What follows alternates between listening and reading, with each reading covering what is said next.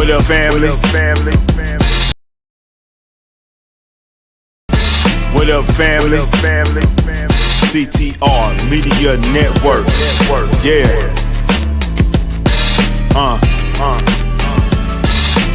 Best in the biz. Yeah. Join the team. CTR is who we are, the media network, that's the best by far. Whether you listen at your home, at your job, in your car, come get the information that's needed above par. Never lasting, motivational podcasting, giving you the answers to the questions that you asking. Serious talks and topics, how to come up and profit, how to better yourself. Your health is here, we got it. Reaching 350 million, they tuning in. We in 50 different countries, we all can. And like-minded, find your purpose and your assignment. Come get your fix, your feel, your mental alignment. Get active and speak to the masses. Build your influence, all levels and all classes. Now you know you can monetize and grow. CTR Media Network, start the show.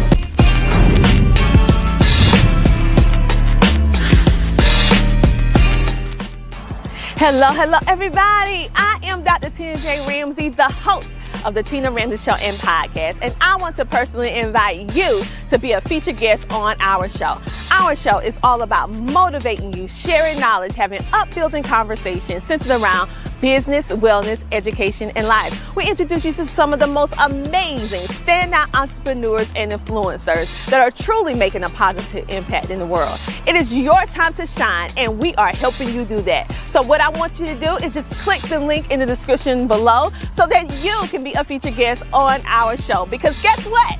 It's time for you to come share, shine, and grow, but on the Tina Ramsey Show.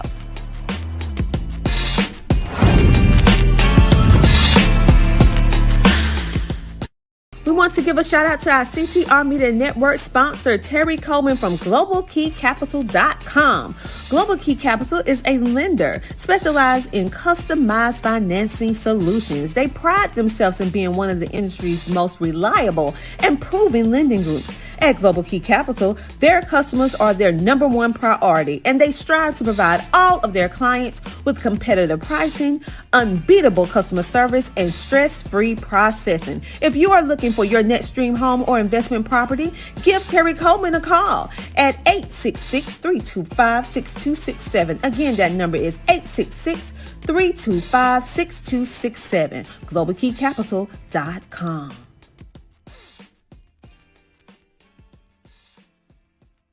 CTR Media Network has amazing opportunities to expand the visibility of business owners, entrepreneurs, authors, coaches, and podcasters on our platform.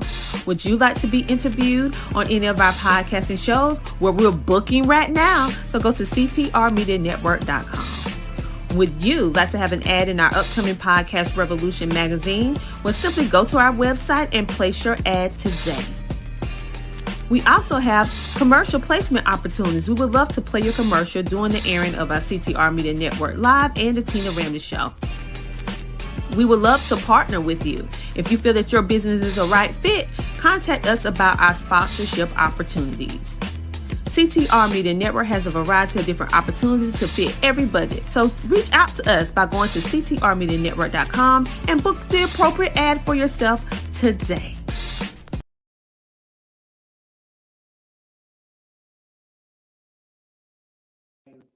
I got offers to write articles. So I've written maybe 20 or 30 articles that are published worldwide, across the internet. And I became recently appointed president of the board of the Male Breast Cancer Global Alliance, which is based in on the east coast of the United States.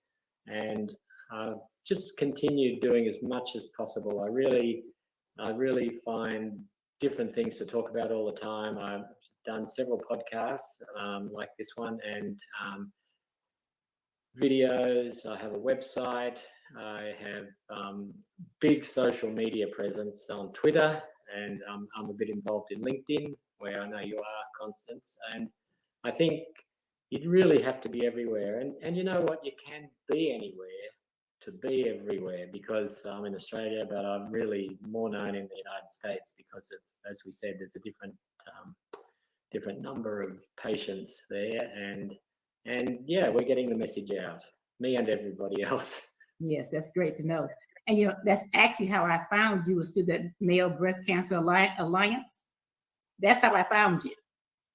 And I saw one of your articles pop up, and I read it. I'm like, okay, I'm going to reach out to him. And so I thank you so much for accepting my my connection. It was a pleasure. And for coming on and sharing. And so, what education and guidance would you provide for other males related to breast cancer, as far as the things that they should be aware of? What should they look for? Just what should they do as far as prevention? Okay.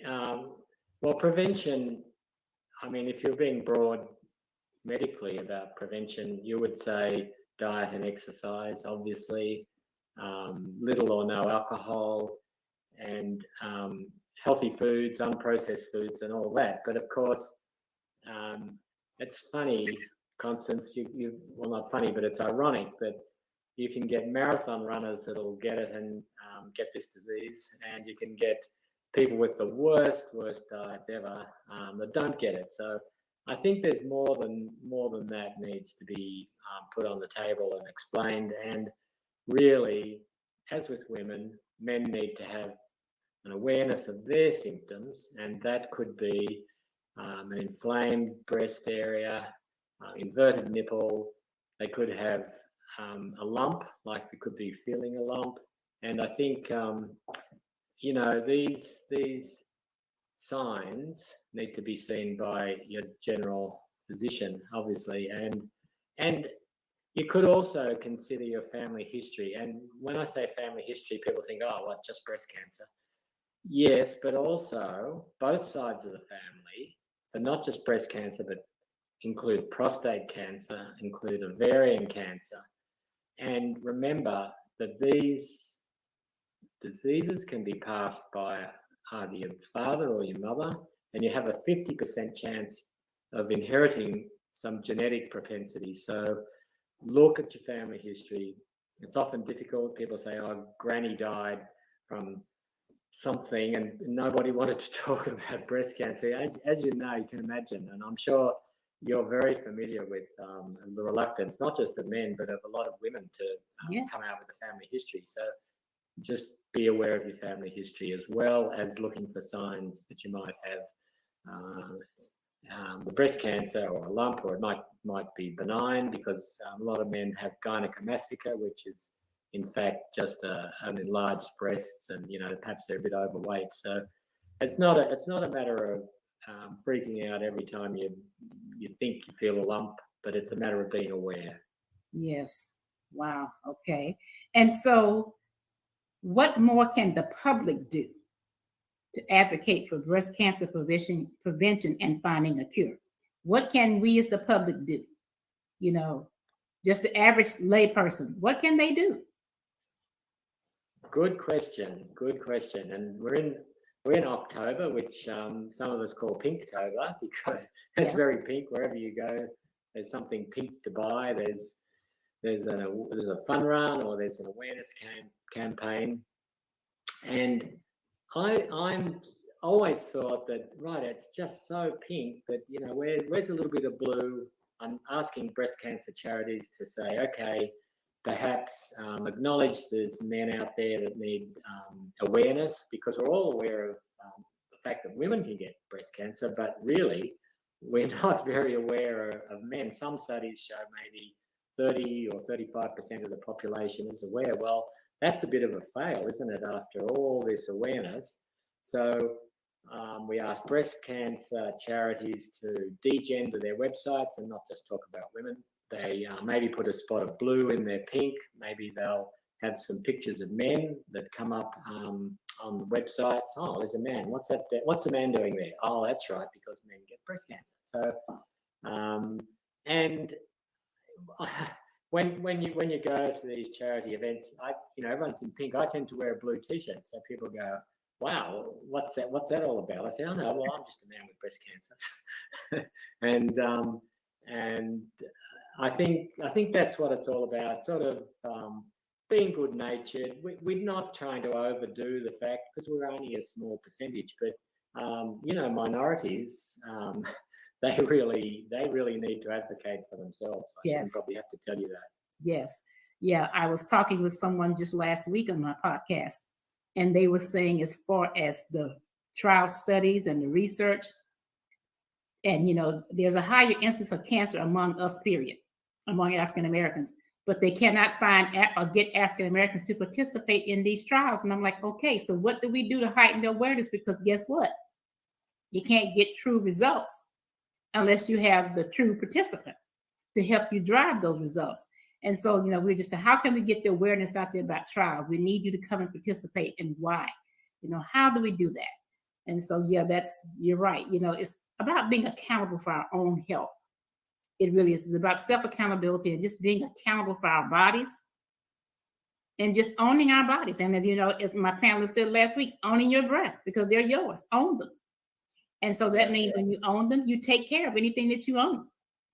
And so yes, you do. And yeah, I think it's the personal responsibility aspect, perhaps with a lot of other things in life.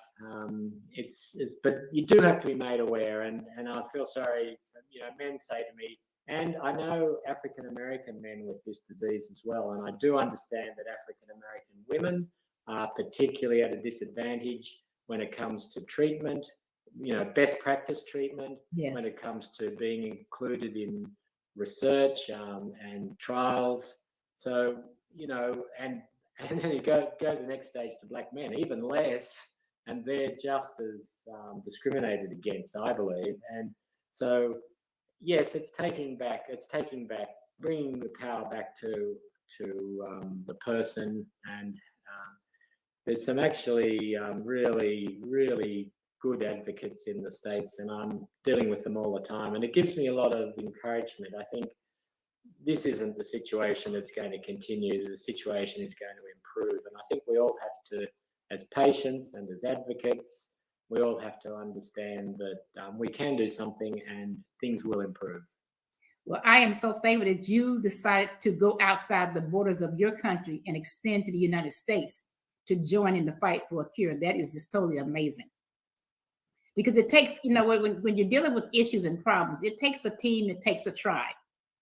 It really does. And so it takes everybody coming in, something that I may think of, you may not think of, and it's to add to what we can do to heighten awareness and to one day find a cure.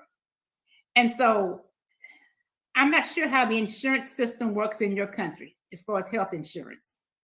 I mean, is it privatized? Is it government-based? How does that work as far as deciding, what things will be paid for, what diagnostic tests can be done, what's covered? How does that work in Australia?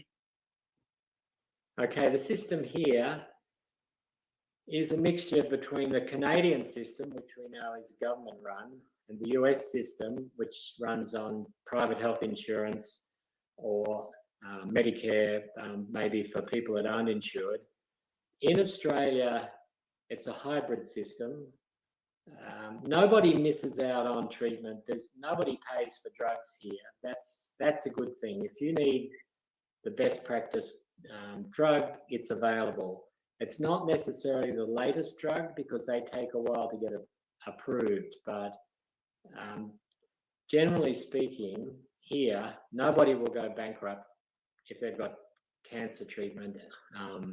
There's no huge bills. So I think that's a good thing. And I know the cost of health in the States is really, really a big factor in people's treatment. And I don't have to tell you that. Yes. And, one thing that I found out just by doing this podcast this month, and they've got the bigger organizations like the Susan G. Komen Foundation and the American Cancer Society, and they raise all this money. And so I was thinking that the funds they were raising, it goes to research with, to provide financial assistance to cancer patients, and it does not. It is strictly for research. So someone is diagnosed with cancer and they lose their income. That's it. They have no resources unless they have invested in a long-term care disability policy on their job, or if they find some organization like their church that is willing to come in and help. And so I had one panelist, what she did was she formed, when she was diagnosed, and that happened to her, she lost her income. She went to work right there while she was receiving chemo and started a nonprofit to raise resources. She partnered with churches all around her area where she lives to establish resources to help prevent evictions and car repossessions and utilities being turned off, to provide support for actively receiving chemo patients. And so that is amazing. And so that's how it pretty much works here in the United States. And I just wish some of the larger organizations would wake up and say, hey, we got this fundraising going. Let's take a portion of it and use it to help provide financial assistance. And so that's good to know how your system works. Yes, Constance, look, I agree. That is so important, because you mentioned big charities like Komen putting money to research, but what everyone doesn't understand is that half of the money raised, sometimes even more than half, goes on marketing and salaries. So really only half of the income that they receive is distributed. Now, I honestly agree that the best, there's a lot of duplicate research. Nothing wrong with research, don't get me wrong. But listen, you know, the people having their car repossessed, losing their jobs, not even being able to get proper treatment, or if they can't afford $17,000 a month for the best drug, they go.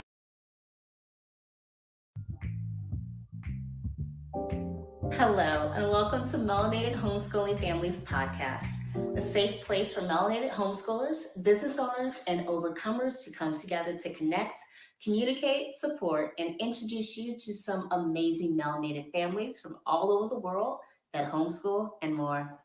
I'm your co-host, Ray, of Choreography by Ray, and today we're going to talk about setting your young learner up for success from home.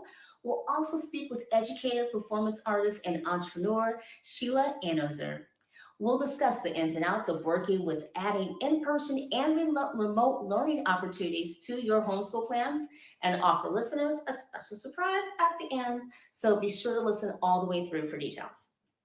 Homeschooling Families Podcast is sponsored by CTRmedianetwork.com, which is a community of podcasters dedicated to bringing you quality content that make a positive impact in the world, from experts and their guests sharing their gifts with you. Watch their 24-hour web TV channels and listen to their podcasts from everyday people doing extraordinary things.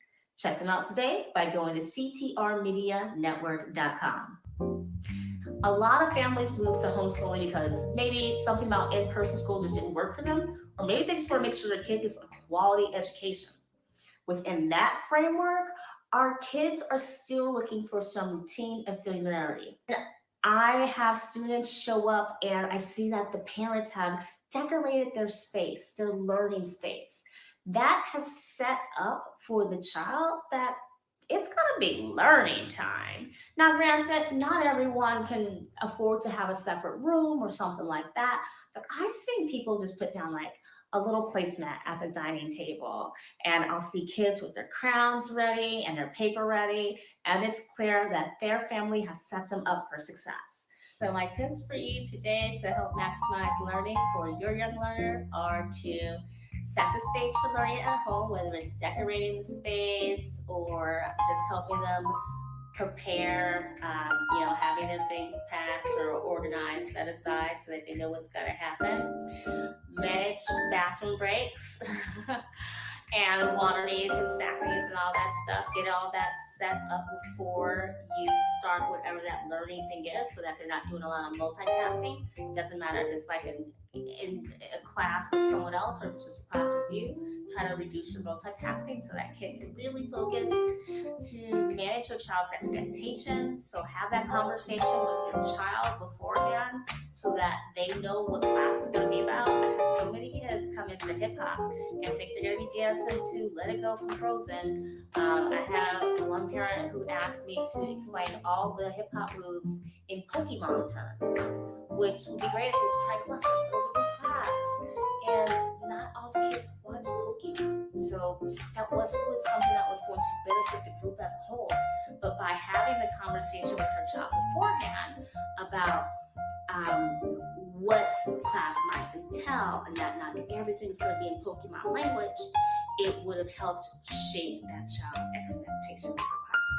And then, of course, set yourself up for success. Make sure you have time in your day to do things you need to do. So what do you need to do so that you don't feel stressed looking for Zoom links last minute or looking for your child's state curriculum guides?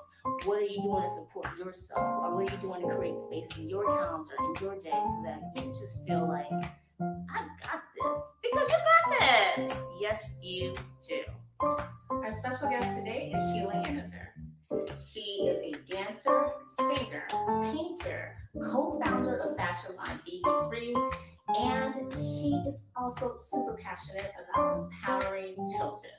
She's going to share with us some of her secrets to creating enriching learning opportunities for kids, and hopefully give us some knowledge bombs that we can use at home in our own classroom or to prepare our kids for going into outside learning spaces. Hi, Sheila. Thank you so much for joining me today. Hello, thanks for having me. Of course.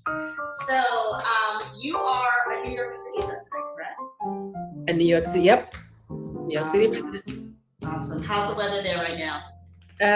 It's cold. It's chilly. It's chilly. It's chilly. It was starting to get warm. You know how spring is. They start to tease you a little bit. Spring start to tease, like, no, not quite yet. Quite yet. Please. Well, thank you so much for taking the time to do this interview with us here at Melanated Homeschooling. I'm super excited to have you here. What our focus has been on is talking about young learners. Now, you have had a lot of experience working with children in many capacities, dance and sing and so many other things, which I'll let you fill everyone in about that. I, of course, know a lot about you. We've known each other for years, but our audience does not. So why don't you go ahead and first, Sheila, just tell us a little bit about what you do as an artist, how you define yourself artistically. Okay. First and foremost, my art started with writing and then moved into dance and then moved into art making and then teaching and singing, and all of those areas encompasses me as an artist. I've been teaching dance for at least a couple of decades to children of all ages, but mostly the little ones, all the way through people in their 90s, which is great joy and great fun. So it's something that I've been doing for a long time. I've learned a lot. I've had all sorts of types of folks who are learning dance from me. Little children, obviously, as I said, and also like special needs kids, general population children, deaf children, 90-year-old children. It runs the gamut. It runs the gap. Awesome. And why don't you tell us a little bit about the style of dance that you teach? I mostly teach Afro-Haitian dance, which it's folklore dancing. So all of those dances have the weight of history to them. They're great because it also has rhythms that go along with the dances. And that's great also because it also has songs that are associated with the dances. So there's a story behind it. There's a weight to it with the history. And it's something that people can actually cling on to when they know what they're moving to and why they're moving to it. So it's always fun for them to know and to learn and to grow from that. And also find ways, even though there are things that are happening in the past, but they can find ways to connect it to the future and the life that they're living today. Cool. So it sounds like this is not Zumba. It's like way more than that. It's way more than Zumba. Yes. Definitely way more than Zumba. Yes. Awesome. Yeah. So a lot of our audience are families who are fairly new to homeschooling, and then we have a number of families who have been homeschooling for a while, and they're always looking to find ways that they can help their kids succeed in that kind of homeschool environment. Now, homeschool environment can mean going to an online class or going to an in-person class. You and I actually met in an in-person dance studio where I was assisting you. So I would love to just hear from you a little bit about what you see makes learning a success for a student, because what you teach has so many different levels. So how do you help kids succeed in your program? I think storytelling. I've always been a big fan of storytelling, which is, as I said before, I started with writing, and stories were always very important to me as a child. And a lot of the things that I do right now is really stemming from my childhood in Haiti. And in Haiti, Haitian culture is there's always a conte or a story that's being told. And within that conte also has music. And so I find that incorporating all of that into my teaching style is pretty successful because it's universal, that the love of story and storytelling.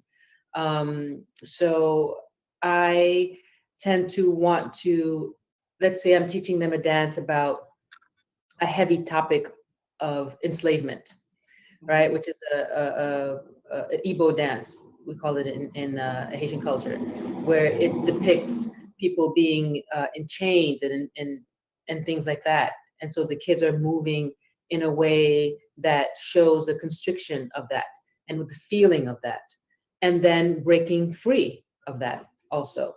So they understand where it comes from. They find a way, I find a way to relate that to their lives today. So, okay, so you're not in chains right now, but you know what it feels like when you've been punished for not doing something and being committed just to your room and not being able to go to any other part of the house, or things like that. How does that feel? Okay, how does it feel when you're off punishment now and you just, you feel free and liberated? Like, what does that feel in the movement?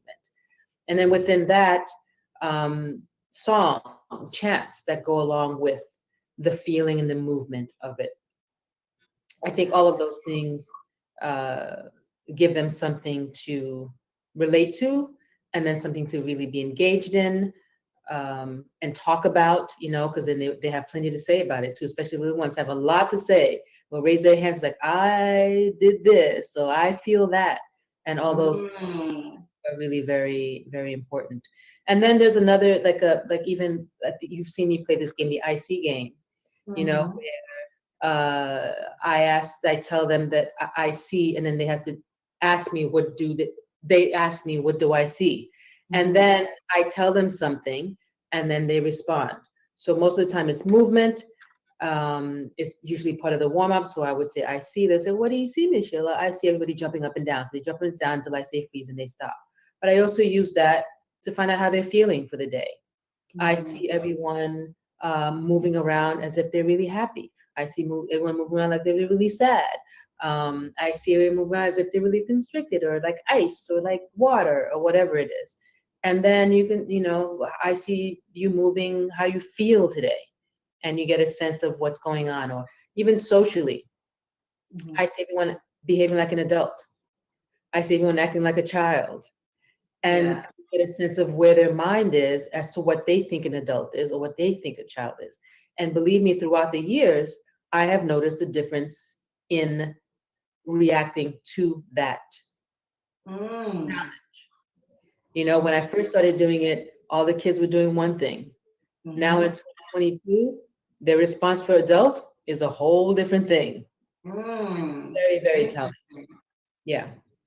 You touched on a lot of really beautiful things there. You mentioned observation. You mentioned discussion, reflection, that kind of emotional check-in. Are these things that you felt were a part of your growing up, whether it be in an educational aspect or in the home in and of itself? Were those kind of like regular practices?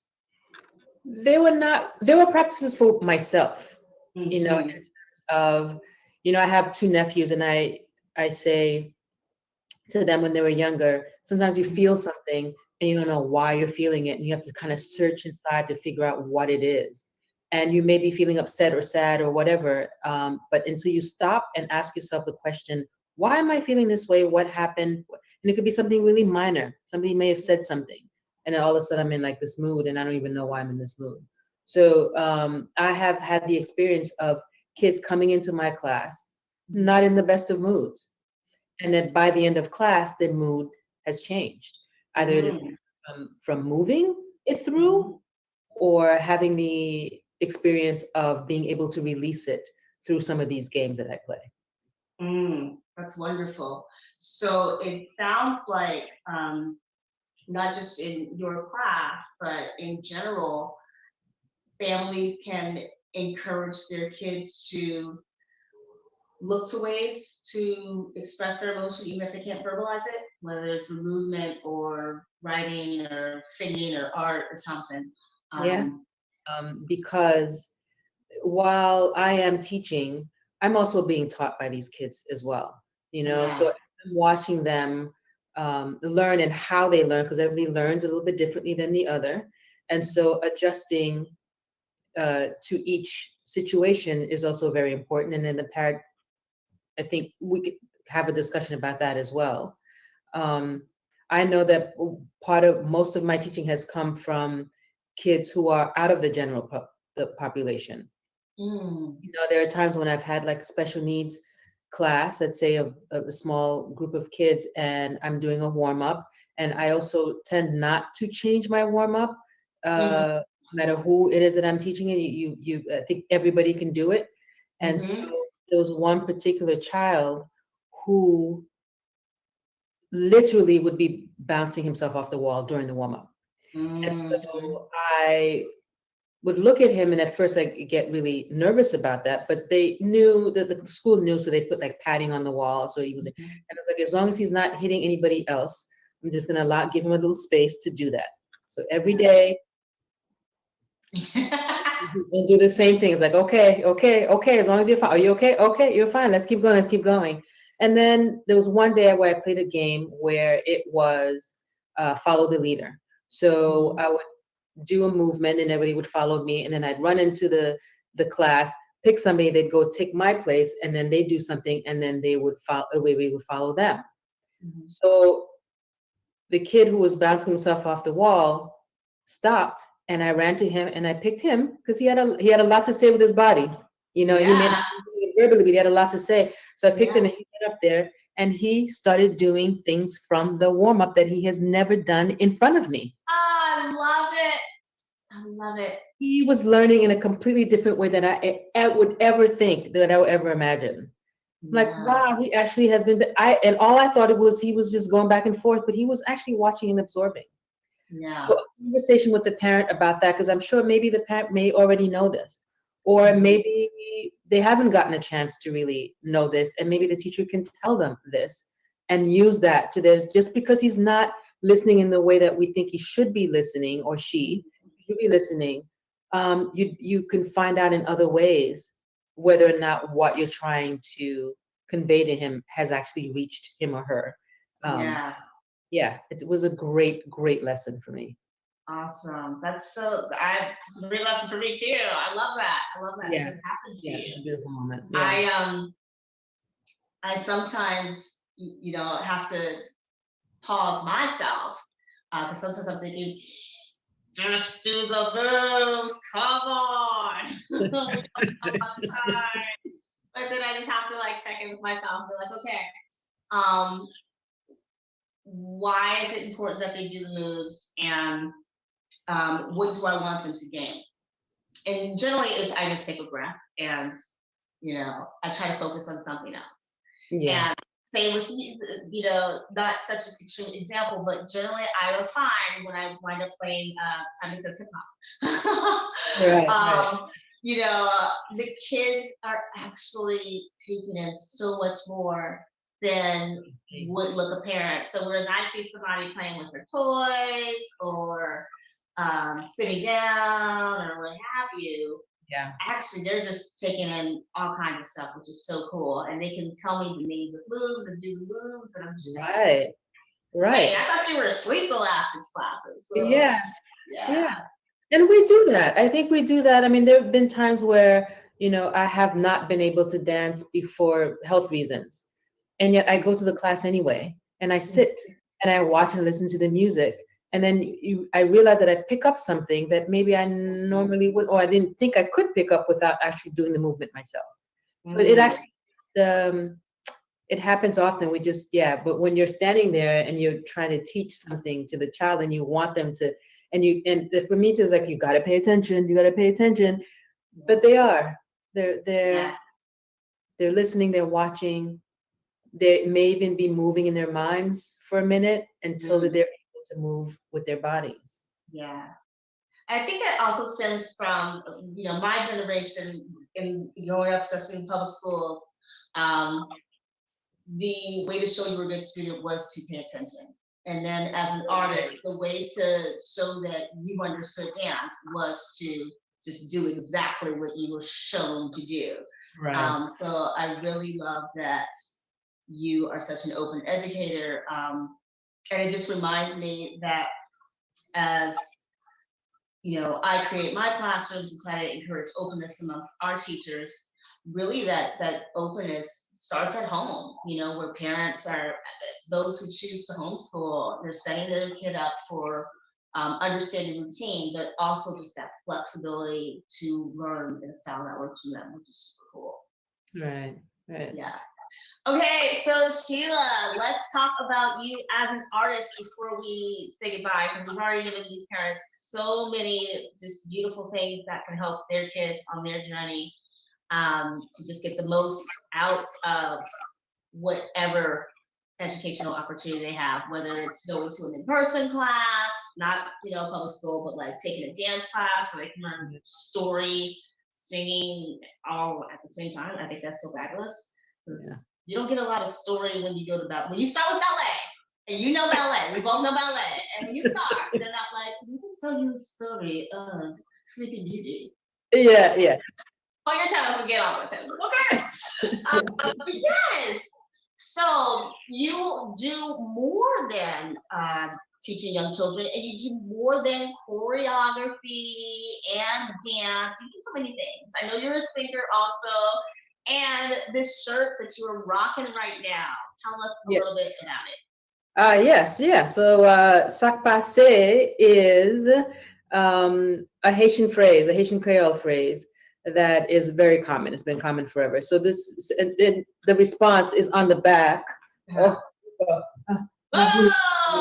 yes. Right. Yeah, my brothers and I started this company as a way to celebrate our Haitian heritage. And our goal really is to do in whatever small way that we can to change the negative narrative that has always been around about Haiti, and to just celebrate all the goodness that we have. So it's to try to put it in a positive light. And I know that all three of us have faced ridicule for being Haitian when we were younger. So so and I know that it's still happening, because I've spoken to my younger cousins who be like, yeah, people are saying this about me because I'm from. And so this is all an effort to bring up the culture. So I have, because I'm also an artist, I draw and I paint. So some of the t-shirts also have some of my artwork on there. It's been fun working with them. They're phenomenal men. They're not artists, which is why this. All right. So we've been doing this we started during the pandemic, the height of the pandemic in 2020. So we're still very new, but it's been fun. It's been good. Yeah, we'll call your business has been blowing up though. You guys are all over Instagram and people seem to like it, and we're really happy about that. Yeah. And we're called Vernon Boulevard 3, or VB3 for short. Oh, there's on the side, VB3. There's the side, VB3. Yeah, and Vernon Boulevard was actually the first address where we all lived together as a family for the first time, because my brother Jimmy lived in Haiti.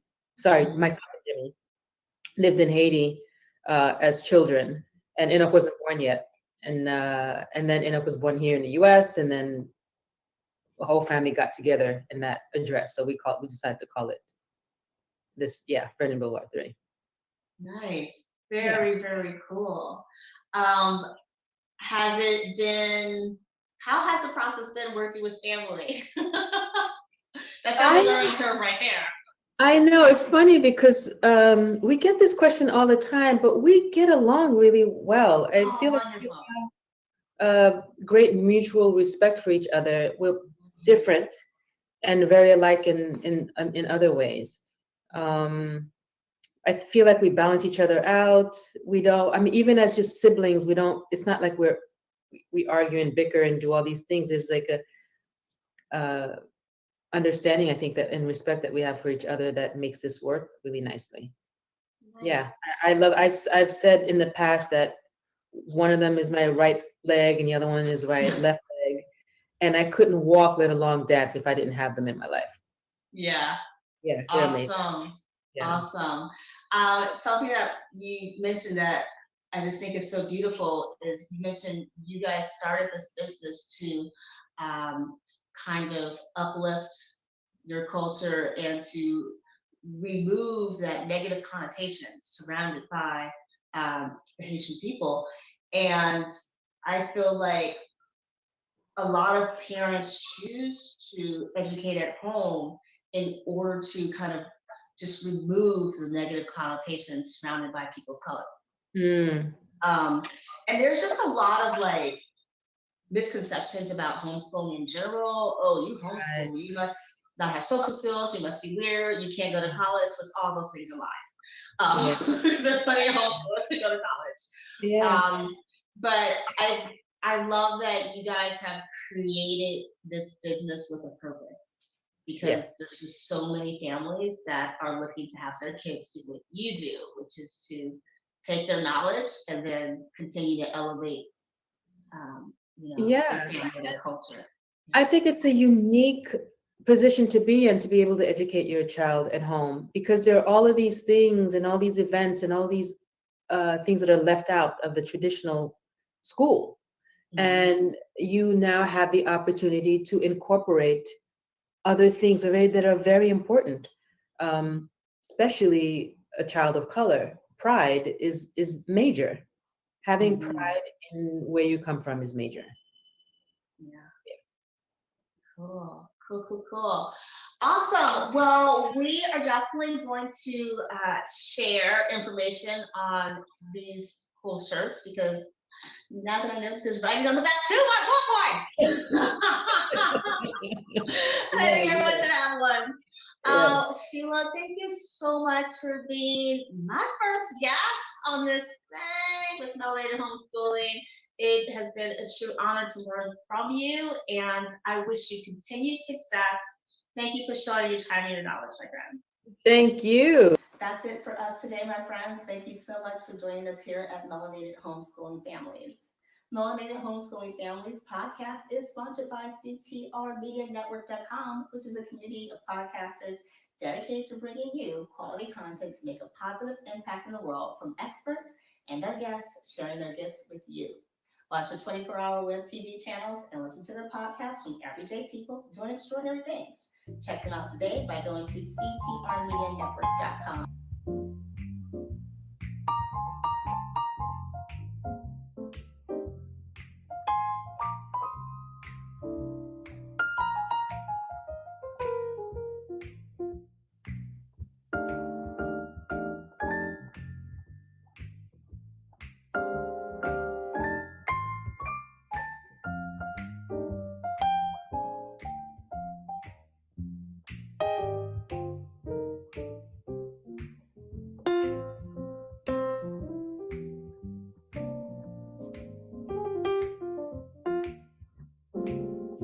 You made it to the end of this podcast, which means you deserve a high five or a cookie.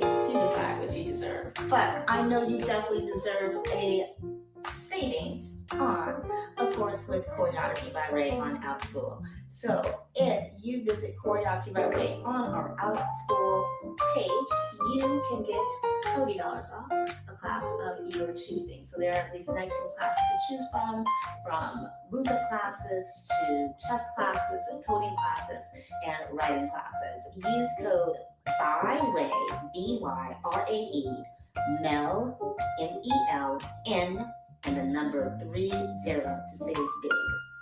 You can also visit us at choreographybyray.com and save big on chess and story time, as well as our spring break movement classes by using the save code BYRAY, MELN 30. Thanks so much, everybody.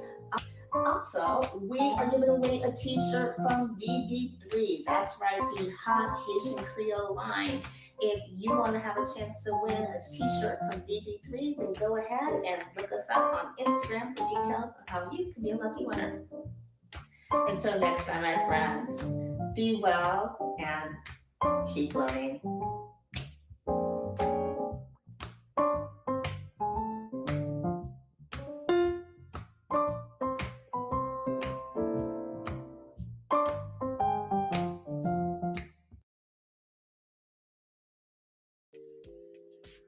Hi, everyone, and welcome to the Marlene Saunders Show and podcast, where we have real talk and real conversations. Welcome to it. If you're new to the channel, I would love for you to subscribe to the channel, turn on your post notifications, and of course, leave me comments because I love those comments. And before we get started, let's start with the commercial for the channel. Welcome, everybody.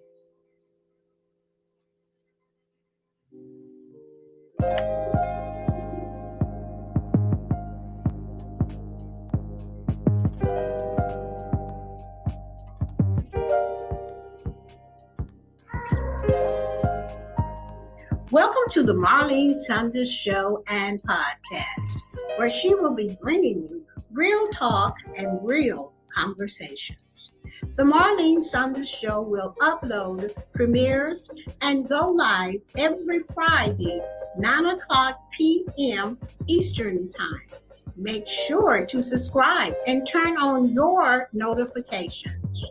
If you would like to be on the show, it is a $10 fee for a guest appearance.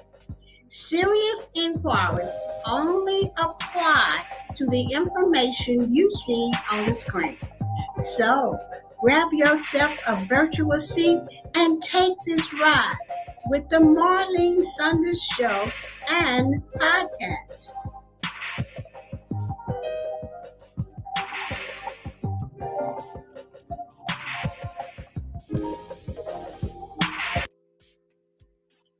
Hi, everyone. Welcome to the show. Thank you so much for joining me for another round on the podcast. So today I am really looking forward to this discussion, and I'm sure you are as well. I shared that on the community post and also over on Anchor. So thank you guys over on Anchor. And also shout out to my podcasters on the CTR Media Network. Thank you so much. Thank you, Dr. Tina. So we're going to get right into this topic today. Today's topic is powerless to powerful.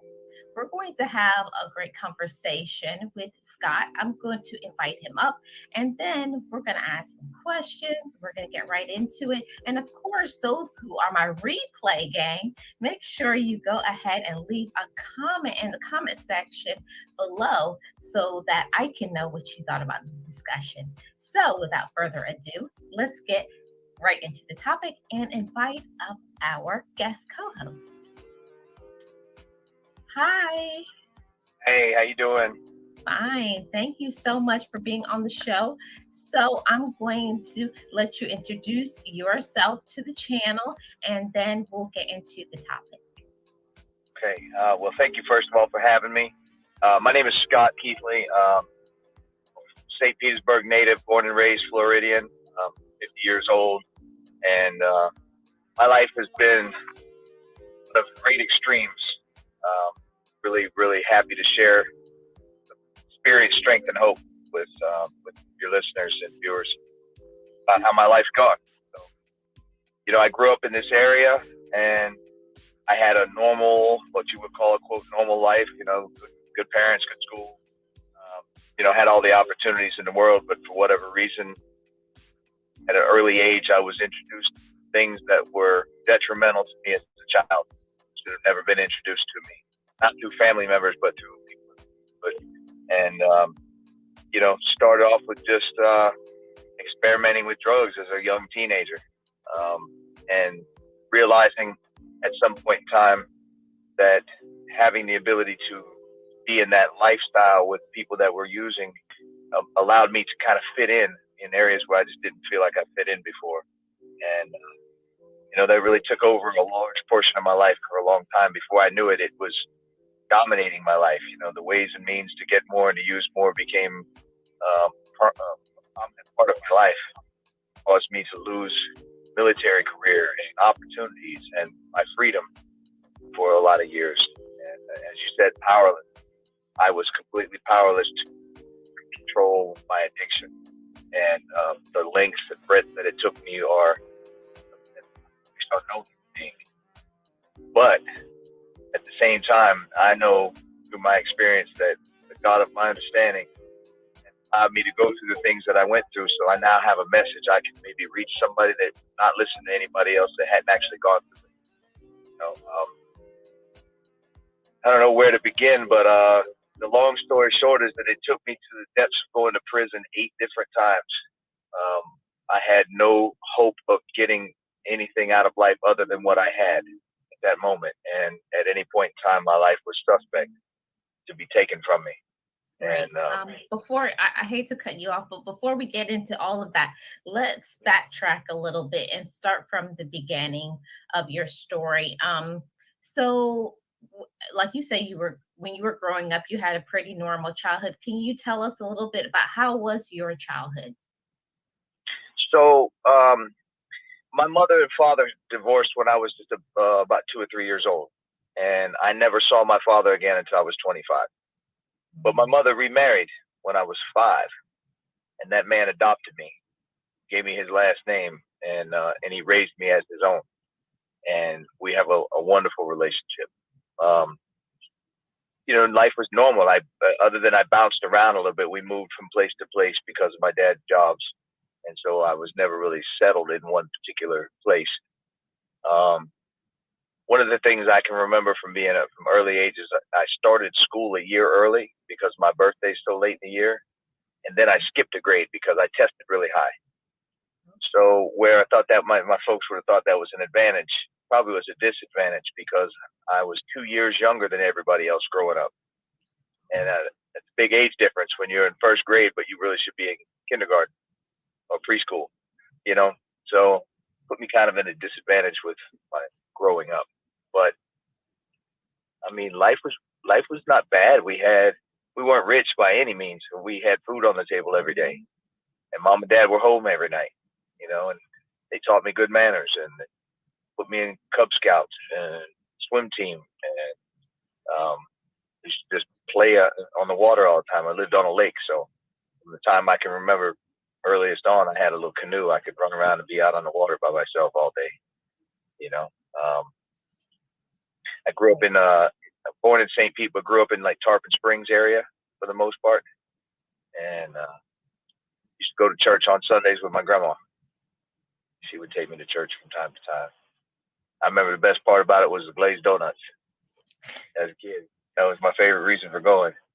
I don't know. So okay, you did say earlier, your parents divorced when you were younger. Do you realize now being an adult, did that have any impact on you, your parents divorcing? Not the actual divorcing part, because I never knew. I was too young. Okay. But years later, knowing that I had another dad out there that I had never seen and never contacted and had no photos of or anything, that definitely affected me. There was, like any stepchild, I would have some resentments and be like, well, you ain't my daddy. You can't tell me, Right. But the truth was the man that raised me was my dad. So yeah, I'm sure that had a lot of effect. There was times as I got a little bit older when I guess I would do things that would be a mirror image and remind my mom of my birth father. And she was trying to raise me to be anything but him. And I was growing up to be just like him, regardless of him being there or not. So yeah. Definitely. Yeah. So when you got to be older, did you ever have any conversations with your mother about your father? Yeah, most of them were not very positive. Most of them were like, you know, you're just like your dad, yada yada yada yada. And I, won't say the words, but Right. there was that, she always told me that he loved me, very much, but he just couldn't stop doing what he was doing. That was, put a wedge between us. He was kind of a wild child, a biker, and in that bike gang life and drugs and all that kind of stuff that went along with it. So I think at some point in time I had like an idea, an image of what this wild, rebellious, kind of badass guy was, and I wanted to be just like him, although I knew nothing about him. If that makes sense. Wow. And That's amazing. Oh, continue. well, so what I was going to say is when I finally met him when I was 25, it was like me meeting myself in a mirror, only he was a lot bigger. I used to tell people if I ever met him, first thing I'm going to do, I'm going to hit him right in his mouth, not coming around my birthday. I'm going to get him. When I met him, I looked at him. He walked in. He was about 6'4", 280. I was like, hi, sir. How you doing? That's a big old dude. But, he had gotten his, when you got, I'm sorry, I didn't mean to cut you off, but before, like when you met him, weren't you like, how did you feel in that moment, seeing him finally?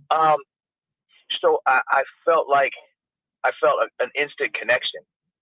Like part of me that had been lost was there. I had just come home from the Navy, and for some reason I was just searching for him. This before the internet. The only way I could search was to call all information and call every area code I could find and try and find him. And if you would remember back then, that was expensive to do that, right? So my roommates were not happy. I racked up a big phone bill trying to find my dad, and I finally gave up. And out of the blue, I had a pager back then still, and out of the blue, my pager was going off and wouldn't stop. And I'm like, I got to go to the payphone and find out who this is. And when I answered the phone call, it was my dad's best friend, who was my mom's best friend in high school, that had introduced them together. Right. And he was looking for me, and I had no idea how my mom had given him my pager number. They hadn't seen each other in 20 some years either. And so when I met him on the phone, he said, I want to come see you. And he turns around, he was right across the street from me at a payphone at a gas station in Newport Richey. Yeah. And I was like floored, like this was some, tear jerky, like reunion of some type of somebody I really didn't know, but I knew legend of. And when we got to meet, he was with his daughter, who was my age, who we were crib babies together, and they had just reunited. Wow. And so when I get to talking to them, I started asking them, like, kind of real trepidatiously, like, do you know anything about my dad? Is he alive? Is he dead? Is he, is he in prison? What's going on? Do you know anything about him? And they're like, we just left his house. We just had dinner with him. All this time, he was living an hour away from me for 20 years, and I did not know. Yeah. Wow. So it was powerful when we met. I ended up living with him for a year, him and his wife and his stepkids. And it was good for a while, but I was young and kind of wild too, so I wasn't really. Do you guys bump heads because you were so much alike? A little bit more, not so much bumped heads, because I think in a lot of ways he was trying to make up for his guilty feelings of lost time. So he didn't really come down on me probably as hard as he should have. Probably what you needed, right? Yeah, I probably needed a big kick in the butt, and he was trying to hug me, Yeah. But it's like the nature versus nurture conversation. Like, I was not raised by him at all. I was 100% exactly like him. Wow. I was completely opposite of my father that raised me in so many ways. But my birth father, we both sang the same. We both did the same kind of work. We worked in the same cities across the country at the same age timeline. Like if we were mirror images. It was really kind of uncanny. But then he left and went out. They moved, and I didn't see him again for 20 years again. And but we stayed in touch. And over the last several years, we had developed a very close bond and relationship. And fast forward, and when I came home from prison the last time, he was expecting me to come out and see him, and then we found out he had terminal cancer. So I was only able to go out and see him one time before, or two times before he passed. But I'm grateful that we had the time, because I got to learn a lot more about me by learning about who he was. Wow.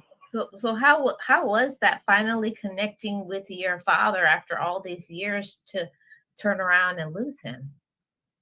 The hardest part about it is that I really I wish he could see how far I've come since then. I know he knew I was clean and sober, and he knew I knew the Lord. And for him, that was all that mattered. I had those two things. And he got to meet my wife prior to us getting married, and he was really vibing on her. He really liked her and knew she was a good person for me in my life. She's also in recovery for a very long period of time.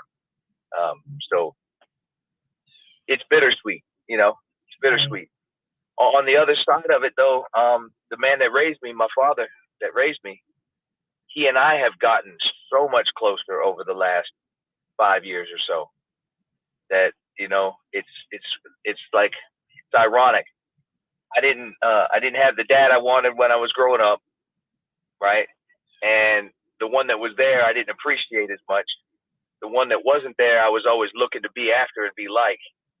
At the end of the day, I was grateful. I'm grateful that I had two fathers that loved me their own way, and that's more than a lot of guys have.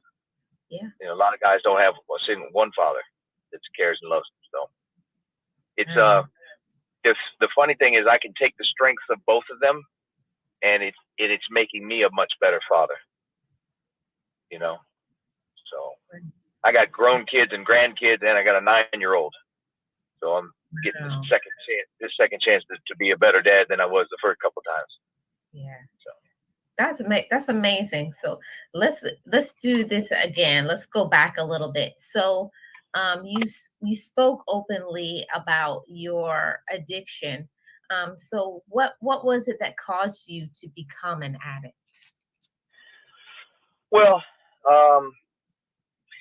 so again, I mentioned that I started school so early, and I was younger than everybody else growing up. I never felt like I fit in. When I was trying to play sports with the other kids that were my age, or in my school grade, they were 2 years older than me. They were physically more advanced. They were more grown. And so I never could keep up. I wasn't as fast as, I wasn't as strong as.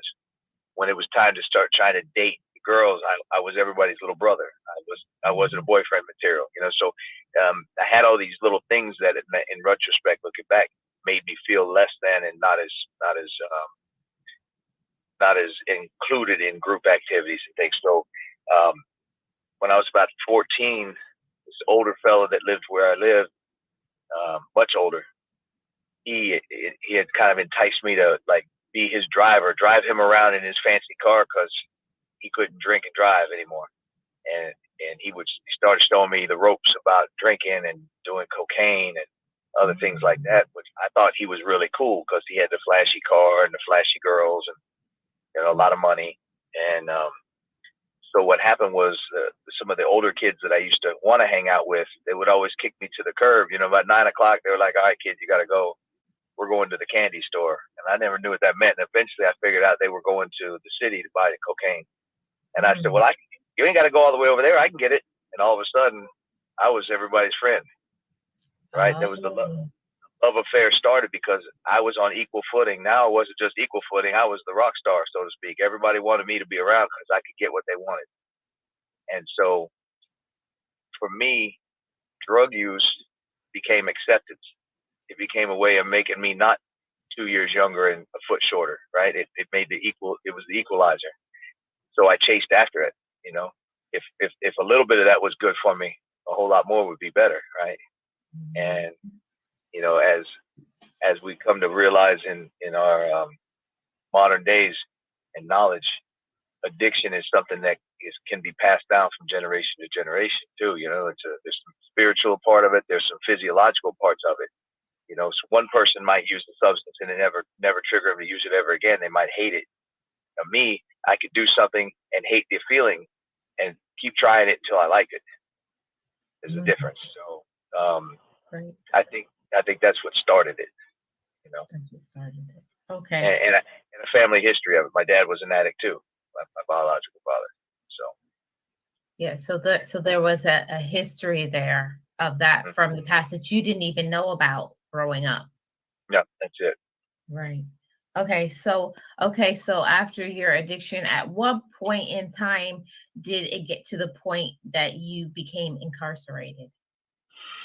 I think the first time I went to jail was shortly after I met my birth father. I was like 25, 26 years old.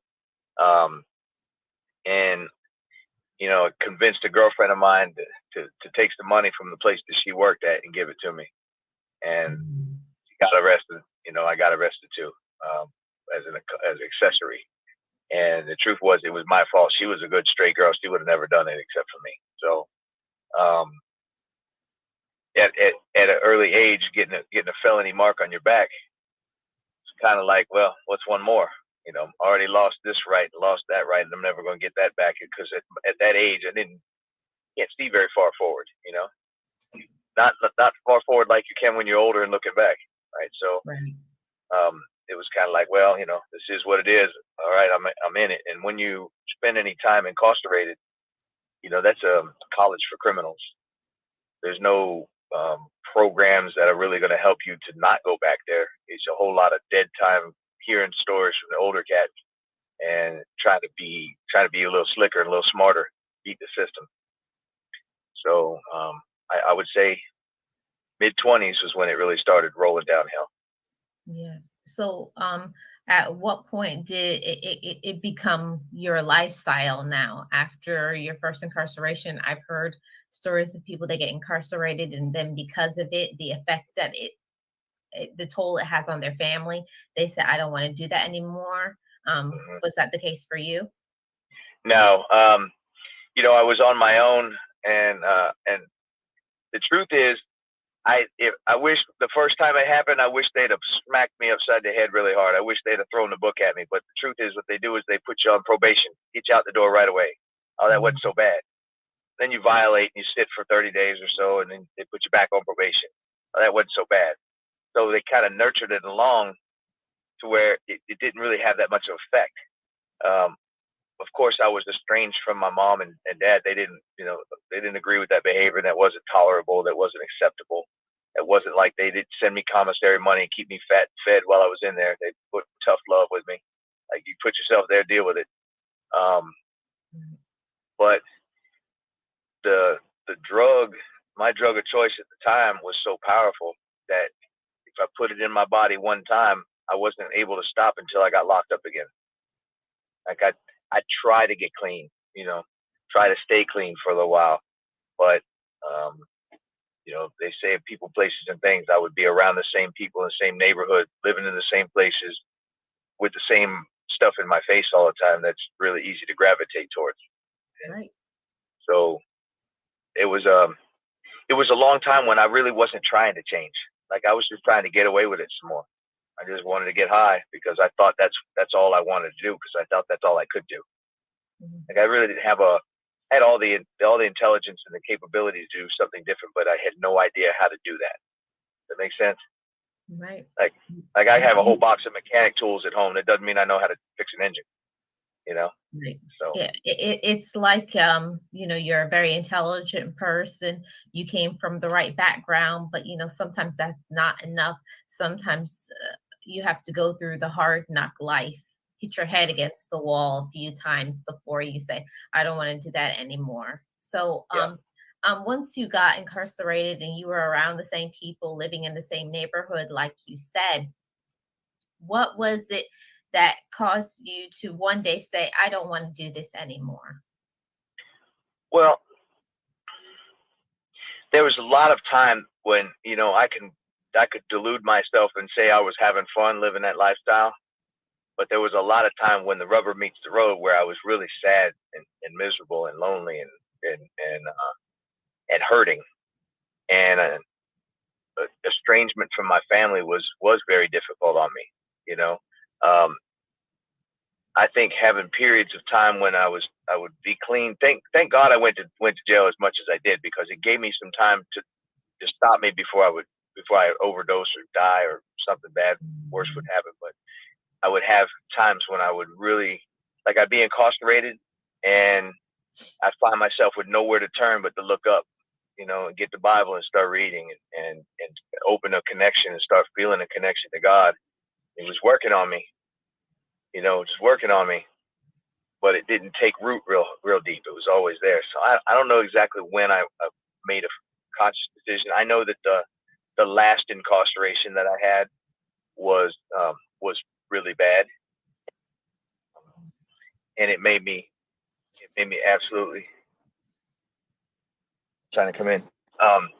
It turned me around where there was absolutely no way whatsoever I was ever going back again, because it was the place that I was at was very violent, and I watched a lot of really bad things happen, within 2 or 3 feet from me, many times, and I'm not doing that again. So it took me a long time. So I guess I started when I was about 25, going off the chain pretty bad, and I was 43 when I finally got it moving in the right direction. So coming up in January, I'll be celebrating 7 years of clean time. And congratulations. Yeah, thank you. Yeah. I think Go ahead. I was going to say, when I was in the county jail on my way to my last prison bid, they had an outside group of people that would come in to bring in a Narcotics Anonymous meeting. And one of the gentlemen that was chairing the meeting, for the first time, I really gravitated towards another man and said, man, I like what he does. I like the way he carries himself. I like what he has to say. And he has a similar story to mine. He did 10 years in prison in one shot up north. But now his life was so much better. And I thought, man, I really like what he's got. So I asked him when I got out if he would be my sponsor. And he said, well, this is the meeting that I go to every Saturday. I chair this meeting. Do you know where this building is? I said, yes, sir. He said, you come down and see me and we'll talk about it. So when I got out on a Wednesday, I went to a halfway house that's owned and operated by some friends of mine who, ironically, I used to use with. This couple is a powerful couple in the recovery community. They've both been clean for like over 12 years now. So they took me into the halfway house. And then when I went to the NA meeting, I met with the gentleman down there, and he said, you did show up. And so immediately I got involved with him and started working the steps and 12 steps in Narcotics Anonymous, and attending meetings and facilitating meetings in a rehab facility where I used to be, and just giving back. So that's the road that I took so that I could give myself enough clean time on the streets to make sure that I could stay doing it. And so now my life is amazing. Like the drugs are not ever an issue. I don't ever have a problem staying clean. It's not even a remote thought to use. And now I just learned to deal with other life issues. Keep moving. Right. That was the question that I was going to ask you. That who is Scott today? I'm a grateful child of God, first and foremost. I am almost just choked up just then saying that. Like, God is powerful in my life. I'm a husband. I got married to a woman who I would have never in a million years. I've known her for a very long time. I knew her when she first got clean 15 years ago. And I would have never even thought we would date, much less be a power couple. And we are that. I was blessed by a gentleman that I've worked for on and off for many years to seek me out when I got out and bring me back into his fold. And the long story short is we worked into a program where I now own 50% of the company that he started 38 years ago. And as of right now, today, I'm 100% managing partner. He just flew to Australia to go sail the Great Barrier Reef for 2 months because he doesn't have to worry about nothing here. I got this. I took a company that was, down doing nothing to over a $5 million a year company. And I hire guys that I know that come out of prison that are staying clean and straight and need a shot. And I'm a father. I have 2 grown kids in their mid-20s and grandkids. and a 9-year-old son. And I didn't know about my 9-year-old son. I didn't even know he existed until I came home from prison and found out about him, and quickly became a father figure in his life. His mother hasn't seen him in 5 years. I have full custody. Got him out of a bad situation. And my grandkids, they call me Grandpa. My wife said she's too pretty to be grandma. She's Grandma, so I'm now Grandpa. Not the most manly name, but I love it because it's my kids, my family. You had to say, who am I? I'm a good son. I'm a citizen. You know, like I'm a productive member of society. Sheriff Grady Judd heard my story. We and him talked face to face out there in Polk County. And he put his arm around me and hugged me and said, "You're the kind of person I want to meet. You're an inspiration to come from where you came from to what you're doing now." And that was powerful to me because I used to run from the cops. You know, they were the enemy. They were the enemy. For the past couple of weeks after Hurricane Ian, my family and I have been loading up my truck with as much as we could afford to buy and just going down and spending the weekend cutting down people's trees for them or cleaning up their yards or handing them bottles of water, food. And my experience is that my giving back it's my privilege. It's not a chore. It's not a job. Thank God I get to. You know, I have a whole lot of get tos today. My job is phenomenally successful. I run a construction business and a remodeling company, and we do hurricane protection. And leaps and bounds, we're growing, but I know that none of that is for me. I mean, it's my effort, but my God-given talent and my responsibility. So who am I today? I guess it all boils back down to the first thing. I'm a grateful child of God that will go to great lengths on a daily basis to show my love to the rest of the world. That's amazing, Scott. I love your story and your testimony. There's going to be a lot of people that I hope listen to this and are encouraged by it. And I just want you to, in the final words, the wrap up, is something that you can encourage somebody that may be in how you were. Give them some encouragement. Speak to them in their heart. Real talk to let them know that they can get out of that life. Okay. So to the sick and suffering addict that's still out there, you're not alone. And you too can create a whole new life for yourself. I'm a prime example that I'm somebody that society said was no good. My record said I was no good. I was powerless to get away from drugs and alcohol even for one day. But now, but God, with God, I am able to say that I'm almost 7 years clean. And anybody, if I can do it, if a junkie like me can do it, anybody can do it, right? There's no way to stop it. So many guys that I met up the road who always complain about, the system's got me down. I got an X on my back. I ain't never going to be able to do this. I can't do that. I can't do that. There's a whole lot of there's still a whole lot of things I can't do. I can't own a firearm. I can't hold a state license. I can't do this or that or the other. But I can create wealth for myself and my family. I can create opportunities. And if anybody can do it, if I can do it, anybody can do it. I was the lowest level, bottom of the barrel junkie, you know, and today I have people that are cops and judges that don't even know, but I'm doing work on their house and they feel safe and I'm secure and I'm trusted. And so I guess the message is just don't give up. Don't follow the lies. Get involved with some recovery groups. Get involved with a church or NA. Find people that are like doing what you want and gravitate towards that. Put in the work. If you put in a quarter of the effort into get clean as we put into staying high, there's nothing you can't do.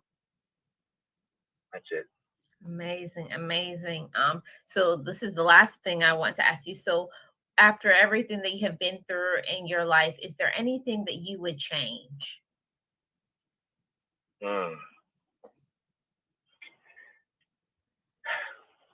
If there's anything I could change, it would be how I affected negatively other people.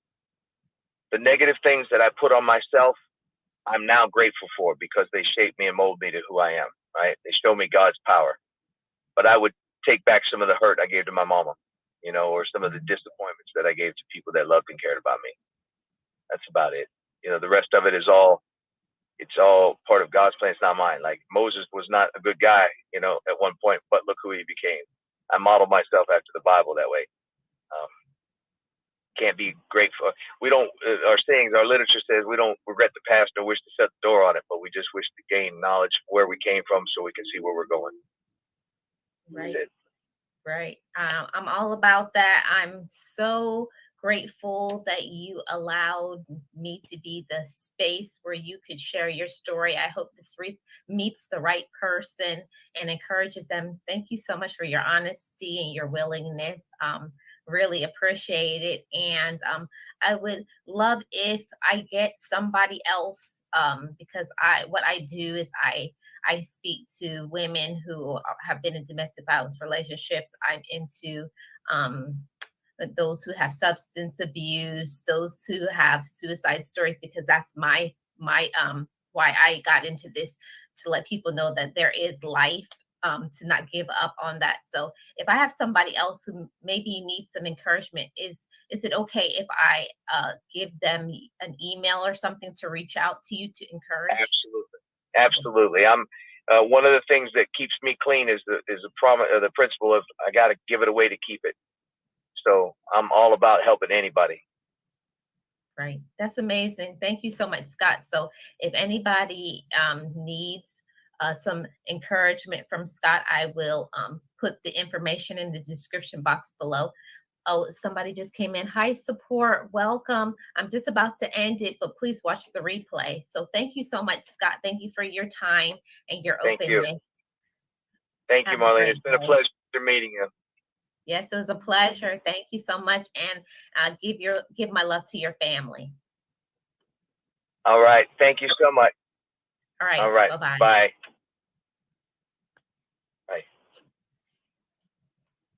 Thank you guys so much for being here. I'm just going to end the show with the commercial for the Marlene Saunders Show and podcast. I thank you guys so much for coming, and I'll see you guys on the next one.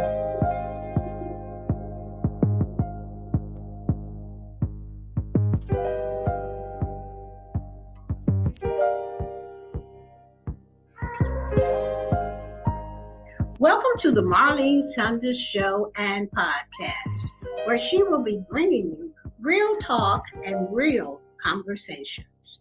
The Marlene Saunders Show will upload, premieres, and go live every Friday, 9:00 p.m. Eastern Time. Make sure to subscribe and turn on your notifications.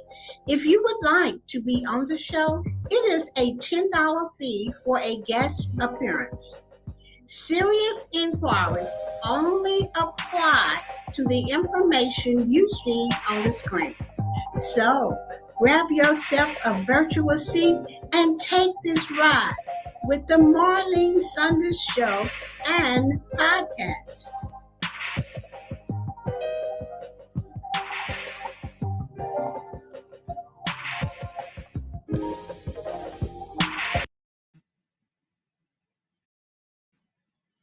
I want to thank everybody for tuning into today's episode. Thank you so much to Scott K. His information will be in the description box below. Thank you for tuning in. Please go ahead and like. If you're new to the channel, hit that subscribe button. And also leave me a comment so I can find out what you have to say about today's podcast. And of course, I will see you guys on the next one. Welcome to the Marlene Saunders Show, where we have real talk and real conversations. And you're welcome to it. See you on the next one, everybody. Bye-bye.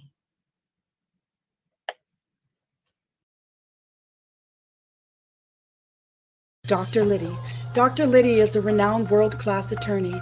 She has been featured in the Wall Street Journal, the New York Times, USA Today, and the New York Law Journal for her work to protect small businesses and small investors. She presented a TEDx talk in London on what the original purpose of corporations was to do public good and what went wrong. Dr. Liddy has a BA from Columbia University, MBA from New York University, JD from Fordham University, and a PhD from University of Barcelona. Corporate executives hire Dr. Liddy to train employees to be more legally mindful in their employment transactions. The United Nations hired Dr. Liddy to instruct small to medium-sized enterprises across the globe on the laws that impact their businesses. Dr. Liddy has spoken at business, law, and tax conferences, from Amsterdam to Bogota, to Cape Town to Los Angeles to Paris to New York, to Barcelona to Miami to Warsaw to Costa Rica to Germany. Dr. Liddy designs legal structures and financial systems for entrepreneurs who are frustrated and disappointed that their business has not been as profitable and successful as they expected. By teaching entrepreneurs how to use the leverage of law, taxes, insurance, and estate planning, entrepreneurs can be 10 times more profitable and successful so that they can build wealth and create a legacy to pass on to their families.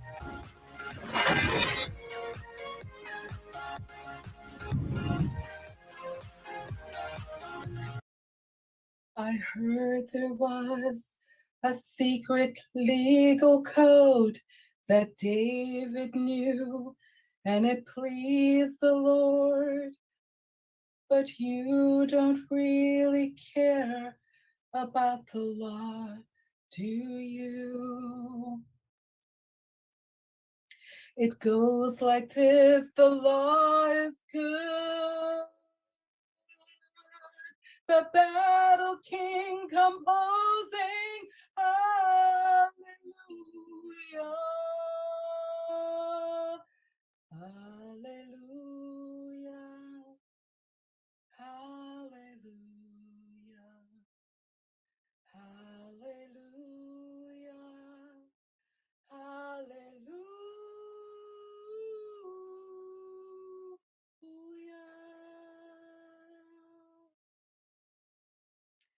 I am Dr. Liddy, the good lawyer and the good business coach. I want to spend a little time speaking with you today about what I call V4. And it begins with your vision, your value, your visibility, and your valor. I want to tell you a little bit about my story, and I hope it is okay with you that I begin at the beginning. So I am the daughter of an Episcopalian priest, and also he happened to be an attorney. And my dad was what I would call a community lawyer. He helped everyone in the community. He helped the butcher, he helped the seamstress, he helped the vegetable store owner, he helped the dry cleaners. And his office was the front porch of our house.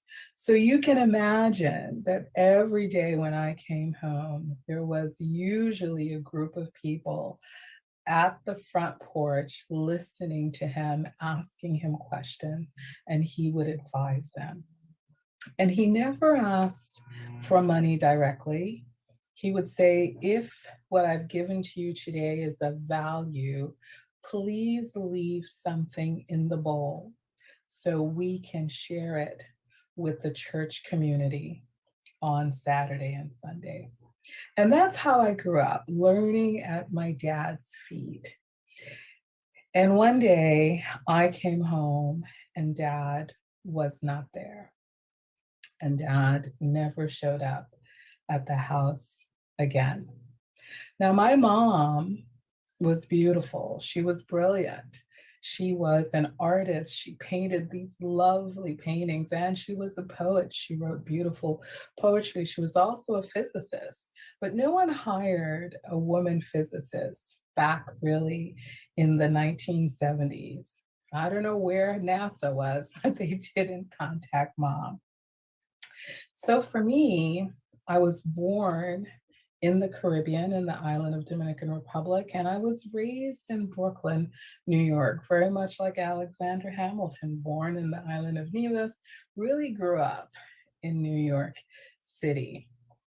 So I learned at a very young age, I was 9 when this happened, when Dad never showed up again, that without money and without people willing to truly help you, you lose everything really, really fast. And my mom lost a house very quickly. And we wound up at friends' houses, at neighbors, at family, but eventually we really wound up in shelters. And we stayed in shelters for a long time. The church is primarily the place that we would go, but we will often wind up in city shelters as well. And you get 1 cot per family back then. And my mom got the cot, so I got the floor. Little Liddy got the floor. And I was scared, I was cold, I was lonely, I missed my dad. And I would cry myself to sleep almost every night because I was so sad. And I would begin to sing because singing brought me comfort, and it still does. And as I sang, you could hear other people around the shelter singing along with me. And it was just a little beautiful memory for me. And I want to share that song because you will find that I like to sing. 1, it makes me happy, but 2, I find courage in my songs. And I hope that my songs touch you as well to gain more courage than you could ever imagine that one person could have. It's all within us.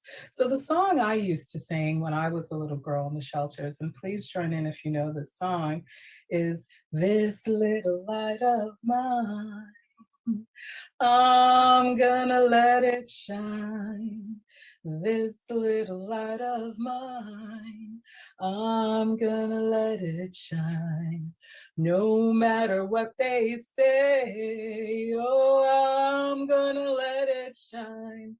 Let it shine, let it shine, let it shine." And it was the most beautiful sound to hear the other homeless people singing the song for hours. It just kept bouncing around the room.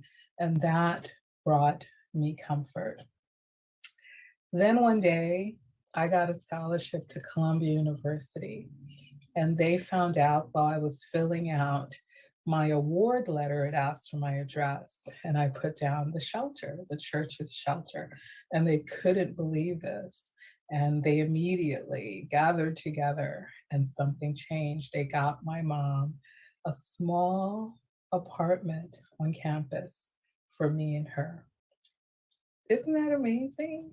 And I watched this, I said, oh my God, how blessed am I? And I want you to begin to believe, if you don't already, that things can change in an instant. In an instant, you're healthy. In an instant, you're sick. In an instant, you're homeless. In an instant, you have a place to live. And the flow of life is never certain, but it is a journey that we are compelled to ride. So for me, the challenge as I was in college was not so much the work, but that I was broke.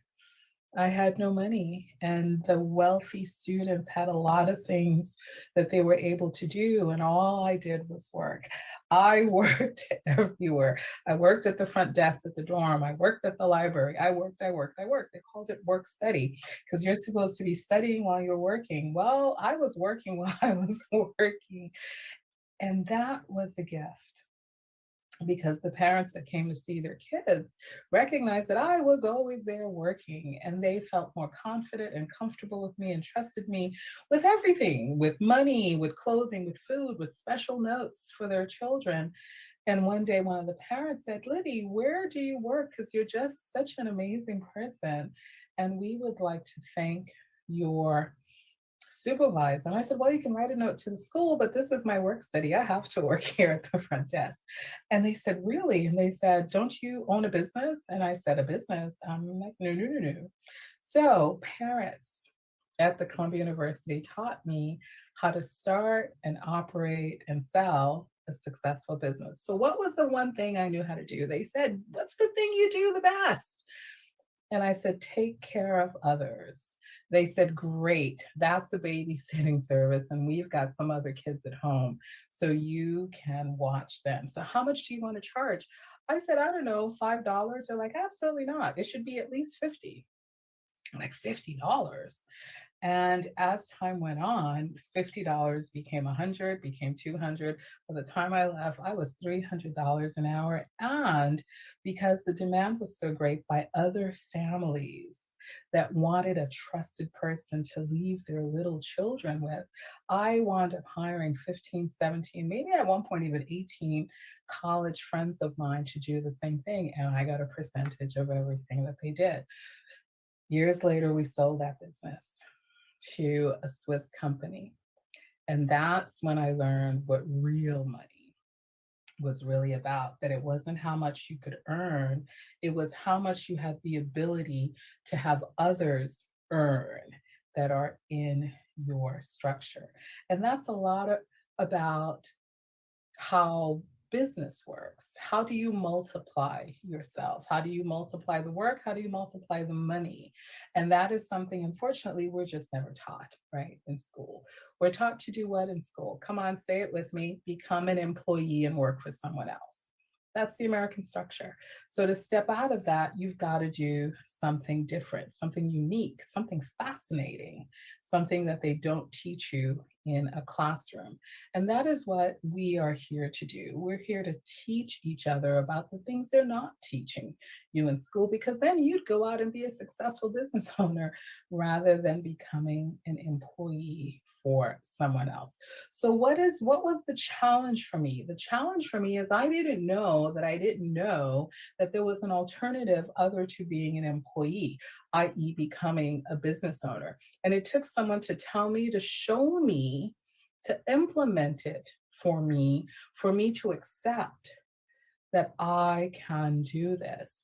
And a lot of what we do with Dominionaire Life is that we teach each other how to do the things that we don't know how to do to become successful business owners. We have a host of training with regard to how we do that. I handle the law. Why? Because it is my heritage. 14 generations of my lineage were both priests and lawyers. I am not a priest, but I am a lawyer. And my gift is I have the ability to process that information that we call legalese and make sense out of it for others and create processes for you to be able to benefit from the law. We call it legal training within Dominionaire Life, and I run that division in terms of protecting your original ideas. We call that intellectual property. We are the only country in the world that in our Constitution, the US Constitution, we put in that every man has the right to protect their creative original ideas. We call that copyright. It is the right to copy. You have the right that is given to you by the federal government, and you can give others permission, transfer that right for them to copy your stuff. We call that licensing. So I train on these things within Dominionaire Life. And we have other fabulous people that train on money in terms of your finances, that train on mindset in terms of getting your mind right. And I say that not to be funny, but to acknowledge that oftentimes there are things that we see or that people teach us that just leads to nowhere. It leads to you being sad. It leads to you being demoralized and not being confident. So what do you do in those moments? So when we came together, when amazing Steve and Scott and we came together, it was to build something different, something that would empower individuals and families to dream again. We stop dreaming. We just go to work. And the ability to dream is so powerful. The ability to see what is not immediately in front of us, but it is coming, is amazing. And when I was a little girl, there was a song that I absolutely adored that helped me dream bigger dreams, even though I had nothing. And that song, and if you know it, come on, sing along with me on this one. Somewhere over the rainbow, way up high, there's a land that I've heard of once in a lullaby. Somewhere over the rainbow, skies are blue, and the dreams that you dare to dream really do come true. And they do. We've stopped believing in our dreams because we've had so much failure that we don't think our dreams are valuable. So that leads me into my first V. V1, you have value. You don't have to believe me. It says so in the holy book. You are so important to our Father. So lovingly, He created you. And somewhere while we are living our lives, we fall into the trap of believing that we're not valuable, which is a fallacy. It's wrong. It's incorrect. But we believe it nonetheless. You are valuable. You are so important to Him. But you've got to believe in yourself as well. I can tell you as much as I want to every day how valuable you are, but until you believe it, it'll never take root. It'll never be grounded. And sometimes you need to surround yourself with good people. So Steve, Scott, myself, we are good people. We value on doing good, which is why I'm Liddy, the good lawyer, because there's some bad ones out there. I know, please don't start saying, I know. I've experienced some myself, and I choose to do good. I choose to use the power and leverage of the law to do good and not evil. That's a choice each of us has. So your value is important. We need your value in the world to elevate our human existence, to do some good for others. How can you do it? As simple as giving a sandwich to someone who asks, as simple as working on your business to really make it successful, as easy as attending training so you empower yourself with knowledge so you can be a resource and a value to others. So value, you have it, share it. My second V that I love so much is vision. What is our vision? What is the vision that you have for yourself, for your family, for the world, for your business? Only you know that vision. And one of my favorite sayings from the Bible, from Habakkuk really, is when God told one of the prophets to write the vision and make it clear upon tablet so those that read it can run with it. For the vision is not for now, but it is for the appointed time. Wait for it. It shall come. And when I first read that, I had no idea what that meant, right? So write the vision and make it clear on tablet. What tablet were they talking about? I guess back then it was clay tablets. They baked them. They put a little pencil mark. I mean, I can't read the Egyptian hieroglyphics. But isn't it interesting that we have a product now that's called a tablet? Actually, I'm taping this video on a tablet. Isn't it interesting that centuries ago that God talked about make it clear upon tablet, and here we are? in the year 2022, and we've got tablets that we make things clear, video, right? Isn't it amazing? Isn't it powerful that our all-knowing God knows these things? So the vision for you is to write it, create it, bring it forth from your spirit, the thing that touches you the most, because that is your gift and it's meant to be shared. It's meant to be clear on tablet. So those that see your vision can run with it. Ah, isn't that beautiful? That even though you created, others can see it as well and will know what to do with it. That is vision. My third V that I want to share with you today is about visibility. I am horrible with visibility. People are shocked when I say that, but I don't do all the things that I should be doing with regard to putting my vision, my value out there for the world. I'm not really that visible. I'm not really on social media. I struggle with that, but I've asked Dr. Tina Ramsey to help me with that. So she said, great, Liddy, we're going to give you a podcast and we're going to give you a streaming television show. And by the way, her CTR media network reaches like something like 350 million people around the world. I'm like, what? This is my client and she's now telling me. So, and I spoke to Steve about it recently, and we're going to do some more visibility with Tina. With Dr. Tina. When I first met her 2 years ago, she was Coach Tina. And I said, girl, go get your degree. And 2 years later, she is Dr. Tina. I love it. I absolutely love it. See the vision. And she is such a wonderful spirit. And I mention her specifically because visibility is something that we could all strive to have more of.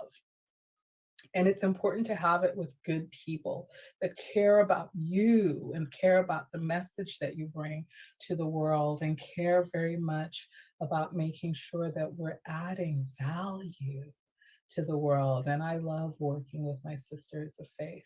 It is simply a powerful presence to be in when we come together and create amazing things. So your visibility, is it that you speak? Is it that you write and you publish? Is it that you are on Facebook or on YouTube? Get it out there. Let people know that you are here. And again, I do a horrible job at it, but I admit that freely. I need to do a better job.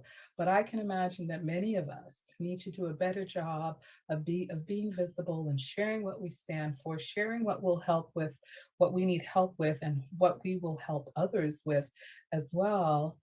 So visibility is one of the areas that I think is very important for us to focus on a little more. And there are tools out there and people out there that make it easy. And my last V for us is valor. And when I say valor, people often say, oh my God, what is Dr. Liddy talking about? Well, for me, the simplest definition of valor is courage beyond knowing that you will succeed. It's the confidence that you step forward, not knowing where the next step is going to take you, but knowing that you have to take the step. It's trusting in God that your steps are guided and measured, and you are courageously walking into any situation, knowing that you're not alone, knowing that the Spirit of God infuses everything that you do, and that you are valiant. You stand for good. You stand for good people, for good things, for good knowledge. You take a position that you do not back down from because it's yours. It's your vision of what can be. And there's a whole army that stands with you, good people around the world that support that valor that you have. Understand when I say valor, oftentimes you're going to walk alone. I know I say you will have an army, and then I said, what? You're going to walk alone. Well, the army will come, but they'll only come when they are convinced that you are convinced that you will stand strong in your courage. Then they come forward. So if there are things that you care deeply about, stand for them. If there are people that you want to support that others are not supporting, support them. And know that your presence of standing firm in that belief will show the way for others to stand with you. So my work around the world focuses primarily on what I've shared with you. I use law to bring value to people. I use the law to bring vision to people because they don't know what they don't know. They can't see what they don't see. I use law to bring visibility. I argue cases in court. I do arbitrations. I also set up businesses. And I help people to sell them and fund them. I do all that fun stuff for me, but I know that I do these things because I saw my father do these things for others. So we are all part of a lineage. There's a history that comes with us, whether we know it or not. It comes with us, and it is imbued in our very cell structure to make us who we are today. Good or bad, it is who we are. And valor. So much of what is happening or what happens to us is without valor. No one courageously steps up on our behalf. You have to be the person that steps up on your behalf and behalf of others that you care about and causes that you care about. And which is why I love Dominionaire Life, because so many of us, Steve, Scott, myself, we stand up for others and each other. And that's a beautiful collaboration to have, knowing that you're not alone, that you're never alone. You've never been alone, and you never will be alone. Just because you don't see people doesn't mean they're not there in spirit and support of you from miles and miles away. So I share these things with you because I want you to know that you are important in the plans that unfold for your business, for your family, for our futures. And I want you to know that Dominionaire Life was created for people just like you that wanted a different way of life, that didn't want to worry about money because you're working on your business and that's bringing you the money, because there's training for you to learn and excel, because there's good people that have come together to say, let's band together to make a difference in this world for other people. And if you can hear me, then you know that what I am saying is true. You know that there's a vibration when people are doing good things, right? Some people get hot, some people get trembles. I get happy. I love it when people do good things. And it hurts me when I can't help everyone. And I know that. So I choose, right? When things come in my path, will I help? And if I can, I do. And sometimes I simply can't. Not because I don't want to, but because I don't know how. And I think that's a lot of us, right? We don't know how to help sometimes. So I want to share two thoughts. One is the Mayans have an ancient saying that says, if it is to be, then it is up to me. If it is to be, then it is up to me. And I've adopted that as my own personal philosophy.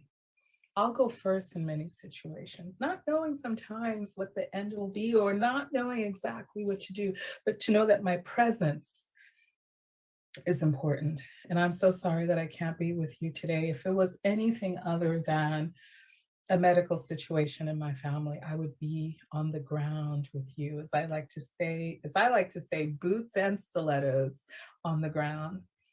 But I will be there next time. And I am here now. I'm not far away. I'm a phone call, I'm a text message. Oh, by the way, text message, I meant to share with you. I promised that I would give a gift to you. So on your cell phone, if you send a text to 26786, 26786, 26786.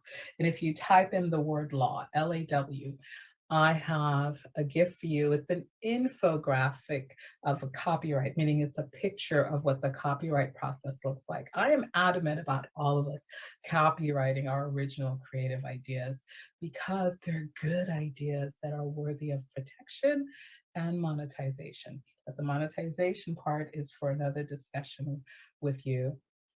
So I want to say that I believe in you. I believe that there's a pathway for all of us that leads to goodness. And that means locking arms with each other at times and stepping out on our faith and strongly declaring that we are people of faith, we are people of God, and we believe in good business for everyone. I am Dr. Liddy, the good lawyer, and may you always remain as blessed as you are now. Until we meet again, please stay safe, please stay inspired, and please stay absolutely marvelous. So come join her, monetizing you and your business at a Connect with Dr. Liddy today by visiting drliddy.com. The Thinkley Experience, an educational consulting firm that specializes in first-generation education and which prepares high school students for college. For more information, visit their website at thethinkleyexperience.com.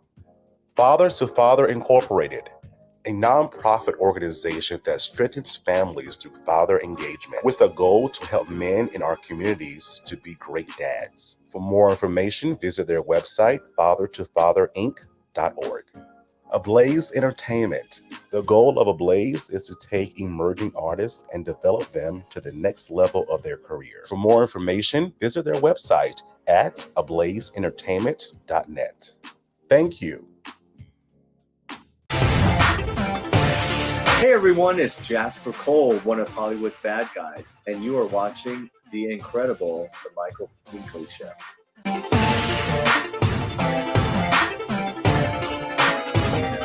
On the next Michael Finkley, actor and filmmaker Harley Wallen is with us as he talks about his project, Finding the Code. Next Finkley.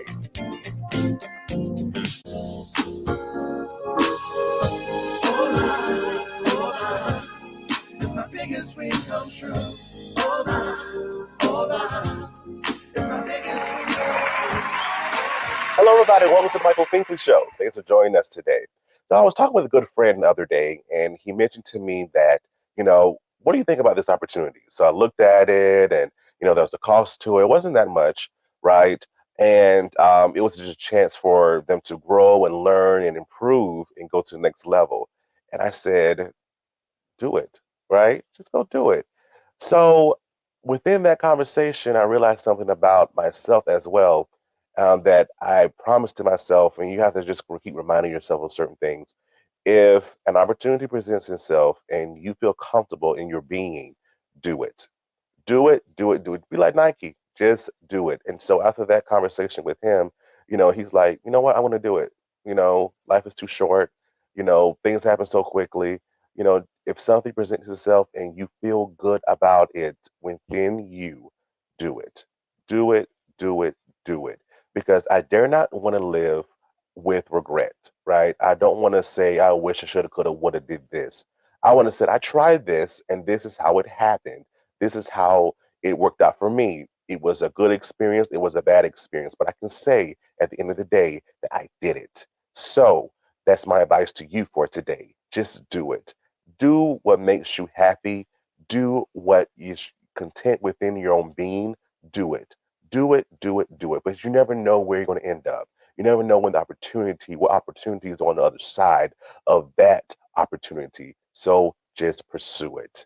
Go do it. And I'm learning that each and every day that I wake up, that the God allows me to wake up and see another day, I'm going to take opportunities by the string and I'm going to do it. Go do it. And my next guest is a great example of that as well. Harley Wallen is with us today, and he is a actor, a filmmaker, and he does so many different things. And he talks about his latest project, Finding Nicole, and it's just so powerful. It has a powerful message, powerful meaning. It's so much to impact with this project that he's working on, and I'm excited to chat with him about it. So, Think Fam, another cool interview on the way. Don't you go away. Back in a moment. Next, Harley is with us. Back in a moment. Hello, my name is Jill, and I am a Christian music artist, and you are watching The Michael Finkley Show. Can't give up now, Next, Michael Finkley, gospel artist Dennis Turner is with us as he tells us about his projects and more. Next, Finkley.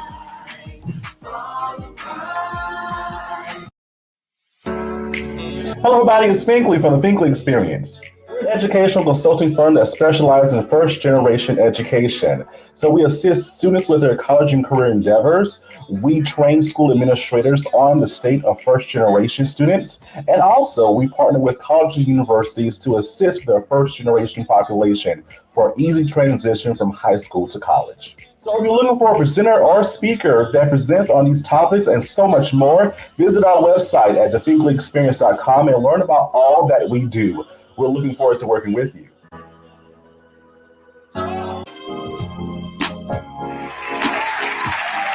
Hello, everybody. Welcome back to the Michael Finkley Show. Now, y'all, my next guest, he is a multi-award-winning director and actor. Y'all, of course, he is Harley Rawlin. How are you? I'm awesome, Michael. Thanks so much for having me. You are very, very welcome. When your team reached out to us, and I saw your story and all the things you've done, you're doing things with substance. Like, we really need to hear things that people are going through, right? I'm like, yeah, let's have a conversation. Definitely, let's have a conversation. So thank you for saying yes. So I must ask, we are blessed with so many different gifts and talents. When did you discover your creative side? I think I've always had it. My mom said when I was 5, we were watching Tarzan together as a family. And I said I was going to move to America and I was going to be the next Tarzan. I was going to be an actor. I was going to be a star and blah, blah, blah. So I must have had it in me already then. My mom was a singer. She's open for ABBA. My sister's a singer. A lot of music and a lot of art and a lot of performing in our house. Dad played all kinds of instruments. He was the kind of guy who could literally pick up a guitar, listen to a song on the radio, and just join in. I don't know how, and never been trained in his life. So people weren't loving it. He'd play the harmonica, the piano, just on feel.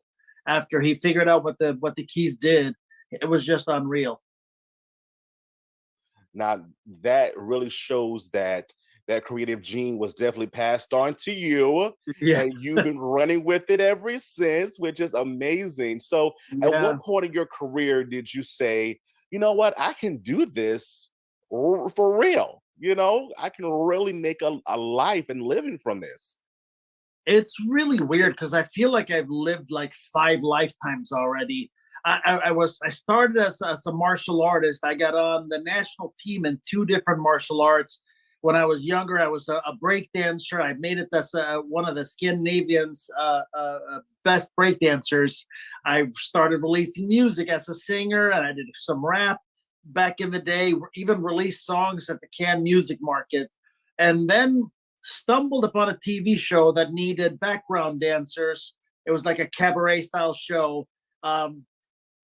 Got put on there, and instead of hiring actors for some of their one-liners and stuff like that, they would ask us, and I started falling in love with acting.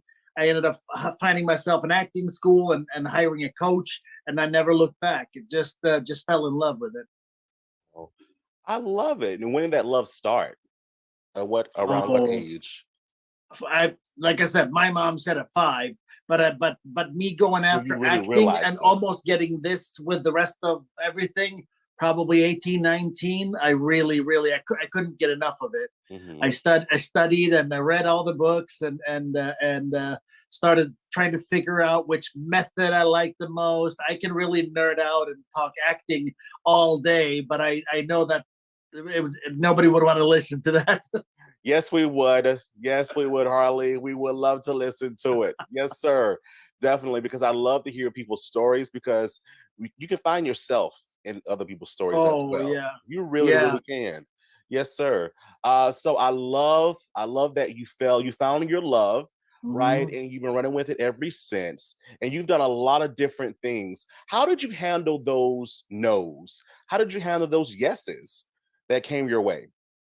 So that's a really good question. And I've had a lot of people that have been mentoring me who thinks the discipline from the martial arts really helped. Because when you're in martial arts, it don't matter how good you are, you're gonna lose. It's just that it's just a numbers game. Somebody's gonna take your number every now and then, no matter how good you are. So the fact that I learned to live with a loss and always look at how I can improve from it has really made me function like that ever since. So I started out when I started filmmaking. I went to rocket jump film school and I completed that. And then I started doing studio binder, and then I started doing masterclass. But I'm like always studying. After every single film, I always take the feedback and I look and say, what's good feedback, what's constructive, and what's haters. I scoop the haters aside. I look at the constructive stuff and I try to be better next time. So I just study everything that I felt like I could have done better. And that's just how I'm wired.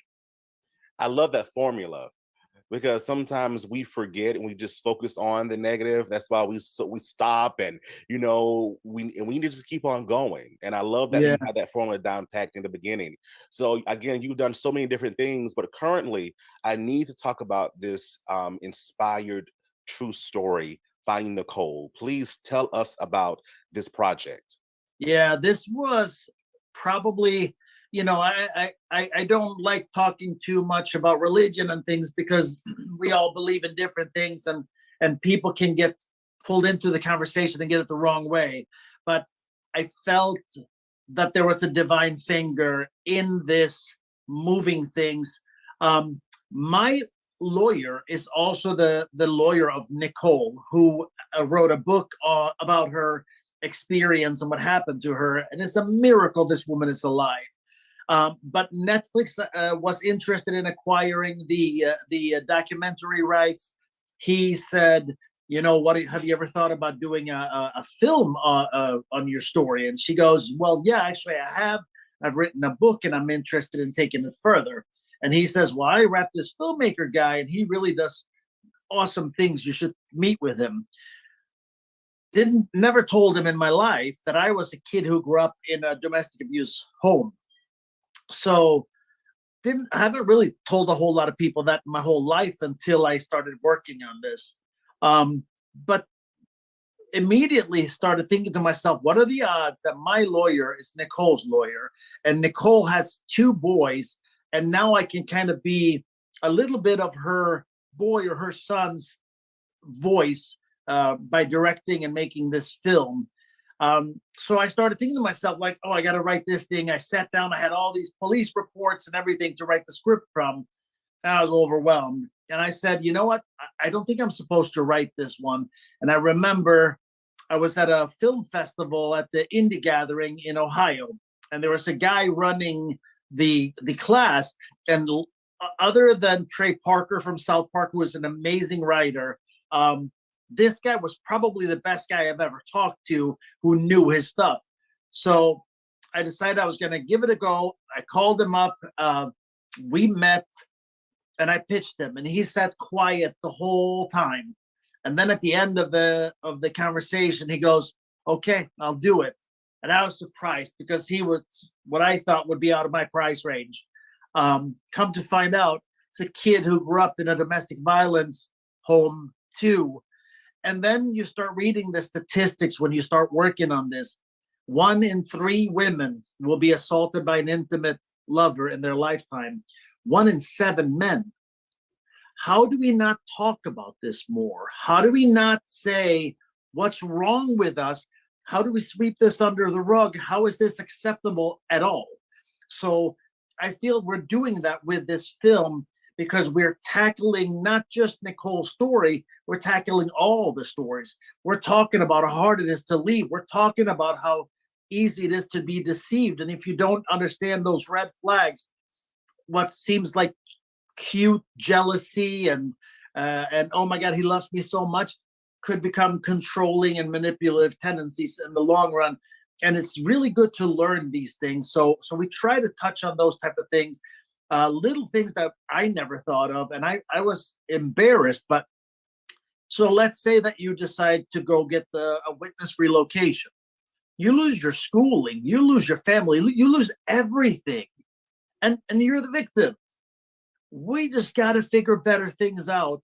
And we also have to start supporting good and healthy behaviors and teach it and talk about these things. And I think this goes hand in hand with mental health, about just making sure that we don't produce children that don't get enough attention or get too much attention or whatever it may be. But let's try to do our very, very best with the humans that we're around, and just leave them in better shape than we found them. If we do that every day, good things happen.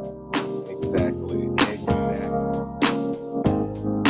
So you mentioned that you were a victim growing up as well. In making this movie, this real movie about violence, about domestic violence, abuse, how did you relive it? Did you relive it as you were making this film? Did you feel any type of way as you were making this film?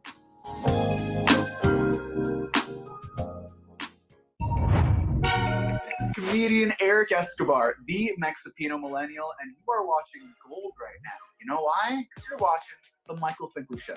Stay tuned.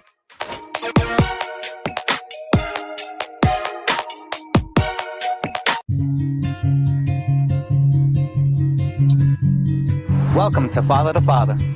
The mission of Father to Father Charleston, South Carolina is to help fathers in the Low Country area of South Carolina to be a positive and consistent presence in their children's lives. Father to Father provides community-based programs and support groups for fathers free of charge. They also help fathers connect to other resources they need so they can meet their responsibilities and secure their parental rights. Father to Father offers job coaching and employment connections that benefit fathers. Father to Father is a resource for local organizations that want to provide family support and father-friendly services. If this program is a fit for you, visit our location in North Charleston, South Carolina, and meet our friendly staff here to help and assist. Or visit our website at fathertofatherinc.org.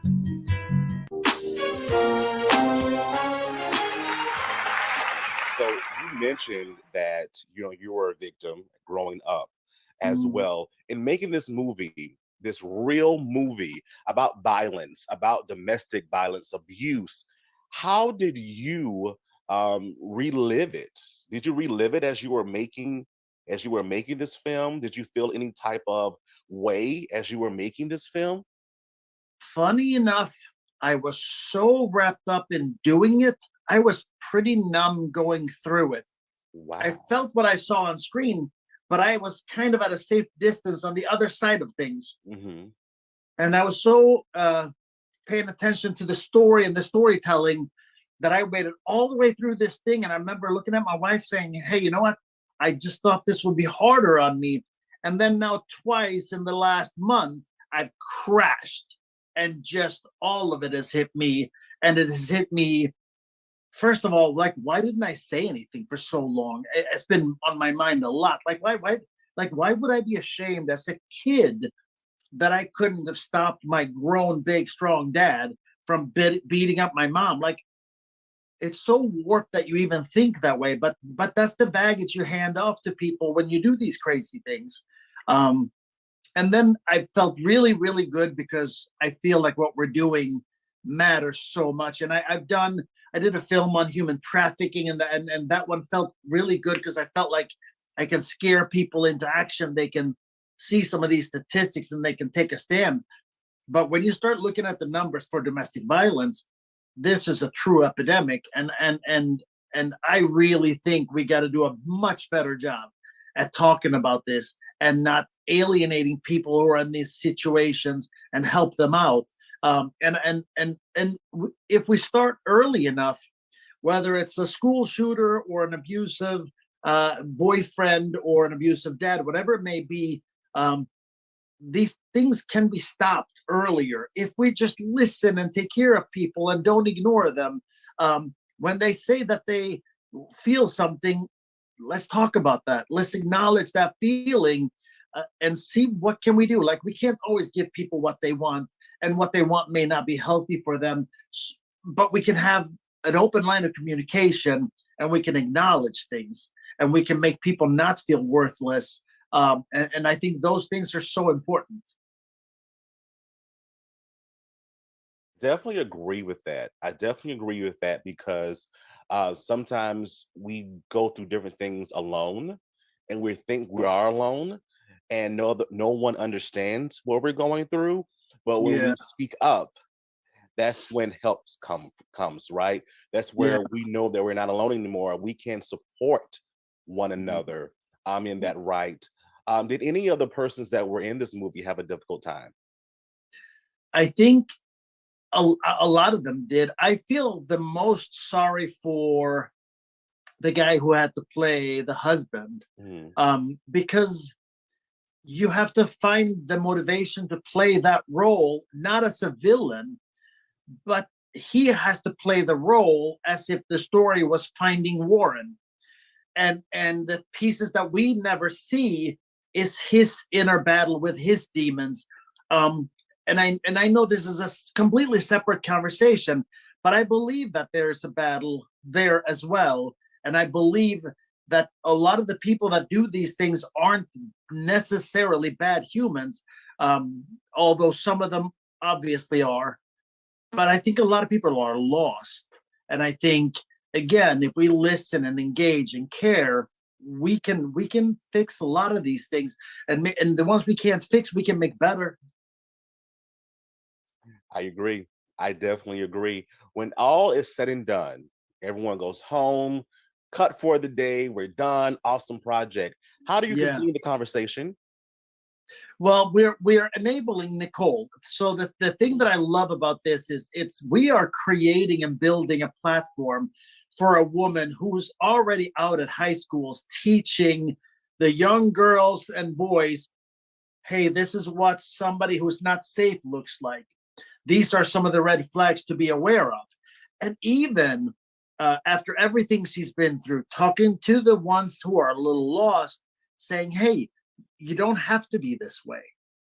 You can do better, but start working on yourself and become a better human, and find ways to deal with the anger or rage or often fears that really drive this stuff. And that's what I really want more than anything else. I want to build a giant platform for her to continue this. And I'll be honest with you, this film will definitely be the best one I've ever made. The actors were so committed. I mean, I've never had people so prepared.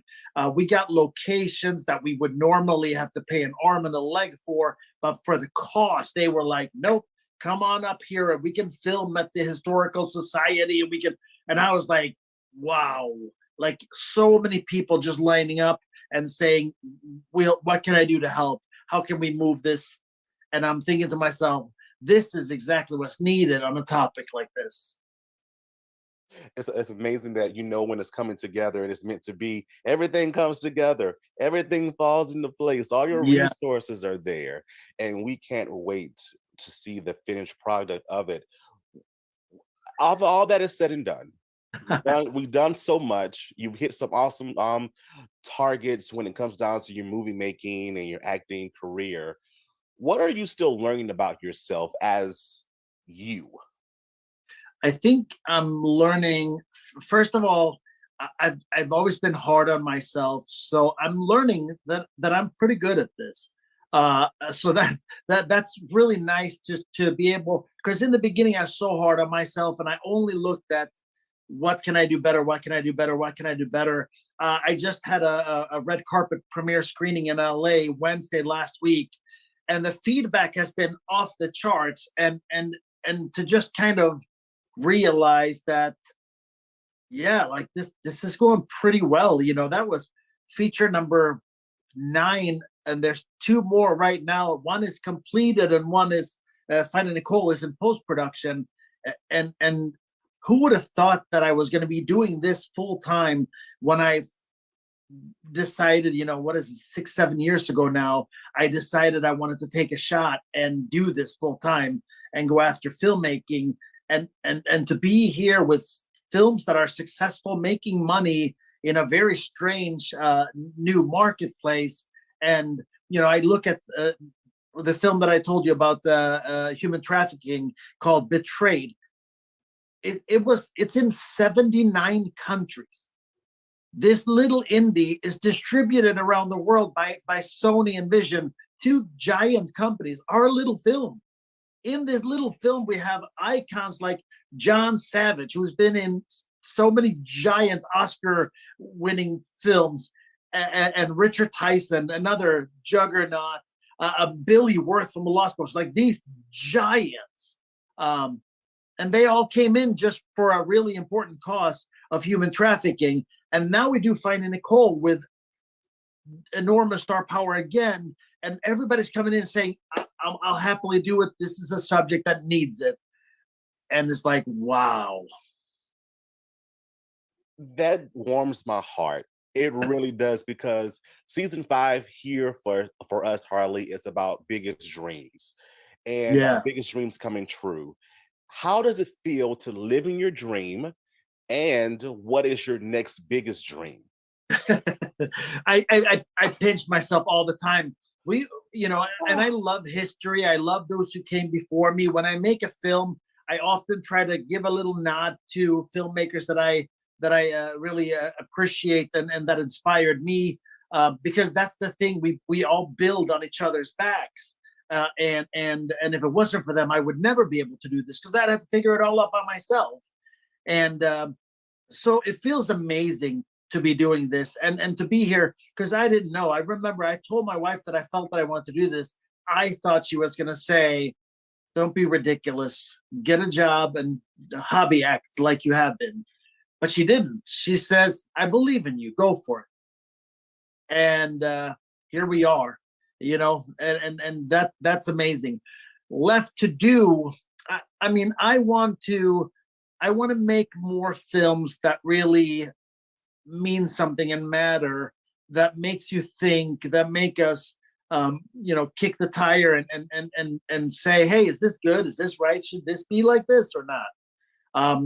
We did a film called Eternal Code that was about, kind of where we're heading with whether it's artificial intelligence or the Elon chip or these type of things. We played with the future of that. These type of things are intriguing to me. I have another film that we're likely doing next that really touches on mental health and opioid addiction. So that may be what we're tackling next. But I like something that's more. It's great. It's plenty enough. If I can entertain you and you don't have to worry about life for an hour and a half, I'm happy with that.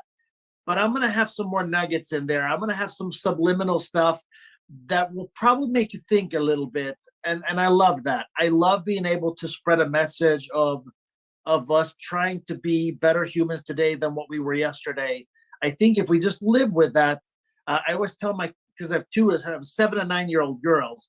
And I remember that Frozen movie is the second one. They say, do the next right thing. And I say, here's this kid movie saying something that is so good, but that's what we should all do. Just do the next right thing. Whatever you're doing, do the next right thing. Wow. Your words have really inspired me. Oh, that's awesome. Because you're going at it and you're not stopping and you're going full force. So please continue, because every movie, every role, everything that you create going forward, someone needs to hear. Someone definitely needs to hear, especially in the year of 2022. Yeah. After all that we've been through, right? Someone needs that relatable factor. And you're it, my friend. You are definitely it. Could you tell the Think Fam how we can follow you on social media, and when can we watch Finding Nicole? Well, let's start with the last part. Finding Nicole, we are rushing to get it ready. We are going to go after Cannes Film Festival and Tribeca Film Festival first. Okay. I am planning to go back to LA for AFM. We're signing our vampire film Beneath Us All, so that's going to be a lot of fun to go there and sign that film. As far as where you can find me, it's Harley Wallen on Facebook. I'm really interactive there. It's the Harley Wallen on Instagram. I'm also really active there. I have just started trying again on Twitter, but it's not as conversational. It's hard for me. I got you. But I'm trying. I got you. It's a process, Harley. It's a process. Right. But I thank you so much for being with us and telling us your experiences, your words, your projects. Thank you for being with us. Thank you, Michael. You're welcome. Big fat hello way back.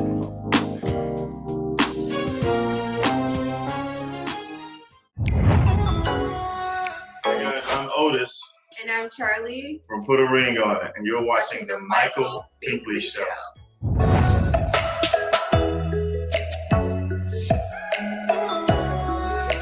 CTR Media Network was created for today's podcasters. We provide a safe haven for content creators that are everyday people doing extraordinary things. We have a system of positioning, monetization training, coaching, and support for our podcasters' success. CTR Media Network simply bridges that gap with a level playing field for your dreams to come true cost effectively. Our team provides a premium service and experience for our podcasters to grow. CTR Media Network provides access, support, resources, coaching, and community for our podcasters to win, if you put in the work. We believe that we are living in a unique time which requires you to share your message of hope with millions of people around the world. Remember that the world is never too saturated for you, your voice and message. A platform for positive, impactful media where the content creators are in the driver's seat. Visit our website today by going to www.ctrmedianetwork.com. I'm Joey Marie Urbina, and I play Xiomara in Snowfall, and you're watching The Michael Finkley Show.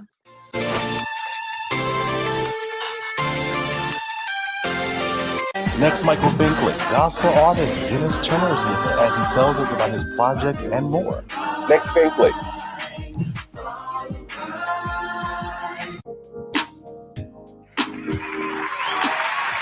Hello, everybody. Welcome back to the Michael Finkley Show. I hope that you were inspired and encouraged and also informed by this amazing interview. Harley, thank you so much for being with us and continue to strive in your craft. We appreciate you. Much success to you and your project, Finding Nicole and beyond. Thank you so much for being with us and talking with us about it.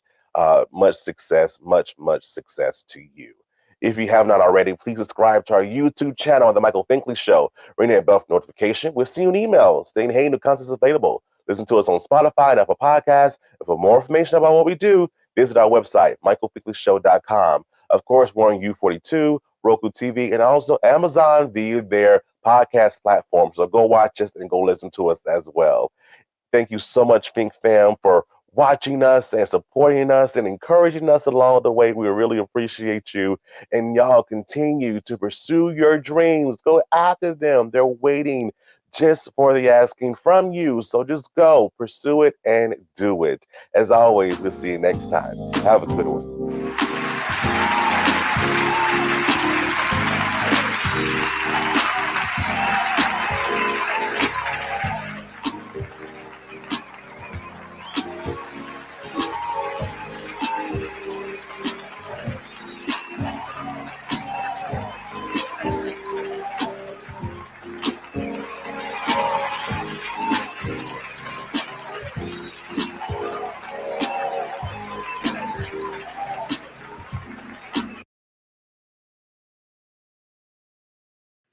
Hi, everyone. It's Marlene of the Marlene Saunders Show and Podcast. Welcome.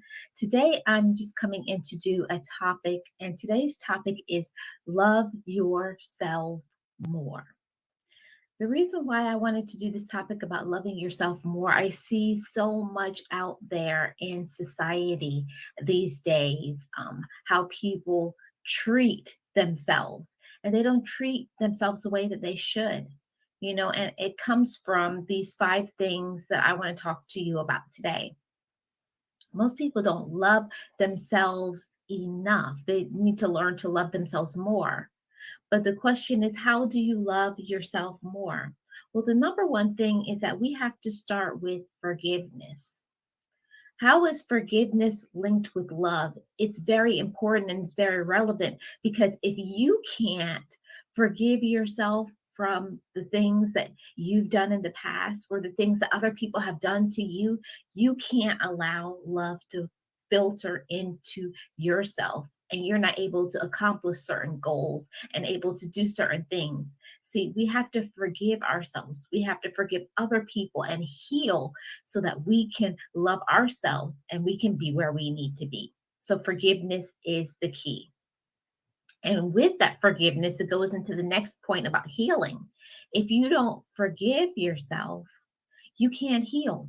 How can you heal from something? It's like years and years of trauma and traumatic things that happened to you, and hurt, and all of the expectations postponed, the things that you wanted to happen that didn't happen to you, that you think was unfairness. It was unfair.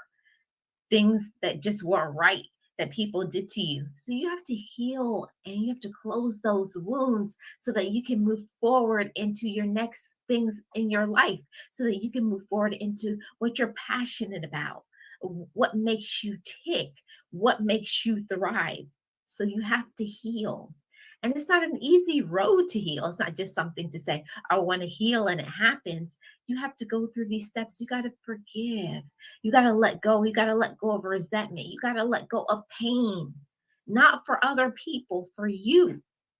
And a lot of people don't understand and say, you don't understand. That person hurt me. That person did this. I'm not saying that what they did was wrong.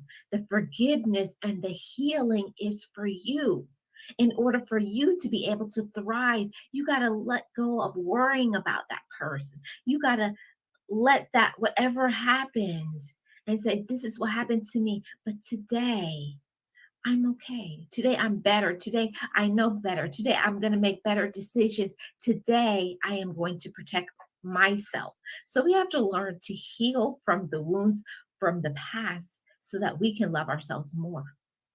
See, you can't heal if you don't understand that part.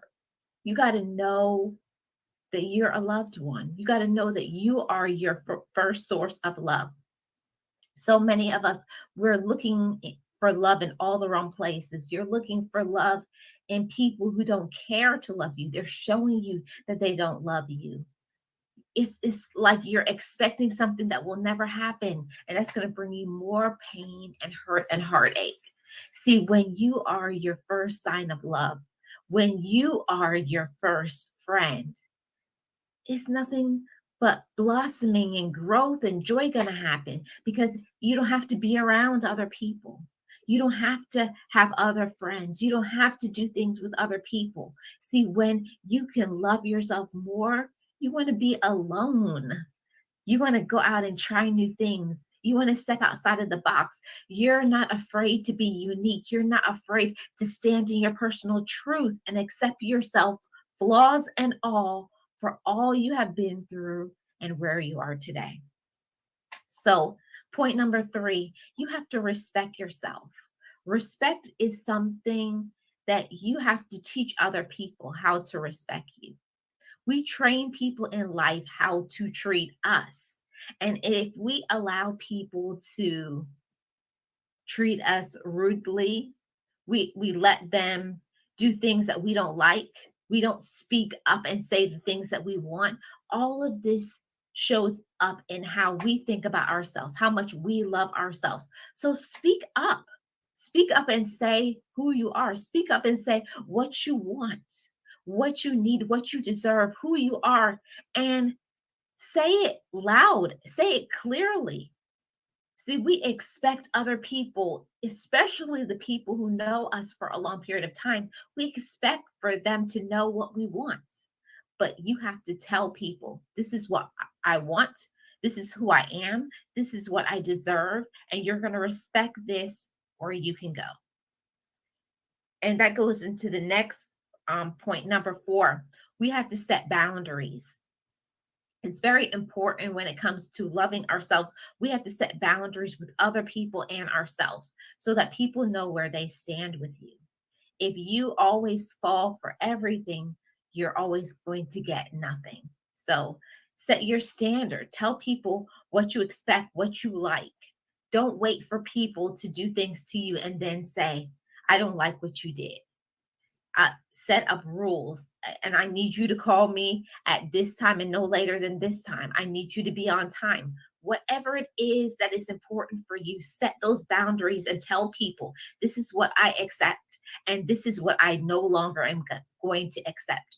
See, when you elevate your mind and your heart and you know who you are and you know what you want, there's nothing that is going to stop you. You have to open up your mind and believe that you can have the things that you want. See, that's a part of loving yourself. It's not about where you were, but it's who you are today. Who are you today? You're a wonderful individual. You're a powerful individual. You're somebody who cares about themselves and you know your worth. You know where you're going. You respect yourself.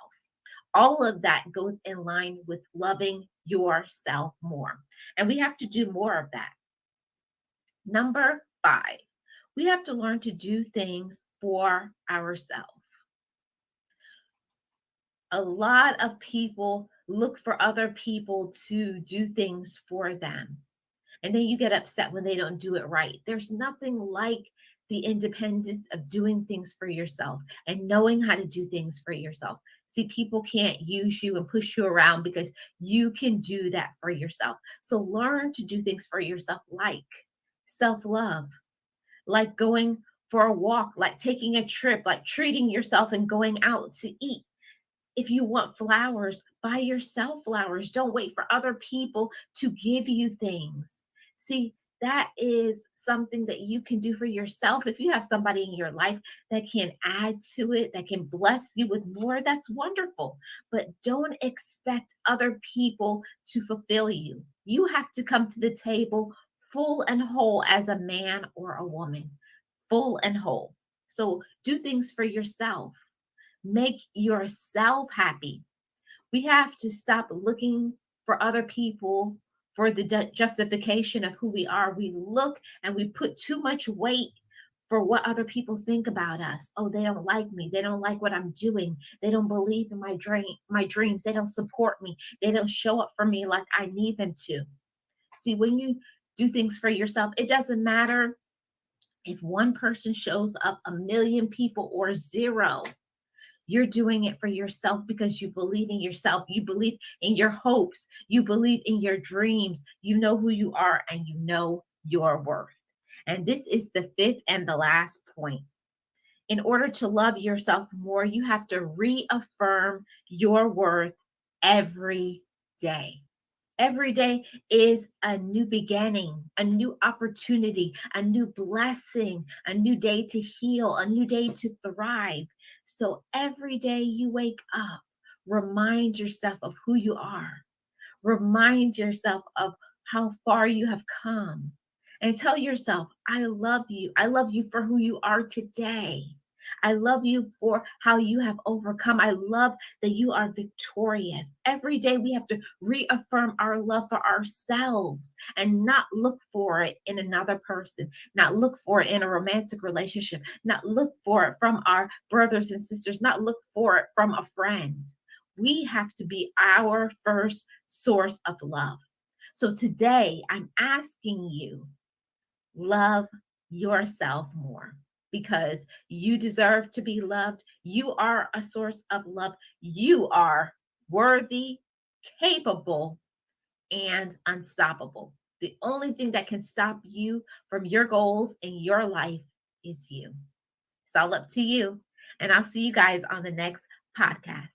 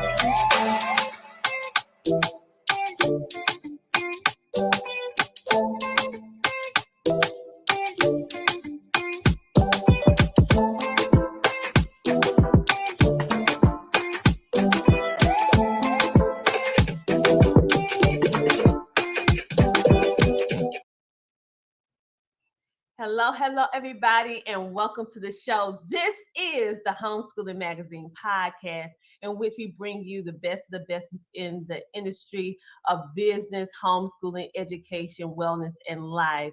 And today we have such an amazing guest backstage.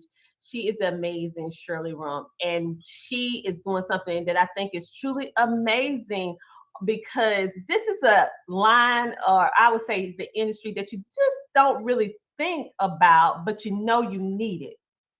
If you understand what I'm saying, you don't really think about it, but when you need it, you need it. Okay, so today we're gonna have her on the show. So go grab your family, go grab your family, go like, follow, and share. And we're gonna have her in the room in a moment. This is the Homeschooling Magazine podcast. We'll be back in a moment with our featured guest. Welcome to the Homeschooling Magazine, a magazine that embraces and celebrates the entire homeschooling experience. Our magazine is different from all the rest because we provide beneficial information and assistance in homeschooling, business, wellness, mental health, resources, and life. We encourage you to pick up a copy of our magazine today by going to issues.com for digital and printed form on amazon.com. The Homeschooling Magazine is all about impacting the world through home-based learning, helping to de-stress the homeschooling experience. Get your copy today. And just like that, we are back. Let me tell you something. I am so happy to have Miss Shirley in the backstage today. Why? It's because she's a fellow South Carolinian in all her amazingness. You know, I interview a lot of people, but not too many South Carolinians. So this is near and dear to my heart because we are one and the same. So let me bring on the amazing Shirley Rump. Welcome to the show. You. Absolutely. It's a pleasure. I am thrilled to be on your homeschool show today. Oh, I am more excited than you because, especially during the times that we're living in now, this topic, even though sometimes we may not want to discuss it, but it's something that we need to discuss because it's so prevalent today. And the fact that you're not only speaking on this issue, but you're also passionate and you're mission driven and you are helping us protect our families. But before we go into it, we have someone from our virtual studio audience in the house. Hello, Muhammad. How you doing? She is also an amazing podcaster as well. Check her out on CTRmedianetwork.com. That is the Queen Candy podcast. All right, so let's talk for a little bit, or I should say discuss. You are on a mission to empower women, children, and men with safety. What made you decide to go into this area of business, and why is this so important to you? Absolutely. And that's a great question, Tina. My passion for Denzel in Defense was I was a individual, independent representative for another company. And I was in and out of people's home. And I didn't have any protection. Nothing but me, the Lord, at that time, a bag phone that didn't work in rural areas. And I had nothing to protect myself in the event that if the unforeknown had to happen. My second reason was I have or had two sons, and it was hard having the conversation with them about who they were, the do's and the don'ts all the time. So I Dental in Defense was just like right on point because we have some amazing books that's called Safe Heart. And Safe Heart makes the conversation much easier to talk about. And then thirdly, Denzel in Defense has a Denzel home where they help protect young ladies that are being sex trafficking the different states. And so that was dear to my heart as well. And I said, you know what? I can be a part of this to help this mission. So that's what drew me in to Denzel in Defense for myself, my family, and to help others. I wanted to, pass it forward, you know? Yeah, well, I want to just tell you thank you because, like I said, this is a topic that we normally don't discuss about sex trafficking, what to do in the case of an event, and you need to protect yourself. Having those much needed conversations with our children about which involves safety because child abduction is on the rise, and bringing the awareness, but bringing it in a way that is easy to digest.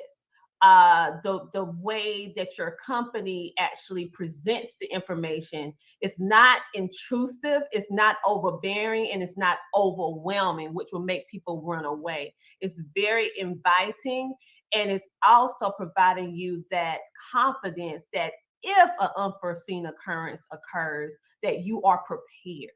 Absolutely. And that's exactly what we're about. It's not all about sales, it's about having that awareness because like you said, we don't think about it until it happens. Yeah. You need to always have a plan. And I know concealed weapon is also high on the rise right now, but we have to understand we can't always take a concealed. Oh, we lost her for a moment. Be back. Yeah, all right. That's okay. We can't take a concealed weapon everywhere we go. That's true. So you have to have that extra layer of protection. It's just like our officers. People don't think about them. They have more than just a concealed weapon. They have a flashlight. They have a stun gun. They have pepper spray. They have a flashlight. They have layers. And so we have to understand too, we have to have layers of protection. And with that said, our college age women. Yes. Okay. So she is getting an incoming call right now. So giving her time to come back on and piggyback off of what she was saying. We need layers of protection, especially now in the times in which we are living in. And we have to have these conversations. So before she had to step away for a moment, this is what really pulled me towards her business is because it's actually talking about what they call the safe hearts, and this is her company's educational products in regards to safety. Okay, sometimes it's difficult for us as a parent to figure out the right words to say to our children to help them be self-aware and self-assured but not overly afraid.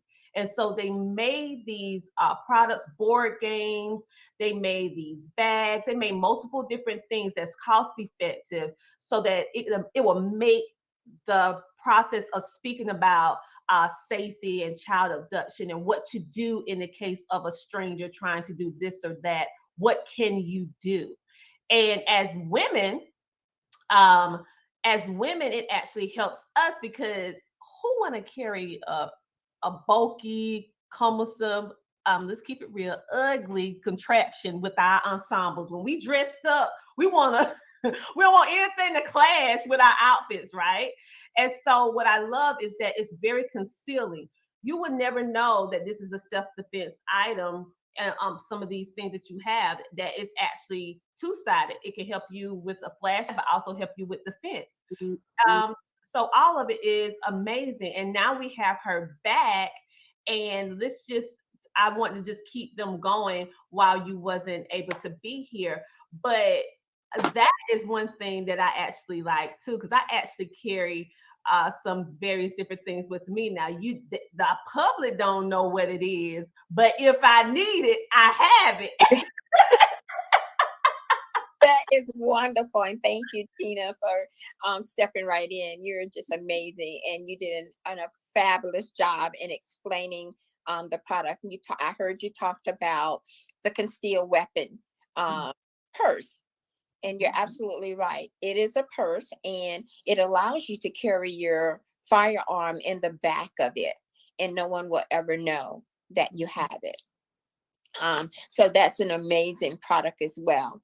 But like you stated earlier, the Safe Heart products, and that is why I wanted to be a part of your homeschooling network, because the 8 books that we have, they are phenomenal. They're very easily read, very easy to explain.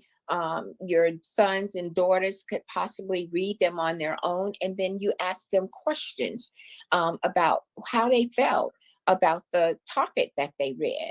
And that just kind of opens up the conversation, because also, I'll say 15 years ago, I worked in a legal office, and it was heartbreaking to see so many parents bringing their children in for just a pat on the hand, trying to help them get out of a situation. So those books are just phenomenal. We have a game that you can play with them, like a Monopoly, that they actually go through the different steps and ask questions about them as well. And then for those, because you're homeschooling, we have the lunch pail box for them, and the little stickers, and those items as well are in the group. Yeah. But for the parents, you're showing the other items that I have, which is the pepper spray, the socket to me. It also has I think you're showing one of the stun gun, but also amazing, Tina, in your audience, we also, which I want to give everybody tonight, a free app. And the free app is actually called Shield Community. And you can download it from your Apple Store or Google. And it allows you to put in 5 contacts. And within those 5 contacts, in the event that if you have an emergency and you hit that alarm, it will alarm all 5 of those individuals, letting them know that you need help. It's no charge, but it does connect to one of our pepper sprays. Also, you can download that to that. So if you disarm that pepper spray, that too will set off the alert of that alarm and let somebody know that you need help. And then you have the option of turning it off when you're safe. So it's just a phenomenal tool as well. And our pepper spray is actually better than our officers. It is, no one needs to be within 16 feet of your space. Wow. Okay. So just imagine if you're shooting your pepper spray, it will arm 16 feet away from you. And it has a UDI in it, where if you spray somebody with it, it actually stays on them for 5 days.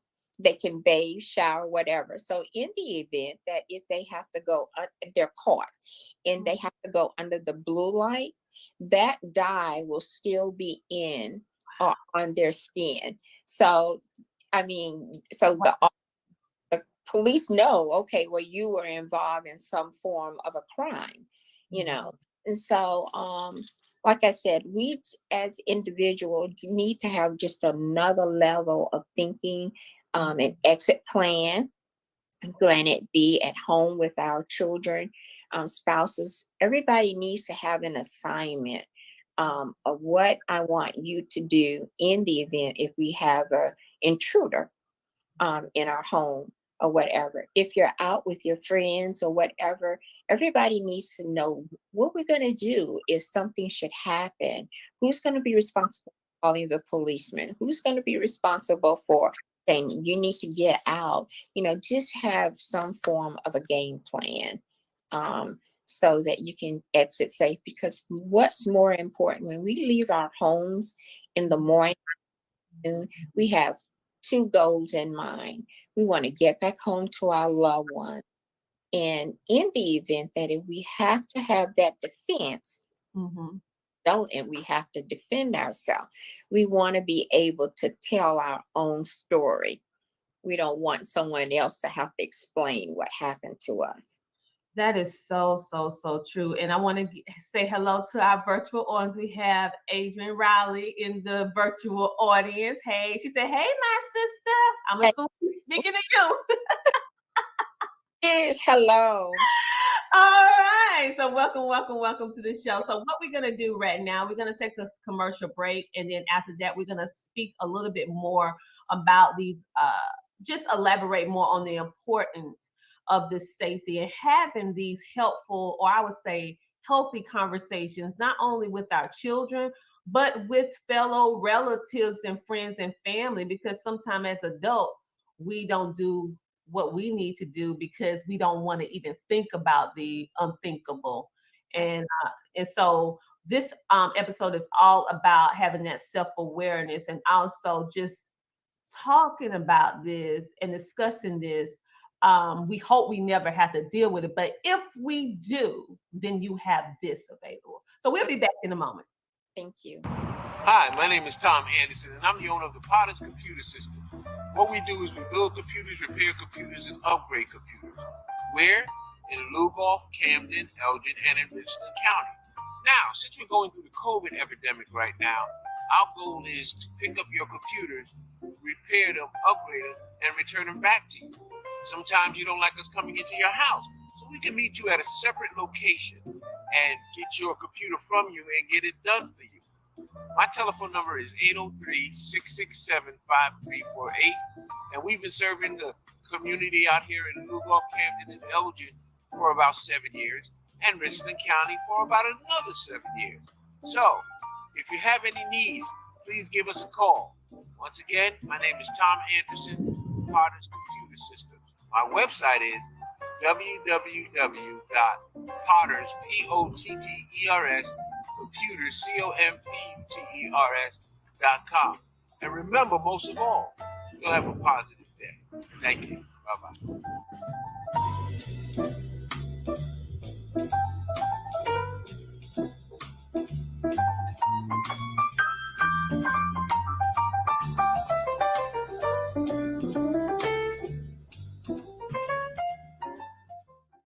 We aren't selling a lifestyle or a fad that will fade.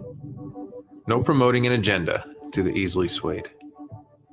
This isn't just an opportunity or a subtle cause to make some money. This isn't just pretty lights and late nights or a way to have some fun. See? This is awareness, protection, healing, connection.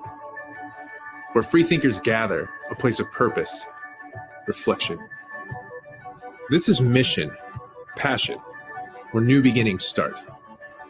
This is family, community, a home with a heart. Where you have a voice and your story makes sense. This is Damsel in Defense.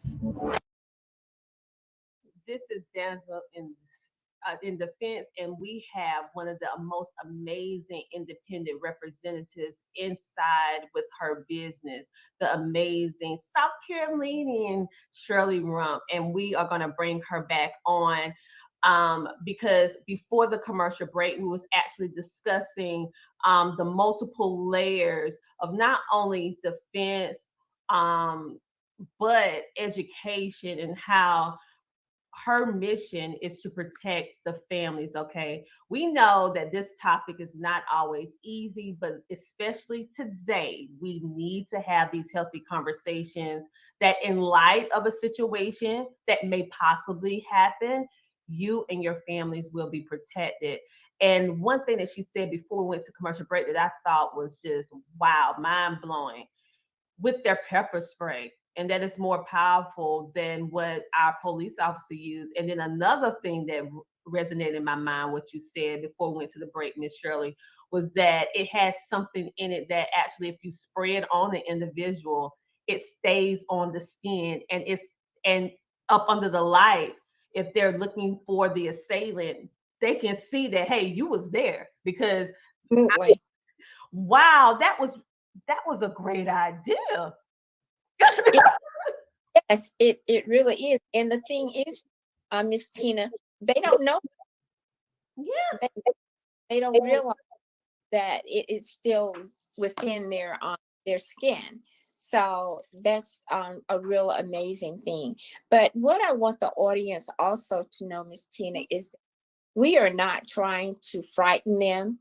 We just have to be aware, because there's so much going on today in our world, and particularly with our children. Now, the pepper spray and the socket to me, of course, is not items that our children can use or carry with them, because you have to be 18 years or older to have those devices. But we do have a his and her alarm that they can carry. And of course, it is extremely loud, and it is acceptable. But what I didn't bring some products with me because I didn't know if we would have time. But what I do want to share is one of the products I did bring. I don't know if you can see it.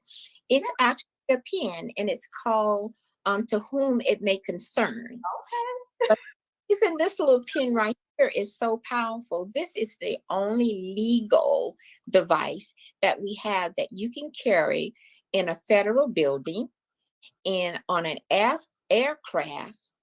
And the reason for it is because it is a pen. But this little pen, and I'm gonna try not to blind no one. Oh, wait a minute. Light. It's a flashlight, and it's a little beacon light as well. But the other good part about it is, if you can see those little ridges around there, probably can. It can be used as a striking tool. But the little ridges, if you were to scrape an individual with it, it actually collects their DNA. Wow. So that is very prevalent for, and for the police, because it has their DNA in it that they can test. But and it's actually a pen. You actually can write with it daily, and it's a good tool for college students. On campus, young ladies, guys, whatever, in an attack, they have something that they can actually use to defend themselves. But it's an amazing. But there's three things that I would like to share with the audience that I want to remember, and it's three acronyms, and it's A, E, and D. And what it means is, A means that you want to avoid a situation. In the event that if you see someone following you or whatever, you don't want to put yourself in a predicament where that individual could attack you. So you want to avoid it. The other one is E, and that means that you want to escape. Okay, you don't how some people, they want to get engaged, but you don't need to be in everything. You need to get away from certain situations. And then the other one is D, and that is defend. You need to may have to defend yourself, and so you want to have the proper tools in order to do that, so that, like I said earlier, we want to get back home to our families. And in the event that if something should happen, we want to be the one to tell the story about it. So, that is the goal. We just want people to learn to protect themselves, to protect their children, and more so to protect their babies. to, you know, keep them safe, because they're vulnerable and they don't know. So it's our job as parents to be transparent and to educate them and others as well, because it takes a village. You know, we got to get back, step back from the way, oh, it's my child. You know, all children are all of our children, and all of them need to be protected. And like I said, that is one thing, that was one of the passion that drew me in to Danzell, because of the Danzell house, because there is so much, you know, sex trafficking going on. It is just unbelievable, you know, what is happening to our teens today. Oh, yes. Oh, yes. And so, again, I want to thank you for your advocacy, for you speaking and educating on this topic and doing it so eloquently. Thank you. I have been in multiple rooms discussing this topic in regards to sex trafficking, abuse, domestic violence within the community. And the way that you explained it, it brought no fear. It actually brings comfort. So I really can tell that you're passionate about what you're doing, and the way that you explain it is very, very comforting. We actually have someone over on LinkedIn, Miss Terry Bell. She said, great information. Thank you so much for tuning in today. Thank you.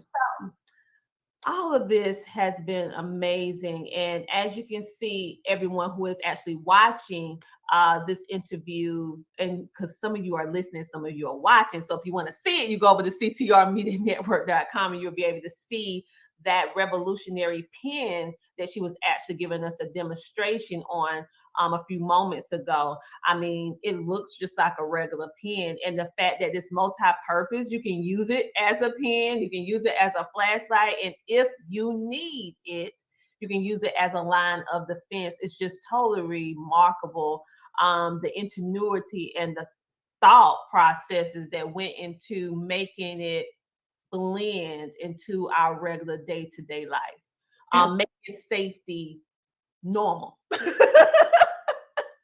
And very non, you know, because nobody would ever think that it could be used for a defense weapon. I wouldn't. No, I wouldn't.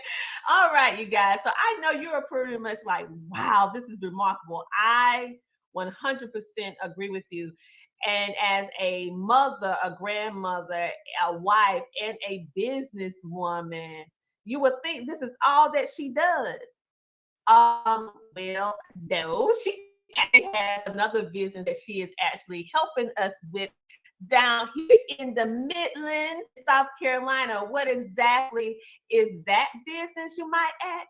Well, you'll find out about it after this commercial break with our amazing guest, Miss Shirley. So after this commercial break, you're going to find out how else she is helping the community. See you guys in a moment. Listen up, everybody. I am so excited. I just finished a course and got certified on how to start a podcast and monetize it. Thanks to my amazing instructor, Tina Ramsey. My heart right now is overwhelmed. My dreams have been fulfilled. And if you are looking to take your company to the next level, then choose the best. Tina Ramsey, owner of the CTR network. You don't want to sleep on this. If you want to invest in yourself, start today so you can monetize your business and get what you deserve. God bless you. Don't sleep. Get it done. CTR Media Network was created for today's podcasters. We provide a safe haven for content creators that are everyday people doing extraordinary things. We have a system of positioning, monetization training, coaching, and support for our podcasters' success. CTR Media Network simply bridges that gap with a level playing field for your dreams to come true cost effectively. Our team provides a premium service and experience for our podcasters to grow. CTR Media Network provides access, support, resources, coaching, and community for our podcasters to win, if you put in the work. We believe that we are living in a unique time which requires you to share your message of hope with millions of people around the world. Remember that the world is never too saturated for you, your voice and message. A platform for positive, impactful media where the content creators are in the driver's seat. Visit our website today by going to www.ctrmedianetwork.com. And just like that, we are back. We have the amazing Miss Shirley, a fellow South Carolinian. I'm just took a pink with this because I'm talking to another South Carolinian today on the show. Okay, let me get myself together. Before we went to the commercial break, she was actually educating us on how we can have multiple layers of protection, not only for us as women, but also men, children, basically our families.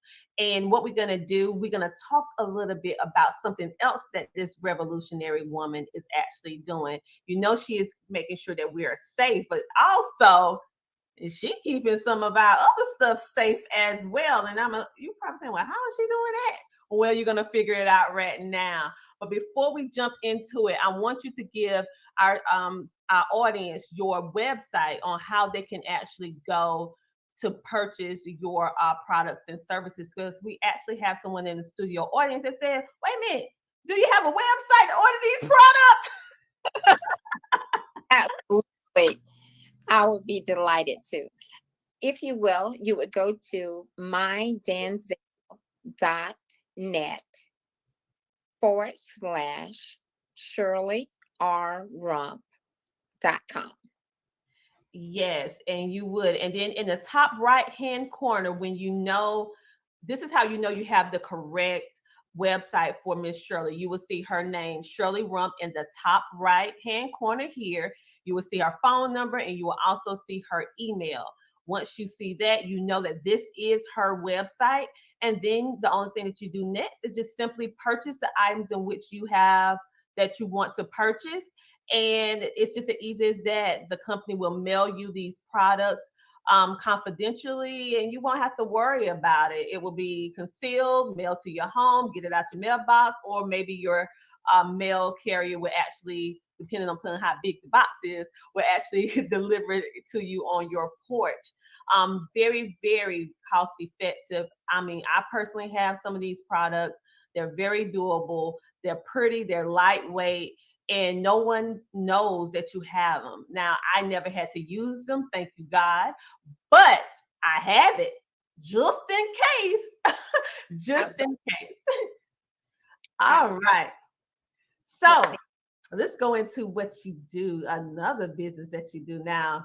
Okay, so you're protecting our families with safety and education, helping us speak about the uncomfortable to make us comfortable. And now you actually have another business, which is called what? Rump Notary Service, mobile services, put that way. I come to you to assist you with signing your documents that you have.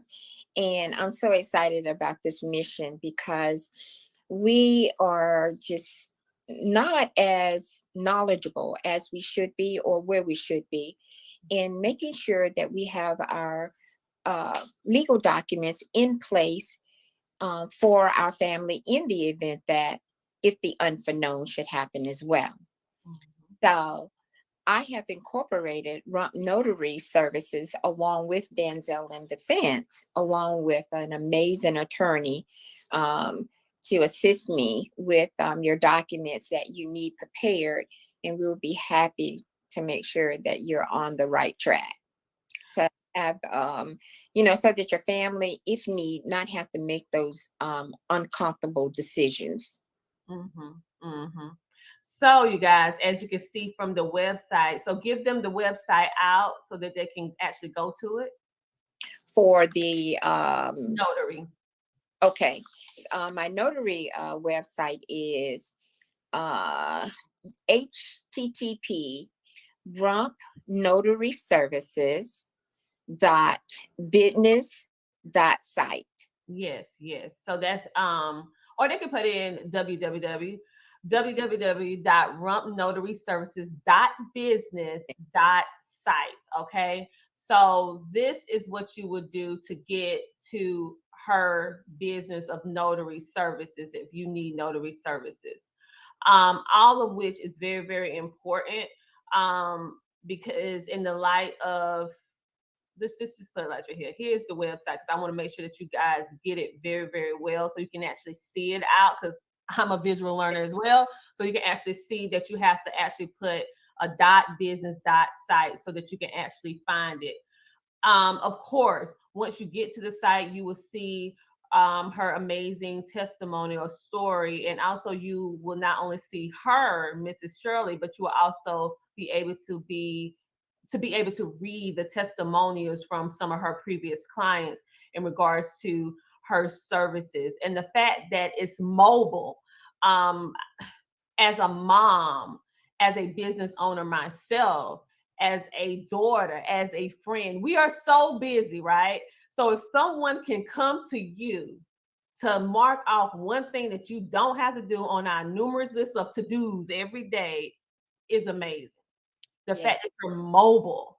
So thank you for that. So tell us a little bit more. You have anything else you would like to share with us about your business or businesses, either one, which I think you're keeping us safe on the legal aspect. You're keeping us safe from the physical aspect. You're just the safety woman.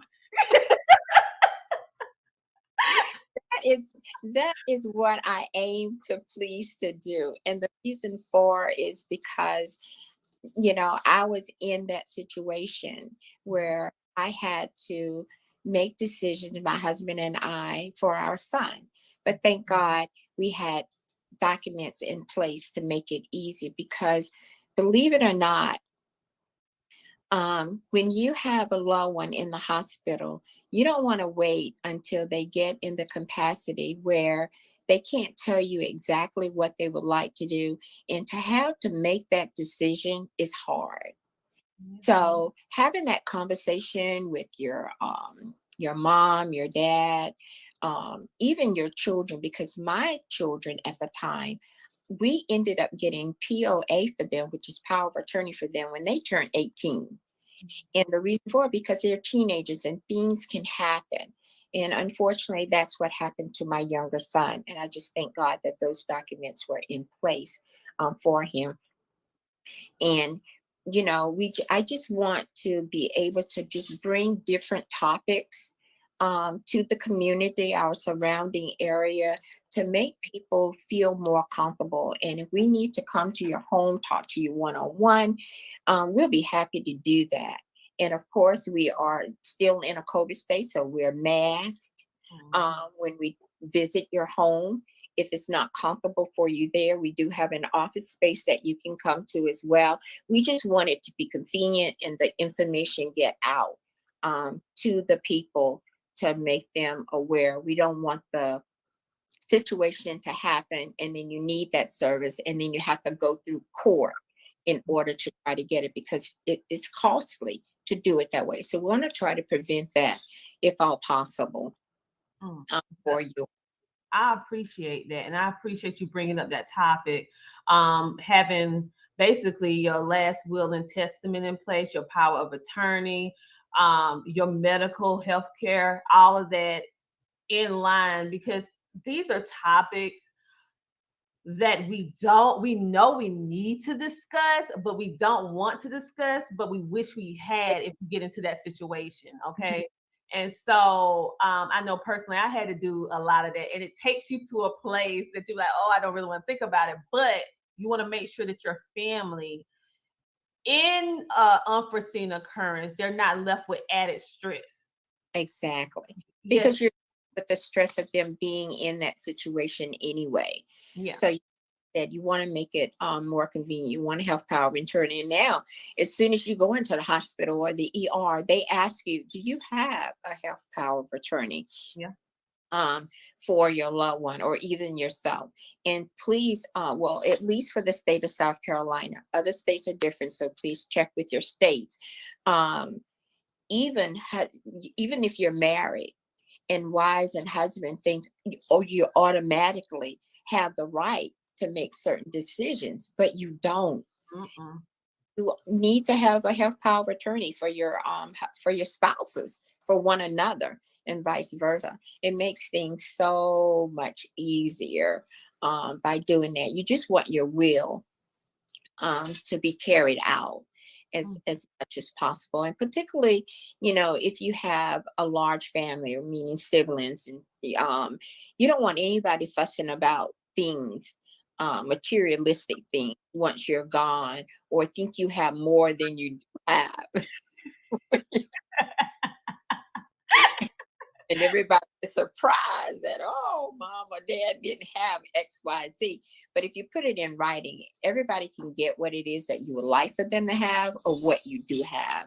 And just don't spend so much money in court and giving court money because they are bickering or arguing about materialistic stuff. It doesn't have to be that way.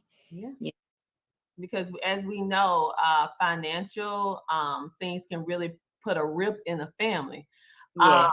So the more things that are written out in your own words, and basically it's allowing you, even in a time where you can't speak for yourself, to speak for yourself, and this person get this person get that. It won't be any confusion. And even if it is, though, it's written down when you was in a sound mind, and so they would carry it through. You won't have to worry about your family being tied up in probate court for years and years and years and years and years, running up a bill at the end of the day.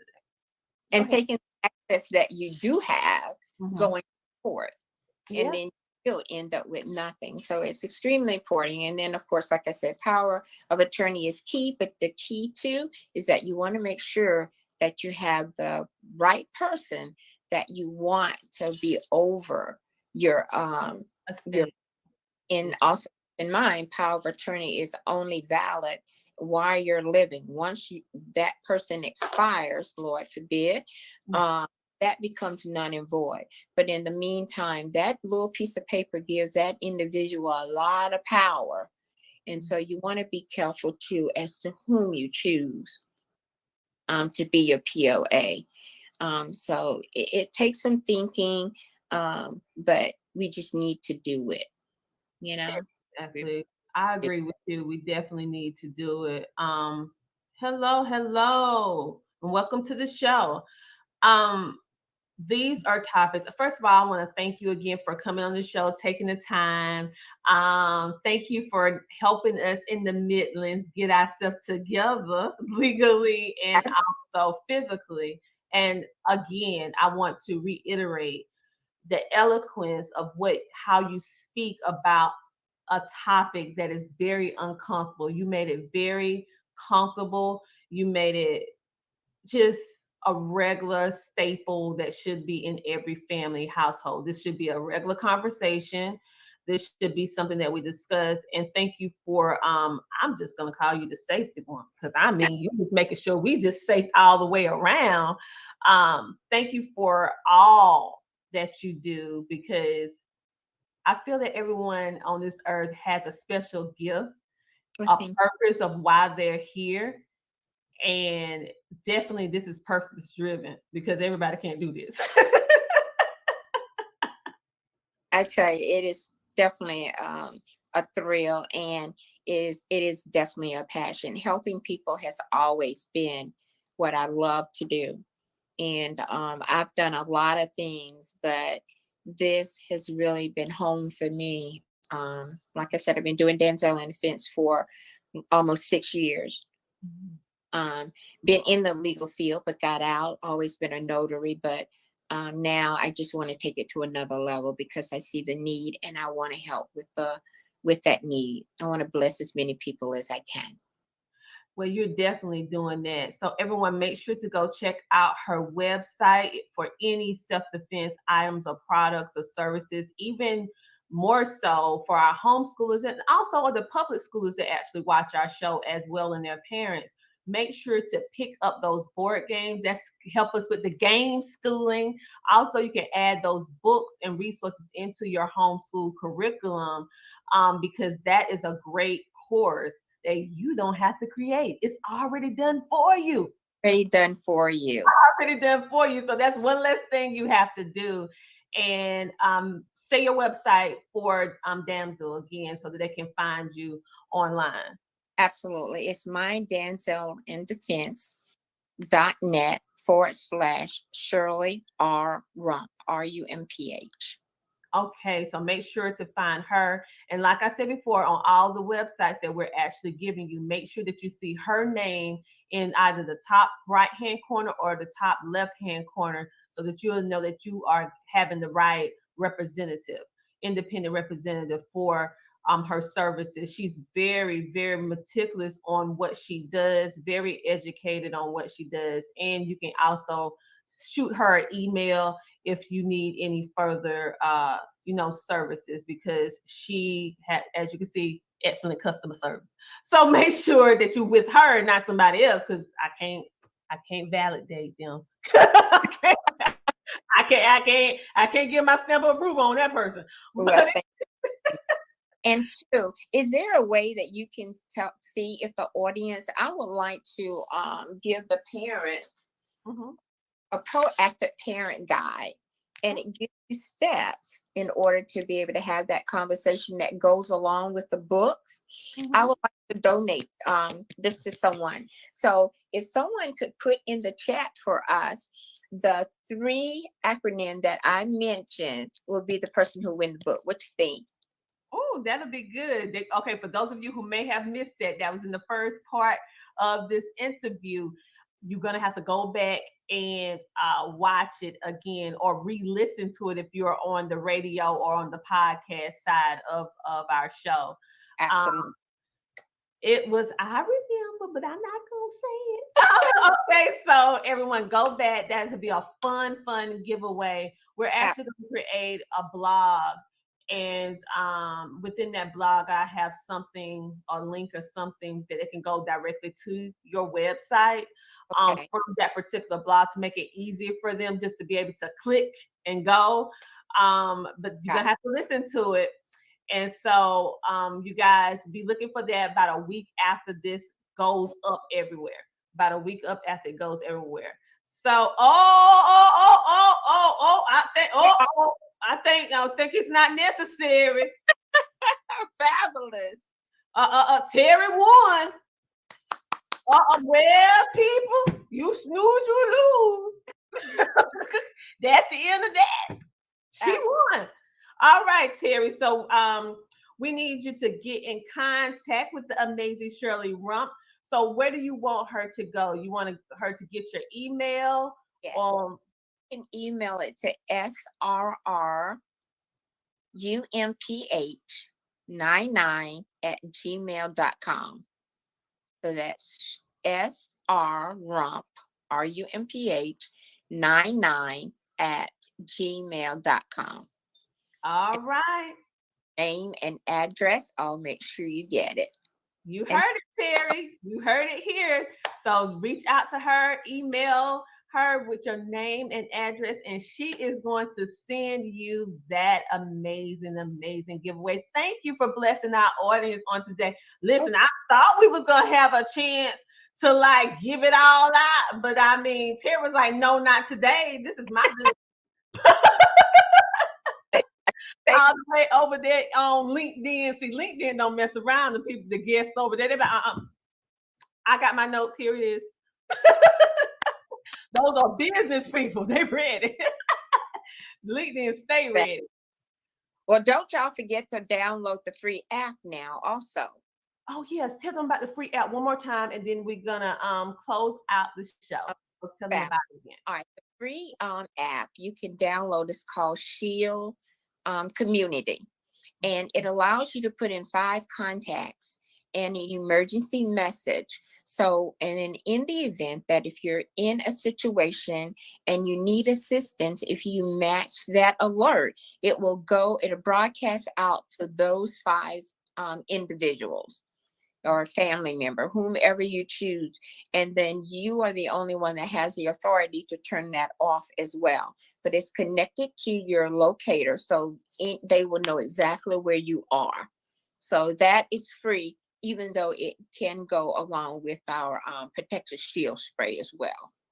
Oh, she clapping. She like, yeah. Terry. Congratulations, Terryville. And thank you so much for tuning in and engaging. And thank you so much for all the other, I call you our virtual studio audience. We have people on YouTube watching that's sounding in, people on LinkedIn, and also people on Facebook. Thank you guys so much for tuning in to the show. Thank you.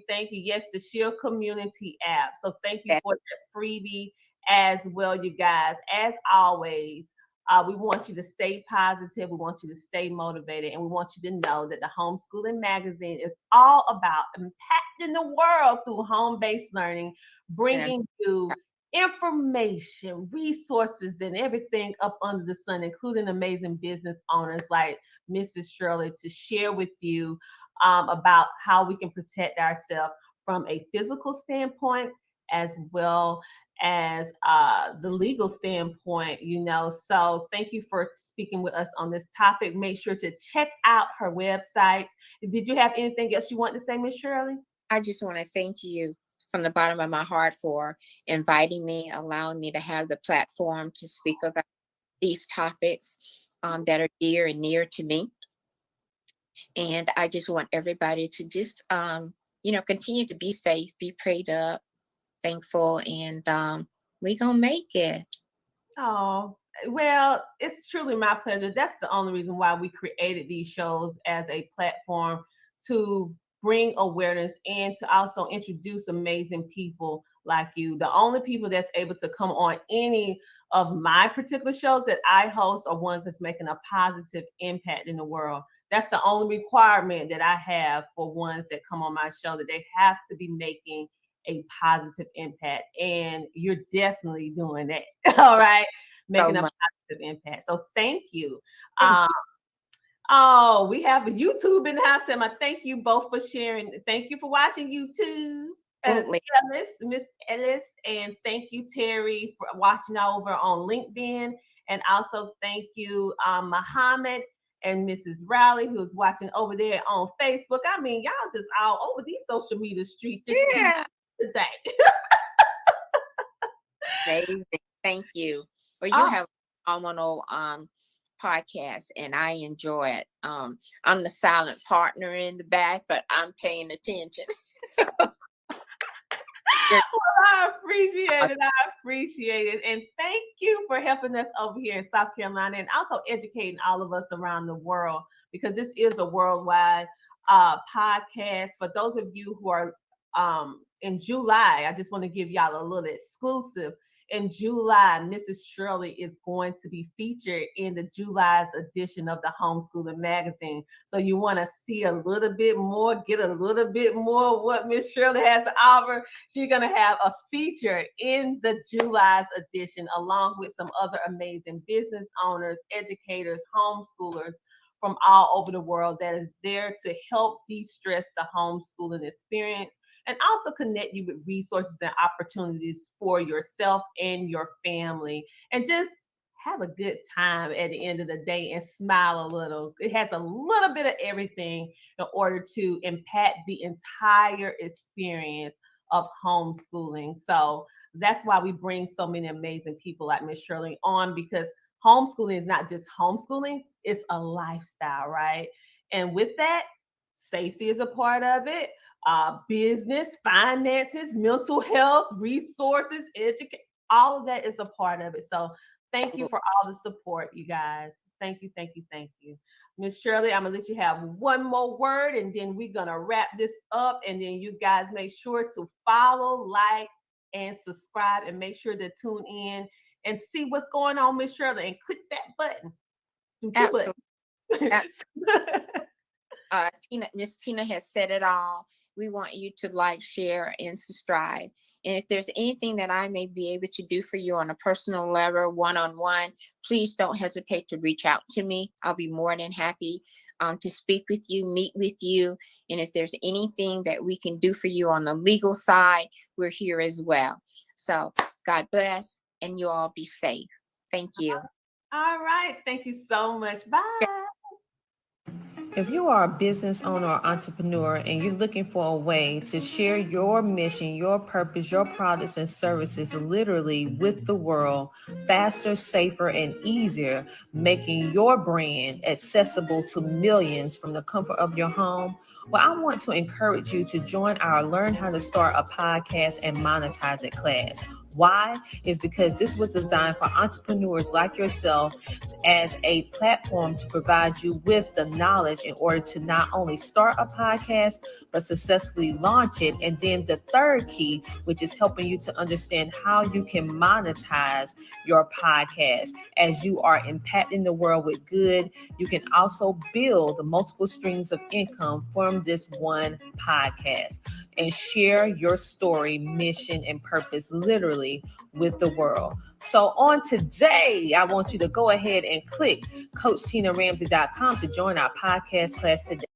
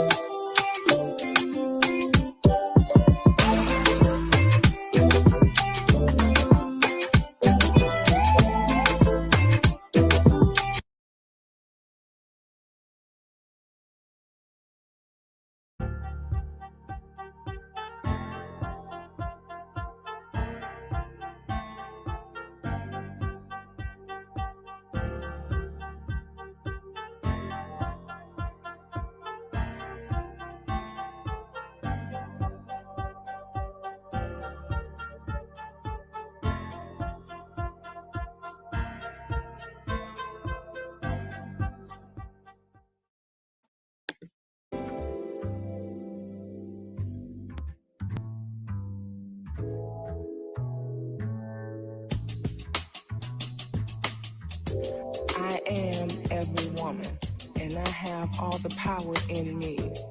Anything I choose to be, I know I can do it flawlessly. I have control over my life, happiness, and how high I can fly.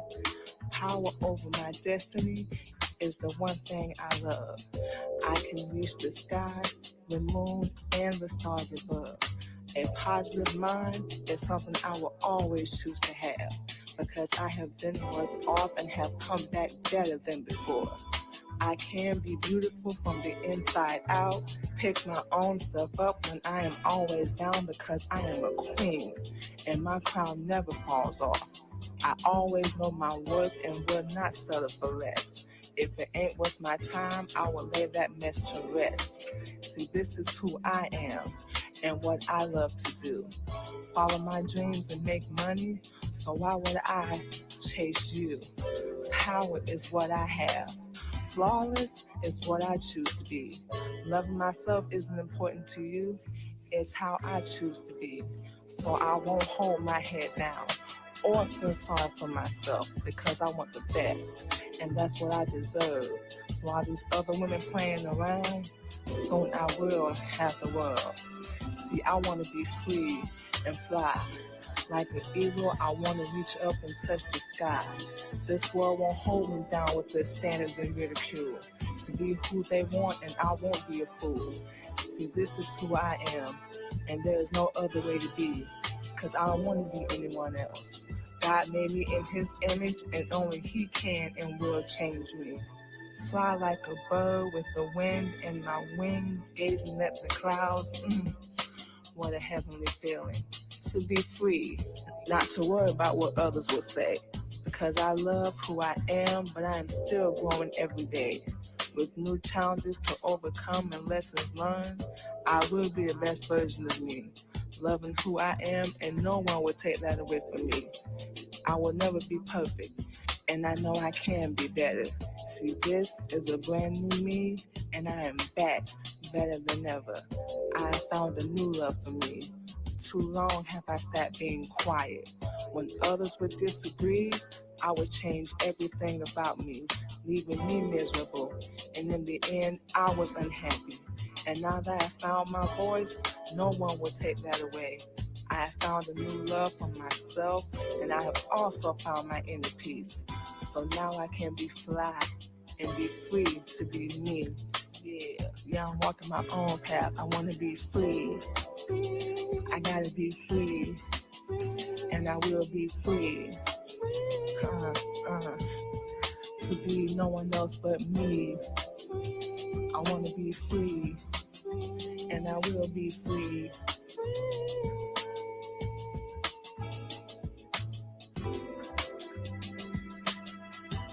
What's going on, y'all? Hey, everybody. Hope that everyone is doing good.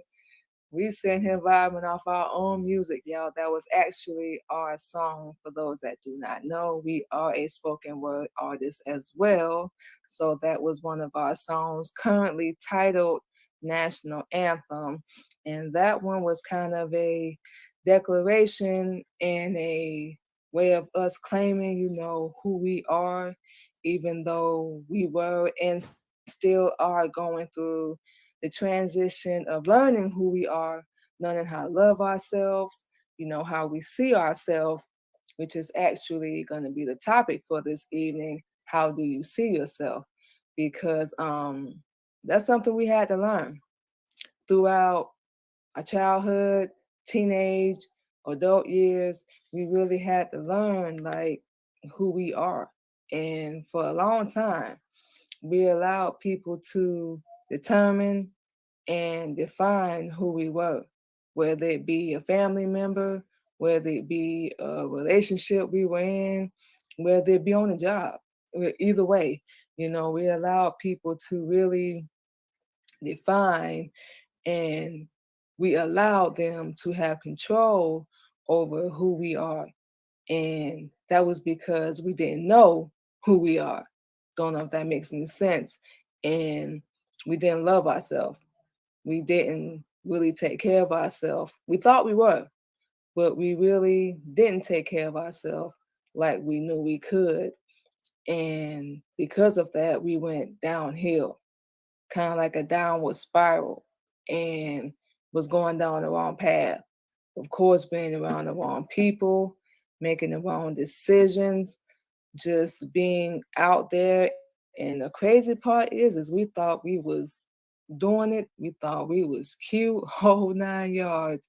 And it's crazy because we weren't, because we were destroying and killing ourselves. And, we didn't even really know it. We didn't realize it. And, of course, people would give us advice and whatnot, along the way. And we were a teenager in our early 20s. We weren't trying to hear that.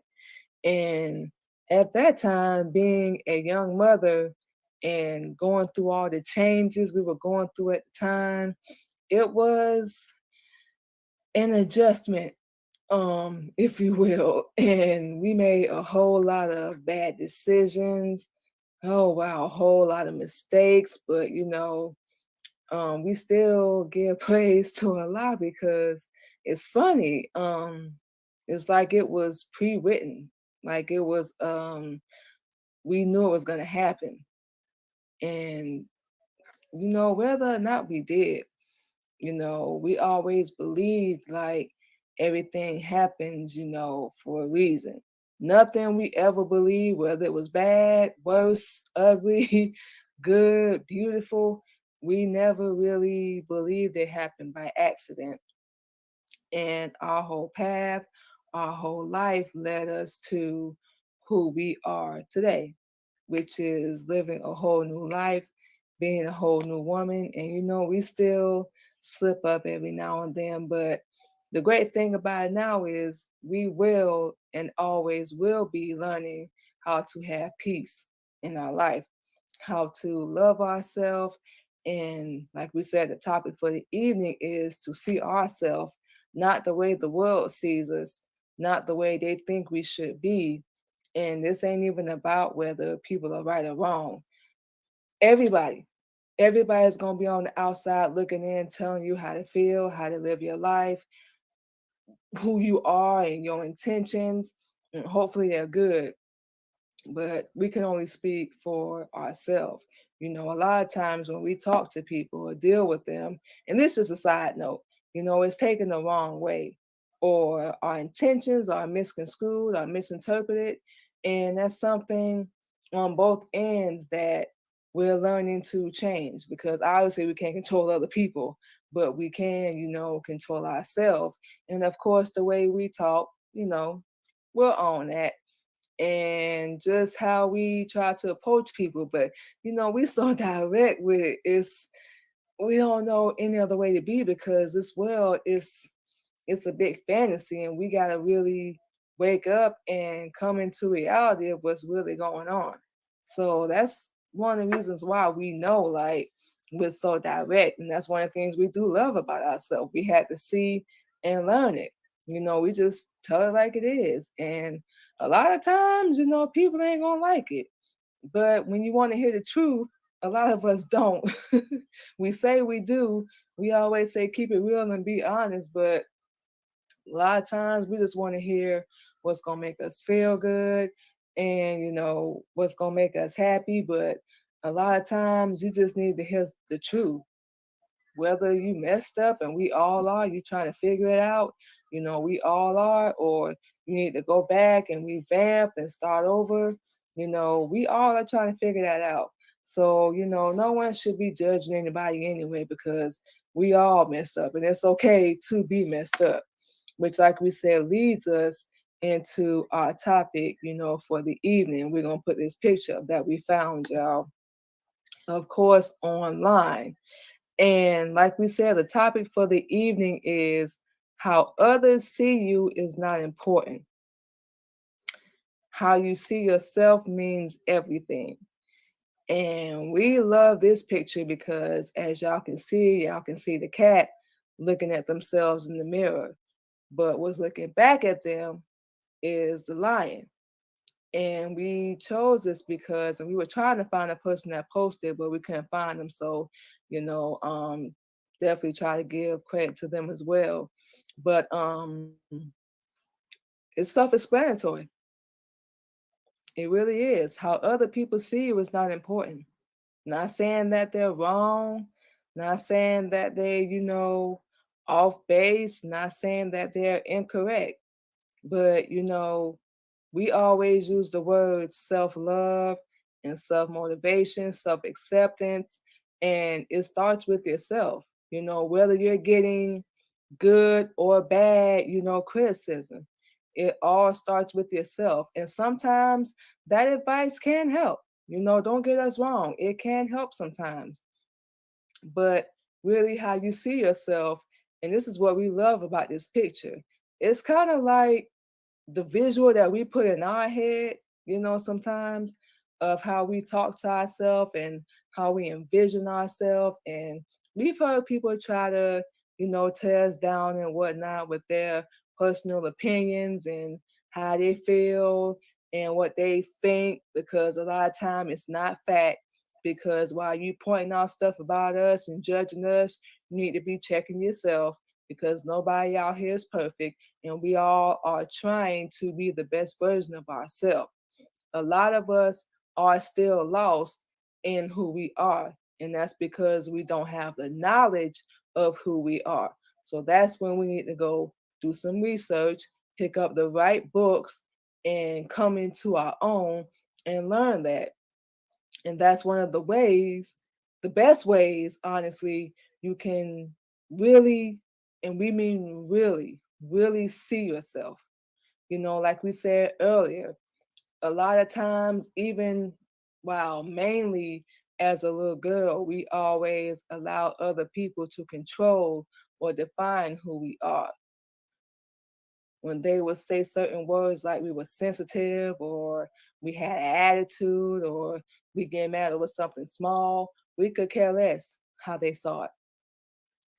And if it affected us, look, it's a problem. For a long time, y'all, honestly, we saw ourselves as weak. We saw ourselves as less than. We saw ourselves as, unimportant. And that was because of the people we were hanging around, the relationships we were in, the situations we chose to be in. And hearing that stuff for so long from a lot of people, it had an effect back then. Now we don't really care because we know, like we said, we messed up, even on the path we're on now. But the one thing we can say is we're trying. You know what? Scratch that. We are. We are doing it compared to a lot of women we see now, whether it be at our job, on social media, or just even, out and about. We really feel like we're doing it. We working a regular job, we're doing our show, we're doing radio, we're doing music, we're doing jewelry, we're not trying. And so what? We're not as far off as everybody else. So what? We're in our own lane and we know this is not permanent. We know it's not going to last forever. We know one of the main important things is that after all the hell we have been through, we're still fighting. And we give praise to Allah for that because that strength did not come from us. Yes, things happen in our life, and we have so many people, so many people try to make us feel weak, like we weren't good enough. And we felt that way. We actually believed it until and we do this periodically, every now and then, but we actually do take a minute and sit back and be like, they're a liar. Yeah, you messed up. Yeah, you may spaz out every now and then.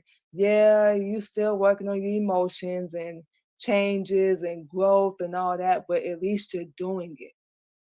At least you're doing it. A lot of people we know can't even admit when they're wrong. And we're even getting to the point where we're apologizing more, and it's a process. We will admit that.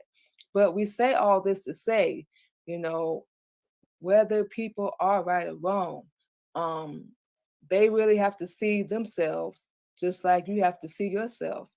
And your mental, what you say yourself mentally, it can have an effect. It can have an effect. We used to say the worst to ourselves. We used to talk so down to ourselves. And now, through learning Islam and being on our path to finding healing and peace, it's changed.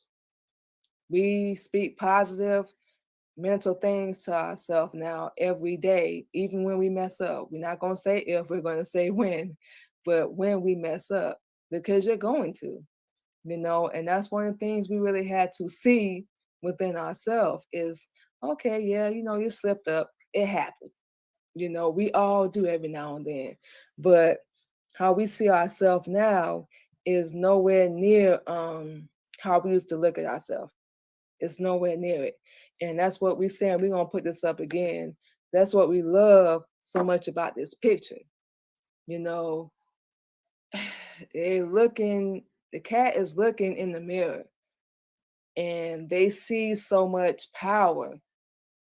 They see so much strength. Even though they're small, they're just one person. They're just one being.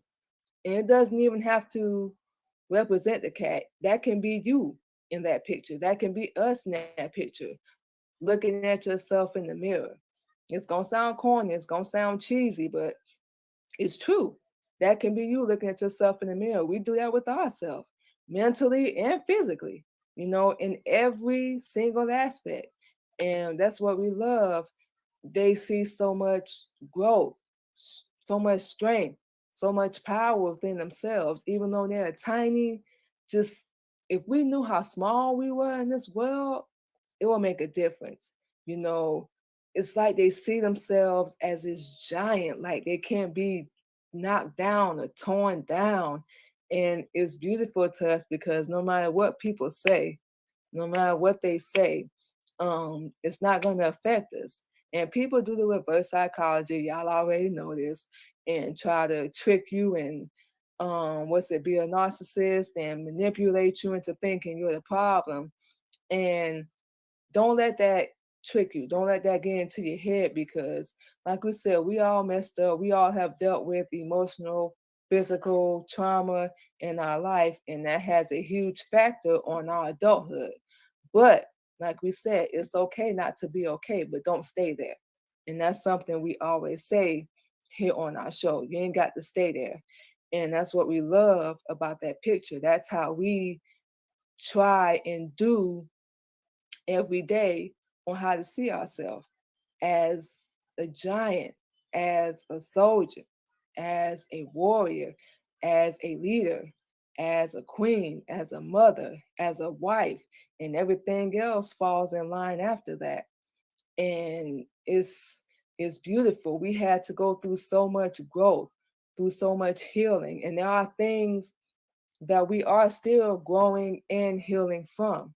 But like we said, it's okay. We used to be ashamed. Like, y'all, if somebody would have told us that we'd be sitting on here doing a podcast, telling y'all our story and our journey, we would have laughed and been like, you crazy. We so antisocial. We are never going to tell anybody what we went through. But one of the other things we love about that picture is seeing yourself the way that you do. It also comes, don't know if it's going to make any sense, with a responsibility. Now that I've gotten to this point, I got to help somebody else get there, because your growth, your knowledge, your truth, everything that you've learned is not just for you. And that's what we've learned. Yes, being a Muslim woman, yes, learning Islam and following Honorable Elijah Muhammad teachings. Now we got to pass it on. And what we see is not a lot of women saying who they are. They're letting this world, they're letting social media, they're letting their man probably ain't no good, or their friends more than likely ain't no good, or family that's more than likely ain't no good, control how they dress. And you can tell if somebody really loves themselves by the way they look on the outside, by their diet, by their exercise, by their body weight, the way they dress, hair, weave, makeup, whole 9 yards. You can tell, because a lot of us are hiding under those things. But for some reason, we just guess it's just too much. We don't know, but a lot of us don't even want to take the time to look in the mirror and really discover and learn who we are and really see ourselves. We just take a little, quick little glance and we keep it moving, but we really got to stop. And it's something we learned to do. It's something we learned to do. We had to really stop and take a breather and just relax and be like, you're doing it. You're not like a lot of women out here. And that's not patting ourselves on the back. That's not thinking we better than anybody, but we just setting the example of what we're up against, of what we gotta be a leader for, of what we gotta change, the whole 9 yards. And it's not really much. That's why we really gotta stand up. And like we said, it's not just about us. We're still going through the healing. We're still going through the trauma. We're still going through the growth. And now that we've learned, it's our responsibility. We really have to learn that this world is a fantasy. You really need to take time to sit down, just cut people off. That's what we did as well, cut them off and really learn, who you are. What do you really want out of your life? Do you want to live? Do you want to die? Do you want to please everybody around you? Do you want to be like everybody around you? Because if that's the case, you're not really taking the time to look at yourself. You're not. You're too busy pleasing other people and trying to make them happy. And we can tell you from experience, that ain't the best way to go. It's not by a long shot. And you're going to end up miserable and unhappy. Just to be completely blunt, as y'all just heard us say. It's crazy, but how do you see yourself? We don't know if people take the time to really think about that or even reflect on it, because we're so busy living everyday life, going to work, school, job, family, kids, whole 9 yards or whatever, side ventures you have going on. But how do you really see yourself? If you haven't taken the time to do that, now would be the best time more than ever to start. We're not talking about asking nobody else or getting validation or getting approval because you don't need it. We're talking about you actually sitting down, looking in the mirror, reflecting on your life. And if you can really say you're happy, hey, by all means, do you. But if you're not really happy with your life, more than likely it's time to change it. More than likely. And you got to do that. You can't wait for anybody else. Don't wait for anybody else to make no moves. You don't need their approval to do that. Why you need it?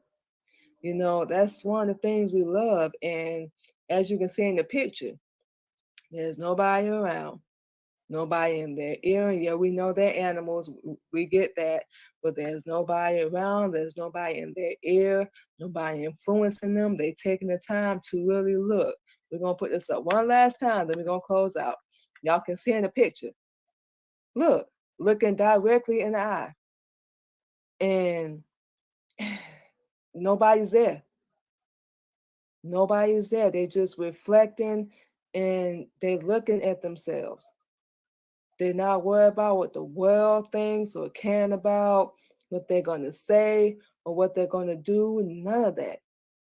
No matter what they say, no matter what they try to do, it's not going to faze me because I know who I am. That's what the picture says to us. How other people see you, especially if they're not supporting you, they're not giving you a pat on the back, they're not congratulating you, let alone, be happy for you, it's not important. Like we said, and we're gonna keep saying this, if you do have those people in your life, hey, it's beautiful by all means, but make sure they're being real and they're really supporting you and they're not just there to get a benefit. But how you see yourself is most important, and that's always going to mean everything. It all starts with you. So we're going to say this before we close out. How do you see yourself? Do you see yourself as weak? Do you see yourself as tiny? Irreplaceable? There's so many ways we can go about saying that.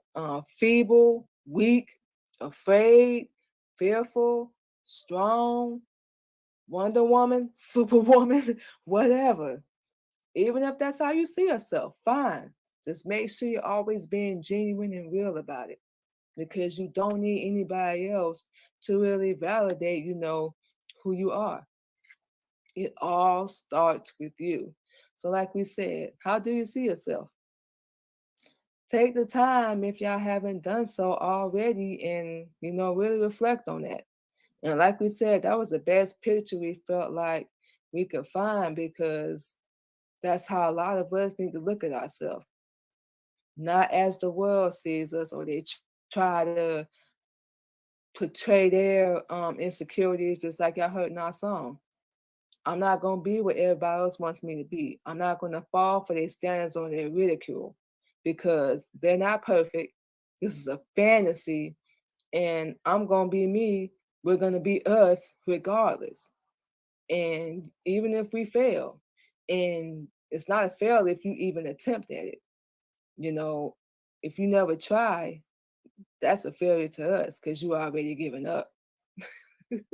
So like we said, y'all, if you haven't done so, take the time to really see yourself. And to all our beautiful sisters, our beautiful Black women and natural Black women out there, continue to always see yourself as a queen, a true one, and make sure you're representing that properly because we just throw that word around.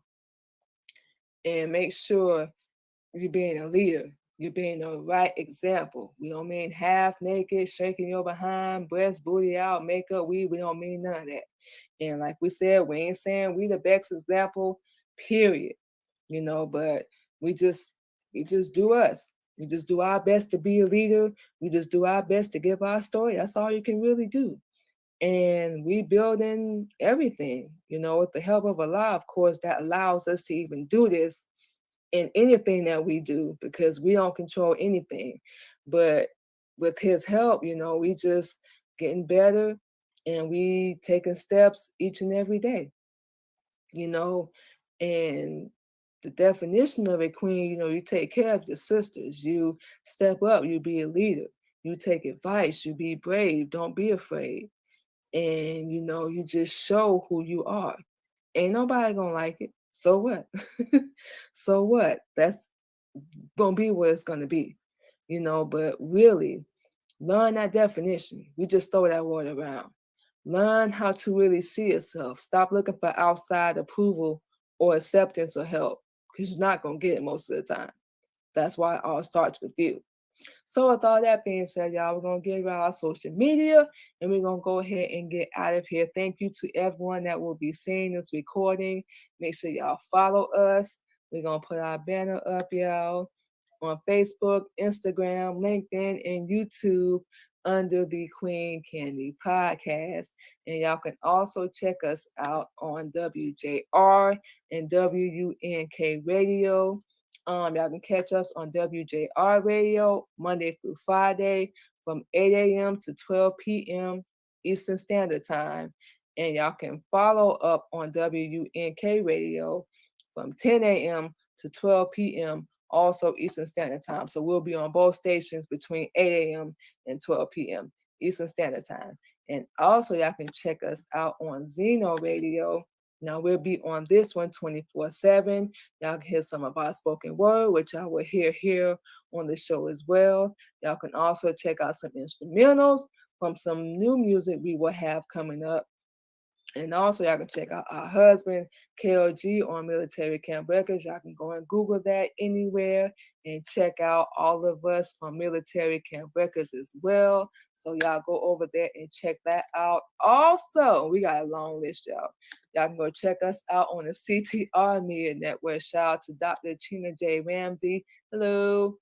Y'all can go type that in on Google as well. Check out our show, the Queen Candy Podcast. And of course, y'all can check out all of our CTR Media Network family. And also, y'all can go check us out on WBGR TV. This is their Facebook page every Wednesday at 7 p.m. Eastern Standard Time. That's every Wednesday, y'all, at 7 p.m. Eastern Standard Time. Y'all can also go check out our podcast, the Queen Candy Podcast, on Anchor, iHeartRadio, Spotify, Apple, and Google Podcasts. And y'all heard our song earlier, currently titled National Anthem. Y'all can go check that out and all of our other music. I Am, Selfish, and Soul Survivor on all music streaming platforms, y'all. And last but not least, y'all can check us out on our business page, which is Mimi's Paparazzi Accessories. As y'all can see right there at the bottom of the screen as well. That's our Facebook, Instagram, and LinkedIn page as well. So that is our business, and we're going to put up our website as well, y'all. That's Mimi's Paparazzi Accessories. So like we said, y'all, we are, as y'all can see, got a whole lot going on. So like we said, it's just how we see ourselves. We can't put it any more plain than that, y'all. It's how we see ourselves, and we see ourselves as a survivor. We don't see ourselves the way we used to. We're a lot stronger and a lot better, and we're still working and making changes. So, as long as you don't quit or give up, keep looking at yourself in the mirror. We don't care how often, and do it every day if you have to. Say positive things to yourself. You can do that mentally as well, and just shut off the outside world. For real, y'all. Take that time, really. If you have not done that yet, take the time to really see who you are. Look around you. Look at the people you have around you, and evaluate your life. It all starts with you. You're responsible. You can blame other people as much as you want, but you're responsible for where you end up at, in your life. That's plain and simple, y'all. And we can't be any more blunt than that, y'all. So, with all that being said, thank you to everyone for coming to check out the Queen Candy podcast. We will have another episode this coming Friday. So, we are excited, y'all. We getting into doing so much things. We really are, like, we not bragging. We really, really proud of ourselves because we pushing ourselves not to stop, not to quit, not to give up. And like y'all, we got outside influences in our ear trying to distract us and test us. But like we said, Allah is still the greatest. We give all praise to him, and we definitely thank everyone that's been a part of our journey. And y'all go check everybody out, y'all. Y'all check out our music as well. We really excited on what's going to be coming. This year is almost over with. We already in October, and we've accomplished and done so much. So we are very, very proud of ourselves, y'all, and you should be proud of yourself too. Don't listen to these outside people, y'all. So we're gonna close out the show with another one of our tracks, y'all. And we will talk to y'all this Friday. So everybody stay safe.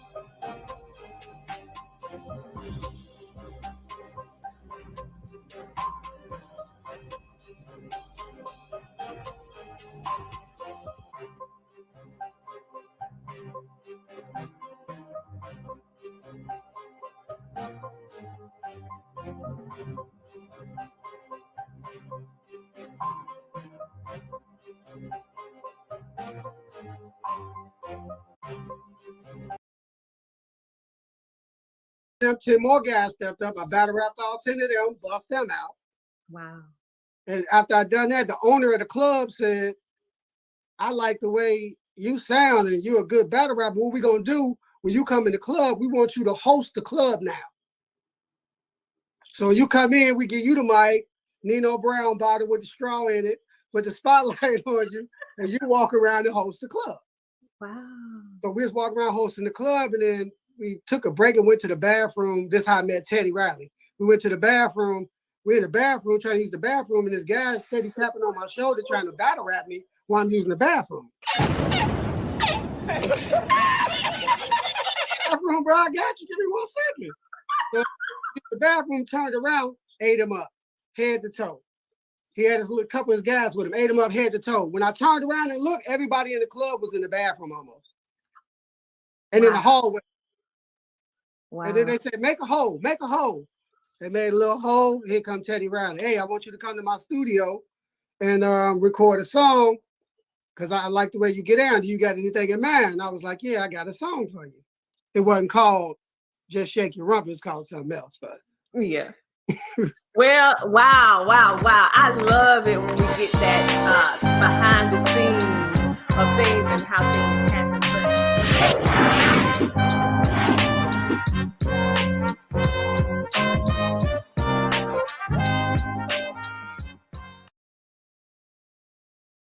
It's your girl Joy from Be the Difference Clothing. I am here to do another unboxing. Yes, another unboxing. Another product that I got from Amazon. I'm definitely going to put the link in the description just so if you like this, then you can buy it as well. But I am really starting to try my best to take my health a lot more seriously.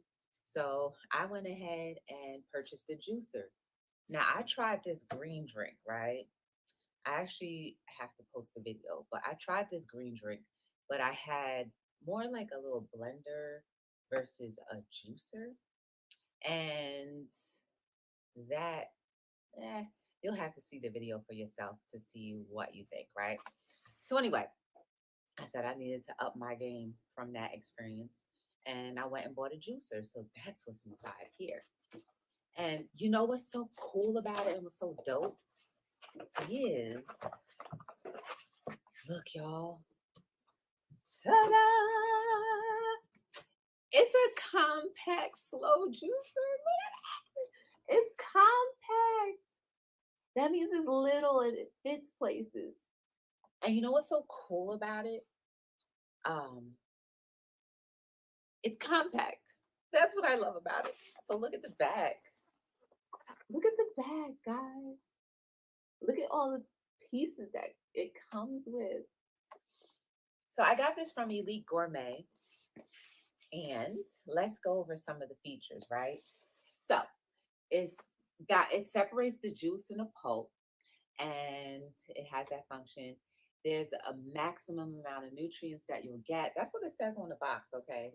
And a space saver, that's what I love. So when I was actually searching for juicers, I thought it was going to be the traditional juicer that's pretty big, at least takes up this much space. But this one right here, it's a space saver. And I think that is what caught my attention. I said, I need to get this. I need to stop playing around too. So let's take this out of the box. Look at how small it is. I thought there was extras in there. Comes with the brochure. And the cool thing is they have the website and all of these different important safety guidelines, how to use. But, you know, we all know how to use a juicer, right? Ooh. Ooh. This is the little brush when you're washing your juicer after you finish juicing. Look at how small this is. I might end up graduating to something bigger, but for now, this is pretty cool. For now, this is pretty cool for what I wanted. Oh, it's got a little suction-y.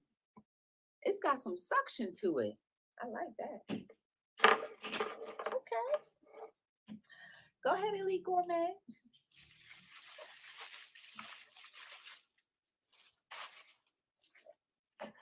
These are the cups. One is for your juice and the other is for the pulp. I'm not sure if it matters. They look like they're the same. Oh, this is so cute. Look. So let's see, how do we put this together?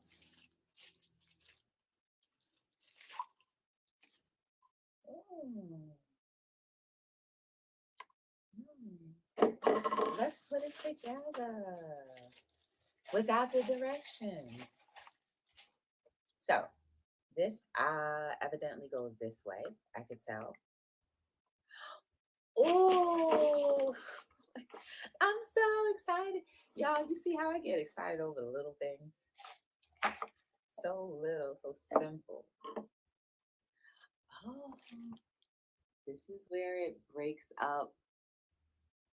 It separates the juice from the pulp. I like.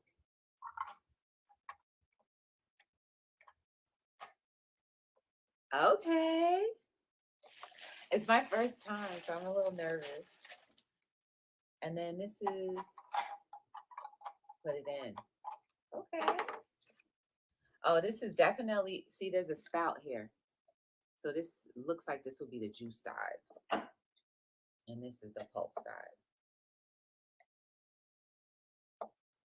So it spits out the pulp here and the juice when you're ready. That is so cute. Guys, I'm going to have fun trying this little thing out. Elite Gourmet, this is so cute. I like that it's compact, guys. Look at that. How long did it take for me to put this together without directions? Like 5 minutes or less.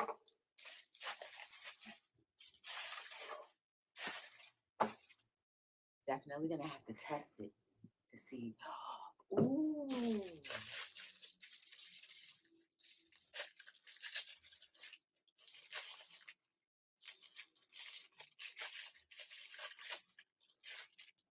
Look.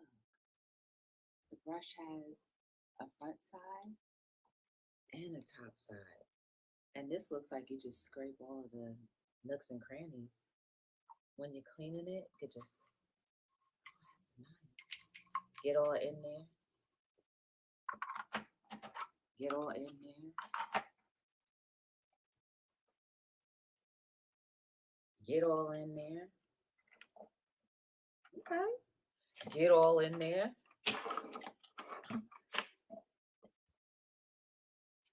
I think we should try this. Let's try this.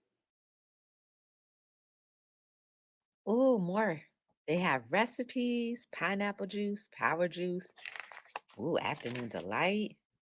A detox. Yes. This is what I want. That green detox lemon juice. That's why I got this. Papaya.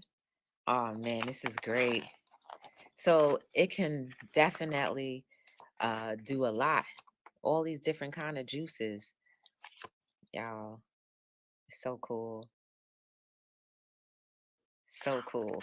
I'm going to take this with me to work, on my trips. Yeah, you can definitely take this places. I recommend you get this. Hey y'all. Okay, so I'm back.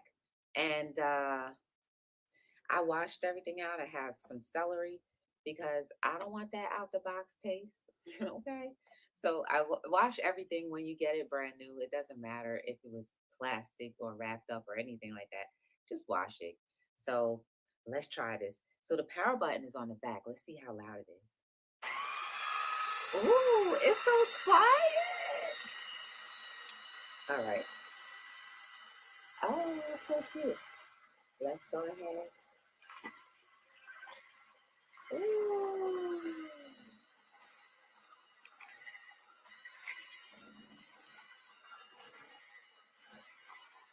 Look at that.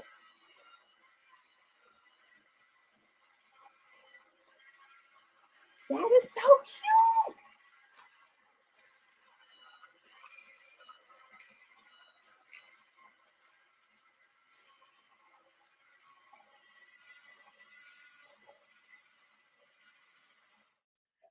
That is so cute. Let's see how much juice came out.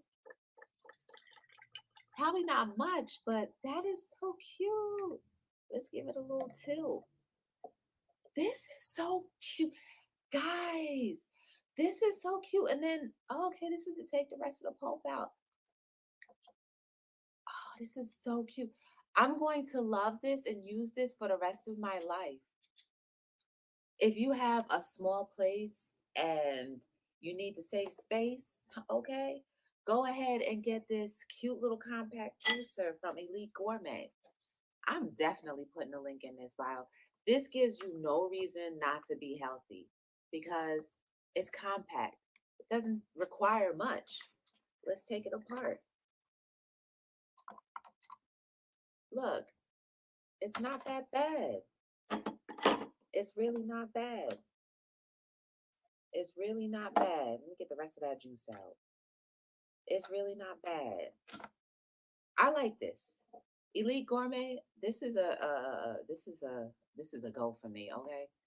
Let's try our juice. Maybe not celery by itself. But anyway, y'all, this was cool. I enjoyed this. I hope you enjoyed this unboxing and unveiling of this little contraption. This is so dope. My health game is going to go all the way up with this. Anyway, guys, please remember to like, subscribe, and share. Follow me on all social medias. Definitely, if you are into inspiration, go ahead and watch all of my videos because something will inspire you. If you want something to wear, you got t-shirts. This one is #humanity1st, my favorite, by the way. And you will definitely be inspired because that's what my aim is and my goal. I hope this inspired you too to go out there and get after your health and not worry about the overwhelming for just the overwhelmingness of a really big juicer when you can get a nice little compact one. You saw how it did this little thing, and I'm in amazement and I'm in awe. I love it. So guys, I appreciate you for watching. Definitely check out more things from Be the Difference Clothing. We are trying our best to do as many great things as possible. With your help, we will continue to move forward. Thank you for your support. And until we meet again, get this juicer from Elite Gourmet. It'll change your life.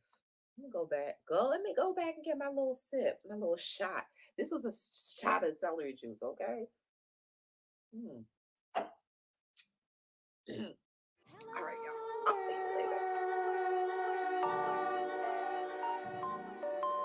Yes. Yes.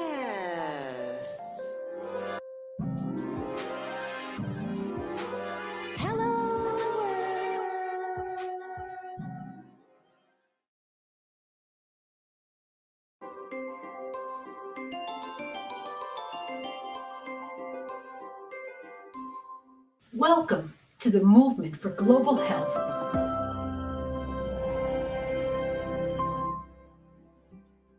We provide free lifestyle tips to help you stay healthy. We offer an ultra-early detection survey that helps identify early changes that can lead to disease if not addressed.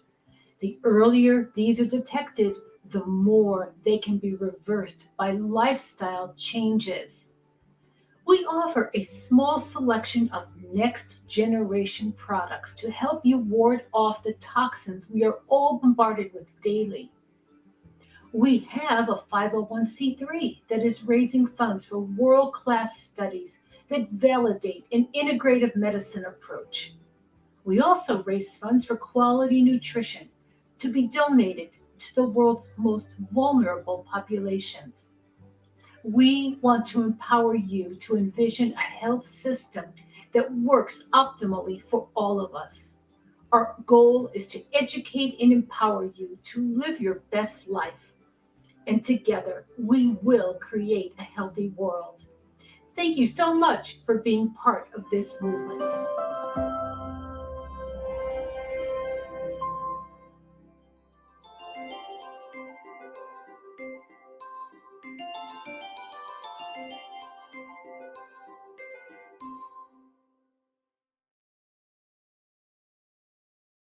For today's podcasters.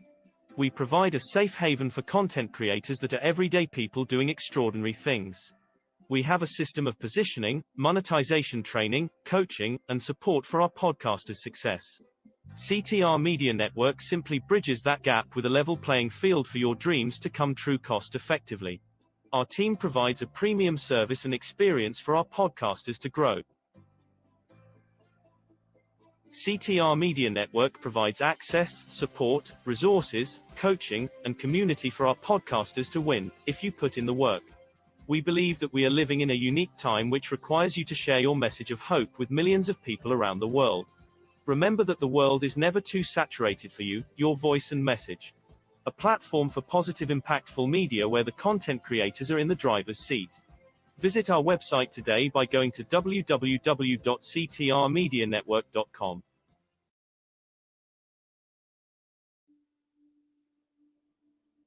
It was not your fault.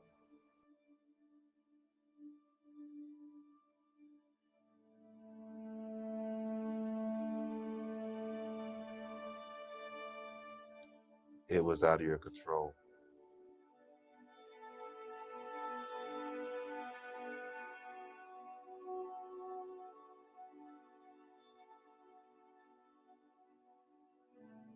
You didn't know it was going to happen.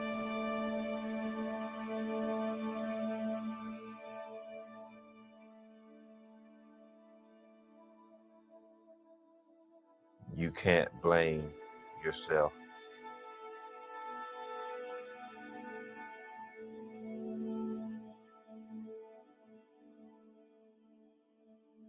You are strong.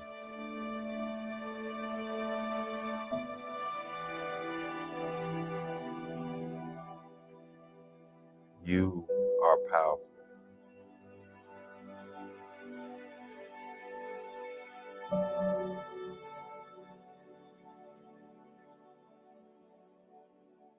You are a survivor.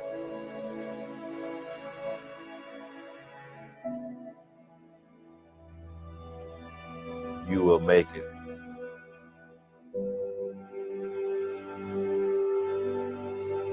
And I know it hurts.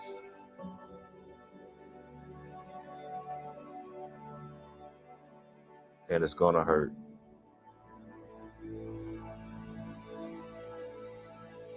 And it's gonna hurt some more.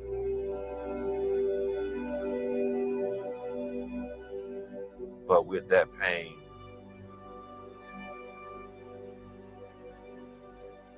turn it into triumph.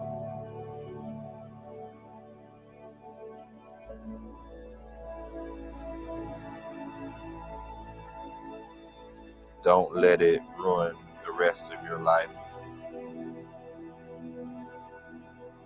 Don't let it be a burden.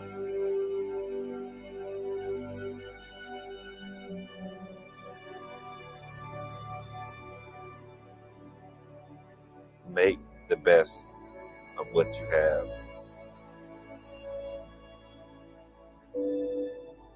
And survive.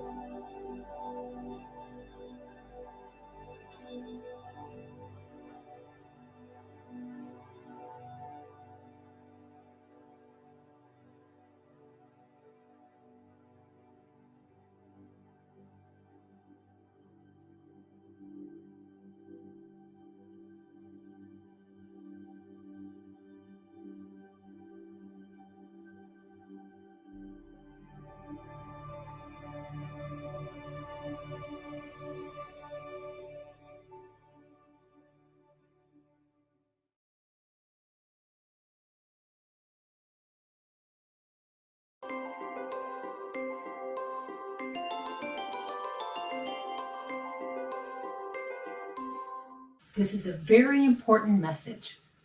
Today, we have so many things bombarding us that put our health at risk. So many that we do not even think about them.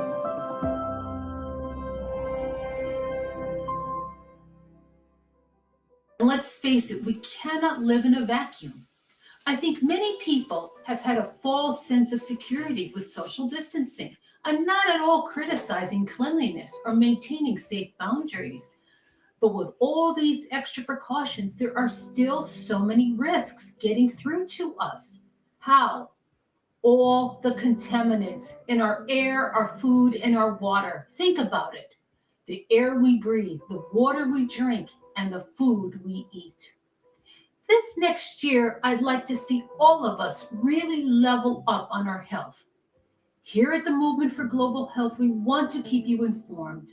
Little changes make all the difference in the world when it comes to staying healthy. Think about this. Most of what we buy in the stores isn't good for us. A lot of the soda, all the processed snacks, most of the energy drinks. The more we become aware and link arms and raise our voices as consumers, we will put our dollars to work. Together, we will shift to healthier beverages, healthier snacks, and healthier foods. And we need to get the word out. Word of mouth is still the best form of communication. So share important information with your friends and your family.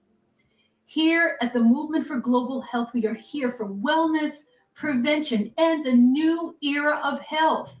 Let this be the decade that healthy products become mainstream once and for all. We've made a good start, but we have a ways to go, and we can only do this together. Subscribe on our website, learn and take action, and most important, be well and live your best life.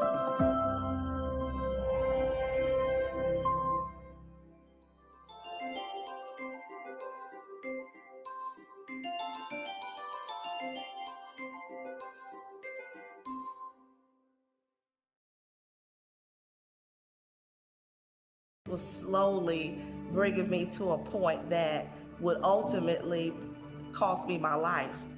Hush topics are those topics that people do not want to talk about, that we keep secrets in our family, we keep secrets at work, and things that happen to us like sexual harassment, sexual assault, domestic violence, if you were part of sex trafficking, if you were molested as a child. Those are hush topics that rarely are talked about, but are really affecting our communities, our families, our churches. That's what hush topics are. I am a victim of domestic violence, sexual assault and sexual harassment, sex trafficking, child sex abuse, sexual harassment. Every single person on this earth has a story, but not everybody has the courage to speak it. My name is Alicia Harris, Sheila Renee Bailey, Brandy Richard, Joyce Reed, Yvonne Pierre, Keith Phillips, Ursula Kelly, Linda Skolnitsky, Chandra Cleveland. I am Kathy Butler. My name is Richard Butler.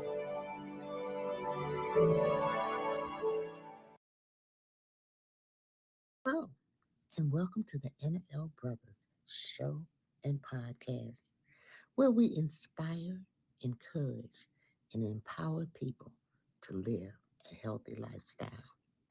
I'm Anna, a retired school teacher, an administrator, an educational consultant, a health consultant, a jury consultant, and a certified cake instructor, better known as the Dessert Queen.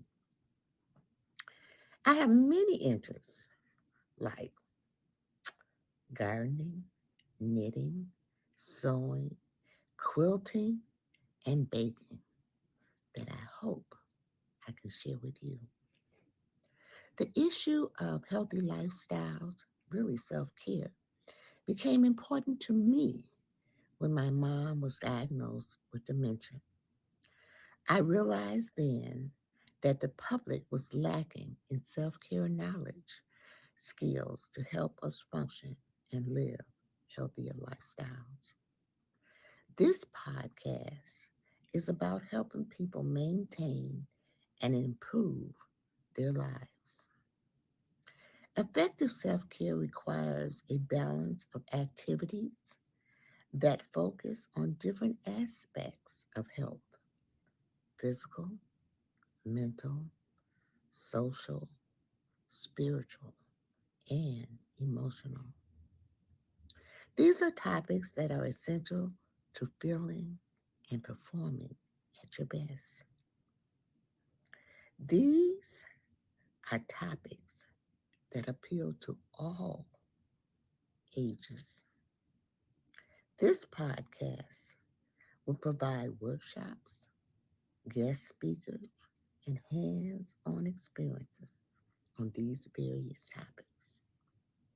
Please like, share, follow, and subscribe to my channel. Thank you. Them 10 more guys stepped up. I battle rapped all 10 of them, bust them out. Wow. And after I done that, the owner of the club said, I like the way you sound and you're a good battle rapper. What we gonna do when you come in the club, we want you to host the club now. So when you come in, we give you the mic, Nino Brown bottle with the straw in it, with the spotlight on you, and you walk around and host the club. Wow. So we was walking around hosting the club, and then we took a break and went to the bathroom. This is how I met Teddy Riley. We went to the bathroom.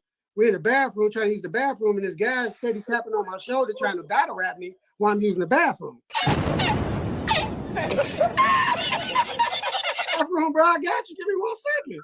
So the bathroom turned around, ate him up, head to toe. He had his little couple of his guys with him, ate him up head to toe. When I turned around and looked, everybody in the club was in the bathroom almost. And in the hallway. Wow. And then they said, make a hole, make a hole. They made a little hole. Here come Teddy Riley. Hey, I want you to come to my studio and record a song because I like the way you get down. Do you got anything in mind? And I was like, yeah, I got a song for you. It wasn't called Just Shake Your Rump. It was called something else. But yeah. Well, wow. I love it when we get that behind the scenes of things and how things happen.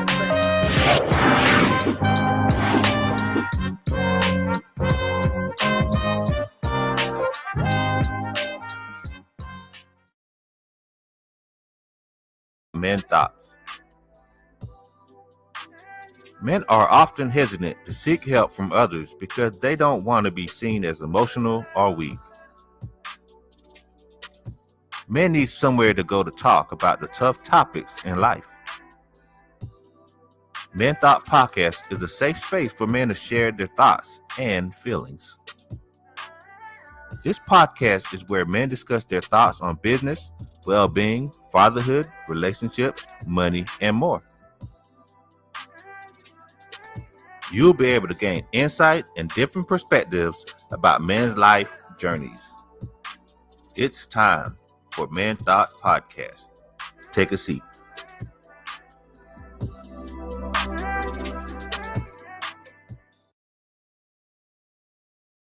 Was slowly bringing me to a point that would ultimately cost me my life. Hush topics are those topics that people do not want to talk about, that we keep secrets in our family, we keep secrets at work, and things that happen to us like sexual harassment, sexual assault, domestic violence, if you were part of sex trafficking, if you were molested as a child. Those are hush topics that rarely are talked about, but are really affecting our communities, our families, our churches. That's what hush topics are. I am a victim of domestic violence. Sexual assault and sexual harassment. Sex trafficking. Child sex abuse. Sexual harassment. Every single person on this earth has a story, but not everybody has the courage to speak it. My name is Alicia Harris. Sheila Renee Bailey. Brandy Richard. Joyce Reed. Yvonne Pierre. Keith Phillips. Ursula Kelly. Linda Skolnitsky. Chandra Cleveland. I am Kathy Butler. My name is Richard Butler.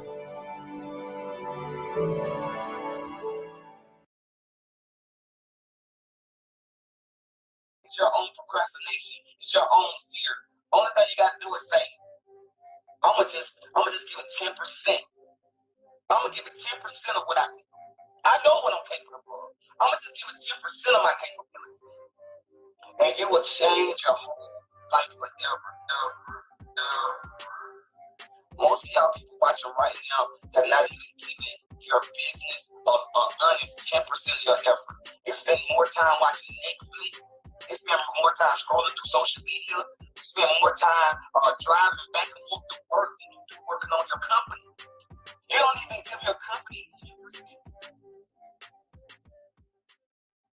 The only thing that is stopping you is your own procrastination. It's your own fear.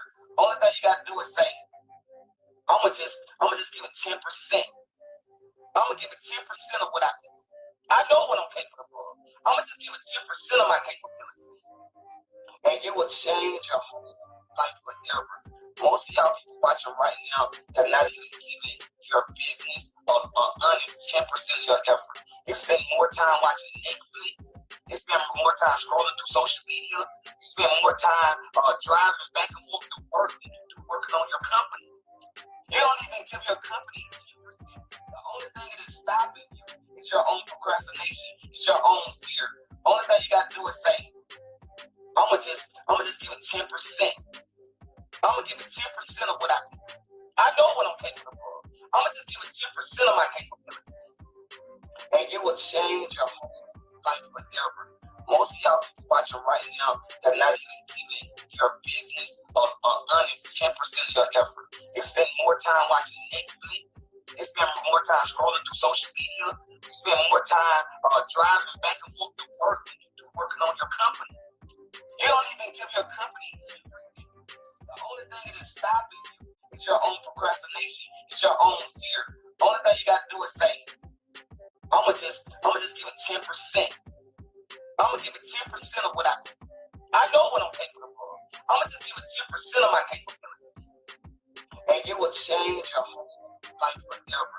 Most of y'all people watching right now have not even given your business an honest 10% of your effort. You spend more time watching Netflix. You spend more time scrolling through social media. You spend more time driving back and forth to work than you do working on your company. You don't even give your company 10%. The only thing that is stopping you is your own procrastination. It's your own fear. Only thing you gotta do is say, I'm gonna just give it 10%. I'm gonna give it 10% of what I know what I'm capable of. I'm gonna just give it 10% of my capabilities. And it will change your whole life forever. Most of y'all people watching right now have not even given your business an honest 10% of your effort. You spend more time watching Netflix. You spend more time scrolling through social media. You spend more time driving back and forth to work than you do working on your company. You don't even give your company 10%. The only thing that is stopping you is your own procrastination. It's your own fear. Only thing you gotta do is say, I'm gonna just give it 10%. I'm gonna give it 10% of what I know what I'm capable of. I'm gonna just give it 10% of my capabilities. And it will change your whole life forever. Most of y'all people watching right now have not even given your business an honest 10% of your effort. You spend more time watching Netflix. You spend more time scrolling through social media. You spend more time driving back and forth to work than you do working on your company. You don't even give your company 10%. The only thing that is stopping you is your own procrastination. It's your own fear. Only thing you gotta do is say, I'm gonna just give it 10%. I'm gonna give it 10% of what I know what I'm capable of. I'm gonna just give it 10% of my capabilities. And it will change your whole life forever.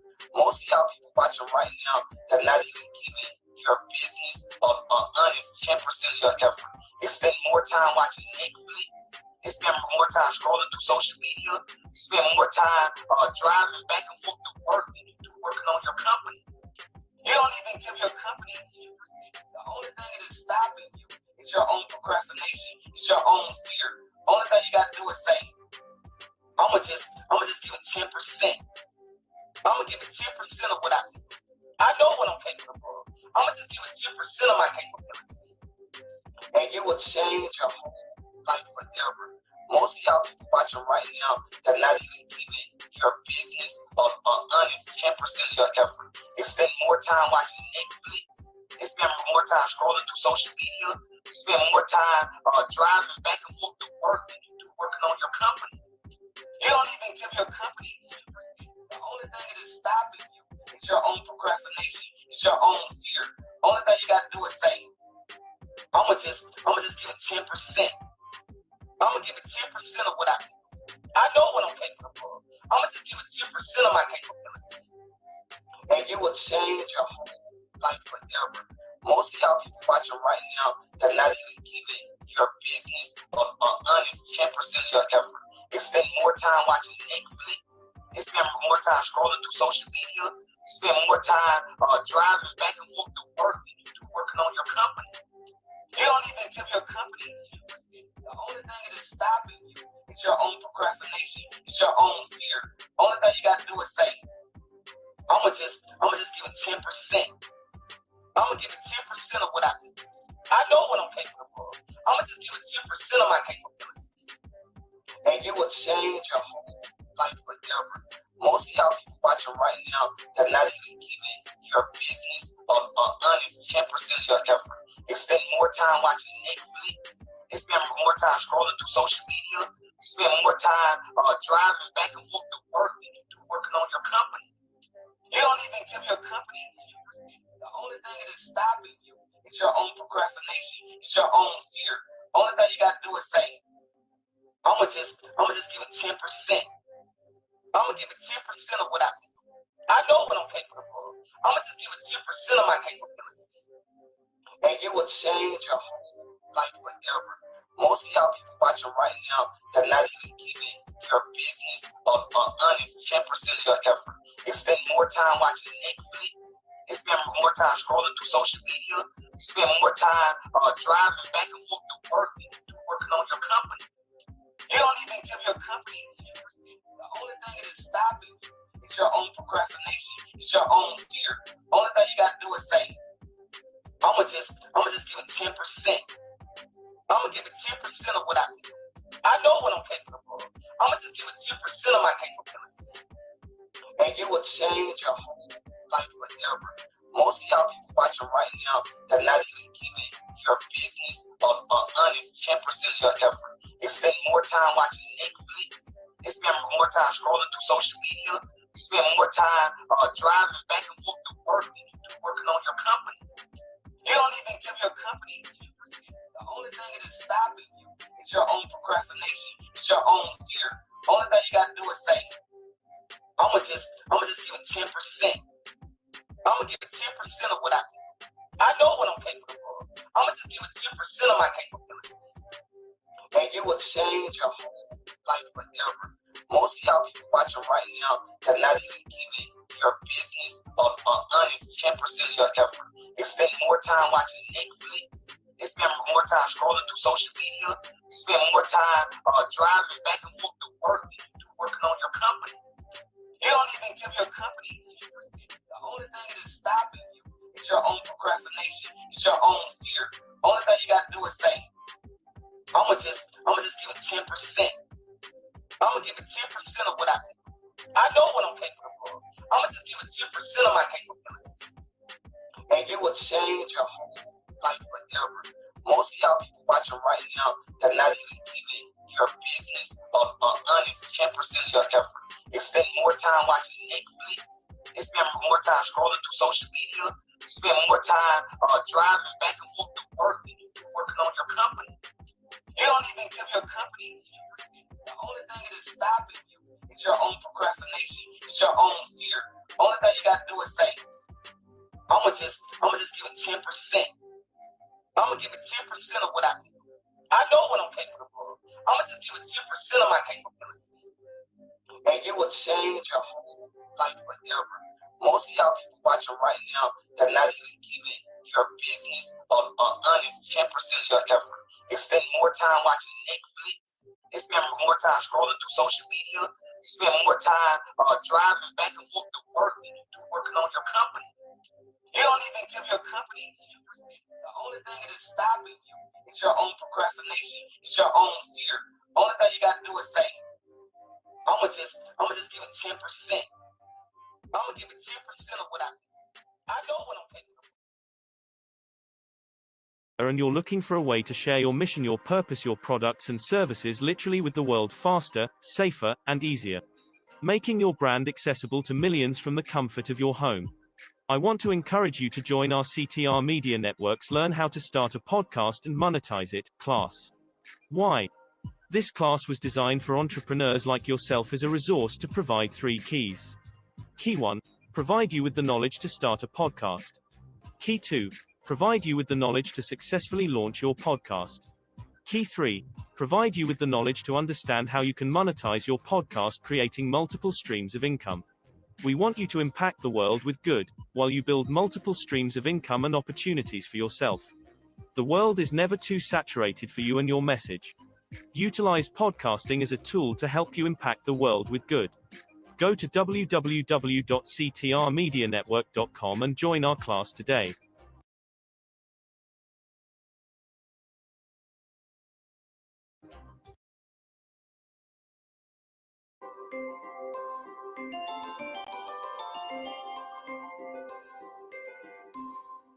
Thanks to the Organic Consumers Association for their blog of January 19th, 2022, entitled Hiding GMOs in Food.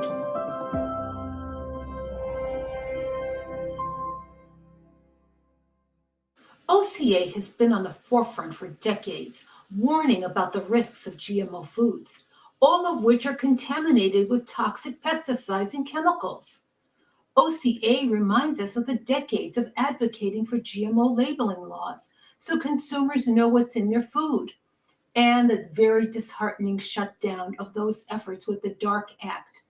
I remember those days well. Many of us actively advocated at a state and local level for GMO labeling, and it was close to being passed until the DARK Act was passed, an industry-friendly labeling law on bioengineered food. Please do not be deceived when you hear about bioengineered food. It is the same pesticide-laden food that we know as GMOs. OCA reminds us that we have options. Buy organic. Buy animal products that are certified as grass-fed. Grow your own crops, and of course, pesticide-free. And get to know farmers and ranchers who produce food with the high-quality standards that you trust. And support organizations like the Organic Consumers Association and the Alliance for Natural Health. Be well and be informed. And thanks so much for watching.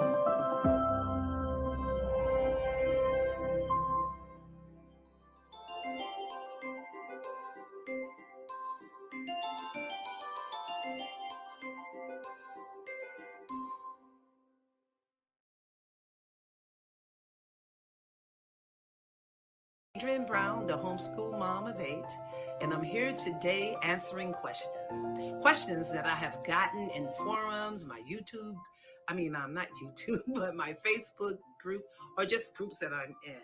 Well, today the question I want to answer is, a lot of new homeschooling moms or parents are asking the question, how to stay motivated homeschooling. Well, you came to the right person, because I've been homeschooling for 26 years. I have 8 children, and I have had to make sure I stayed motivated in order to make sure all of my kids were homeschooled. What the number one thing that I would recommend is to make sure you have the right mindset. In other words, what's your reasoning for homeschooling? What's your why? The reason why I started homeschooling in the beginning is because I wanted to provide opportunities to my children, parenting-wise, schooling-wise, and just protection-wise. I wanted to give to them everything I didn't have, everything I didn't get as a child. And I know some people say that's kind of a lame reason, or that makes you a helicopter mom or an overbearing mom, which I don't care what people think about me. All I know is that motivated me to stick with it and to stay consistent and persistent with my children. Okay, so that is the main thing that kept me motivated. I wanted to see them flourish. I wanted them to have the best of the best. when it came to God, when it came to knowing scripture, when it came to any type of sports they wanted to play, when it came to any academic, any type of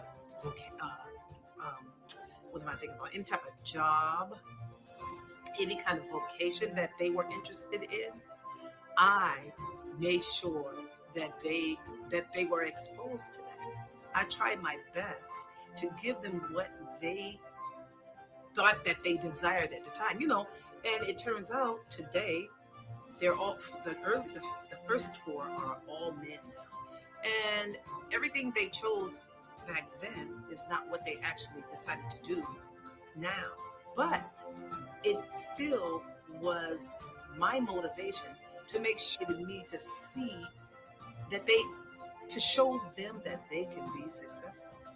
My motivation was to show them that they didn't have to fit any stereotype. My motivation was to show them that they were smart, that they were beautiful, and that they were especially equipped by God Himself to be the men that He wanted them to be. Right? That is my that was my basic motivation. So you got to look at your children and you say to yourself, why am I homeschooling? Why am I even doing this? And if that doesn't help, if that doesn't motivate you, if that doesn't make your heart flutter, then maybe you're doing the wrong thing. Maybe you need to put them back into public school, because you got to think about your kids and their future. You got to think about how you're going to keep them enthused about everything because when it comes to language, math, history, science, some days I didn't even want to look at that stuff, but I had to pull and tap into my motivation, my reason, my why. That is how I stayed motivated. So parents, if you are new at homeschooling, if you just started, if this is your first year, or maybe you've been doing it for about more than 1 year and now you're starting to get a little bored, go back and check yourself. There was an old saying said, you check yourself before you wreck yourself. That's true. Check what you're doing and you check your why, and then go back, and hopefully that will help you to rally on and to keep going.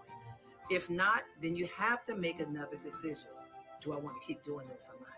And if you are a Christian person, you go to God and ask Him what He wants you to do. Because what we're dealing with today in the public school system is enough to motivate. It would be enough to motivate me if my kids were in the public school. Because when you're to a point to where your kids don't even know how to use a pronoun anymore, we got a problem. I don't understand how we're going to educate them. But the point is, be diligent and don't forget your why. Don't forget your why. Okay, once again, I'm Adrienne Brown, the homeschool mom of 8. I am here to help you, the new parent who is just starting off homeschooling and trying to figure out which way to go or how to do it or what's best for you. I'm here to help you with that. You can follow me on Instagram at homeschool mom of 8. You can follow me on Facebook, where I'm the practical minded mama there. And my YouTube channel, it's homeschool mom of 8. Make sure you check me out. Okay. See you soon. Bye.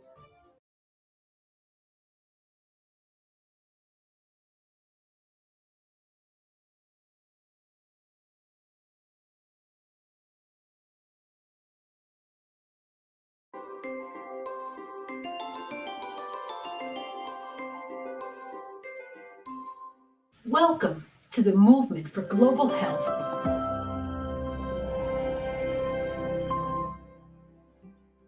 We provide free lifestyle tips to help you stay healthy. We offer an ultra-early detection survey that helps identify early changes that can lead to disease if not addressed. The earlier these are detected, the more they can be reversed by lifestyle changes. We offer a small selection of next generation products to help you ward off the toxins we are all bombarded with daily.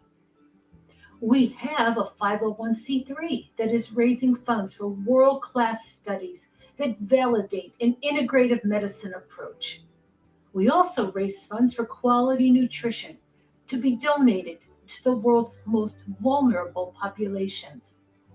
We want to empower you to envision a health system that works optimally for all of us. Our goal is to educate and empower you to live your best life. And together, we will create a healthy world. Thank you so much for being part of this movement.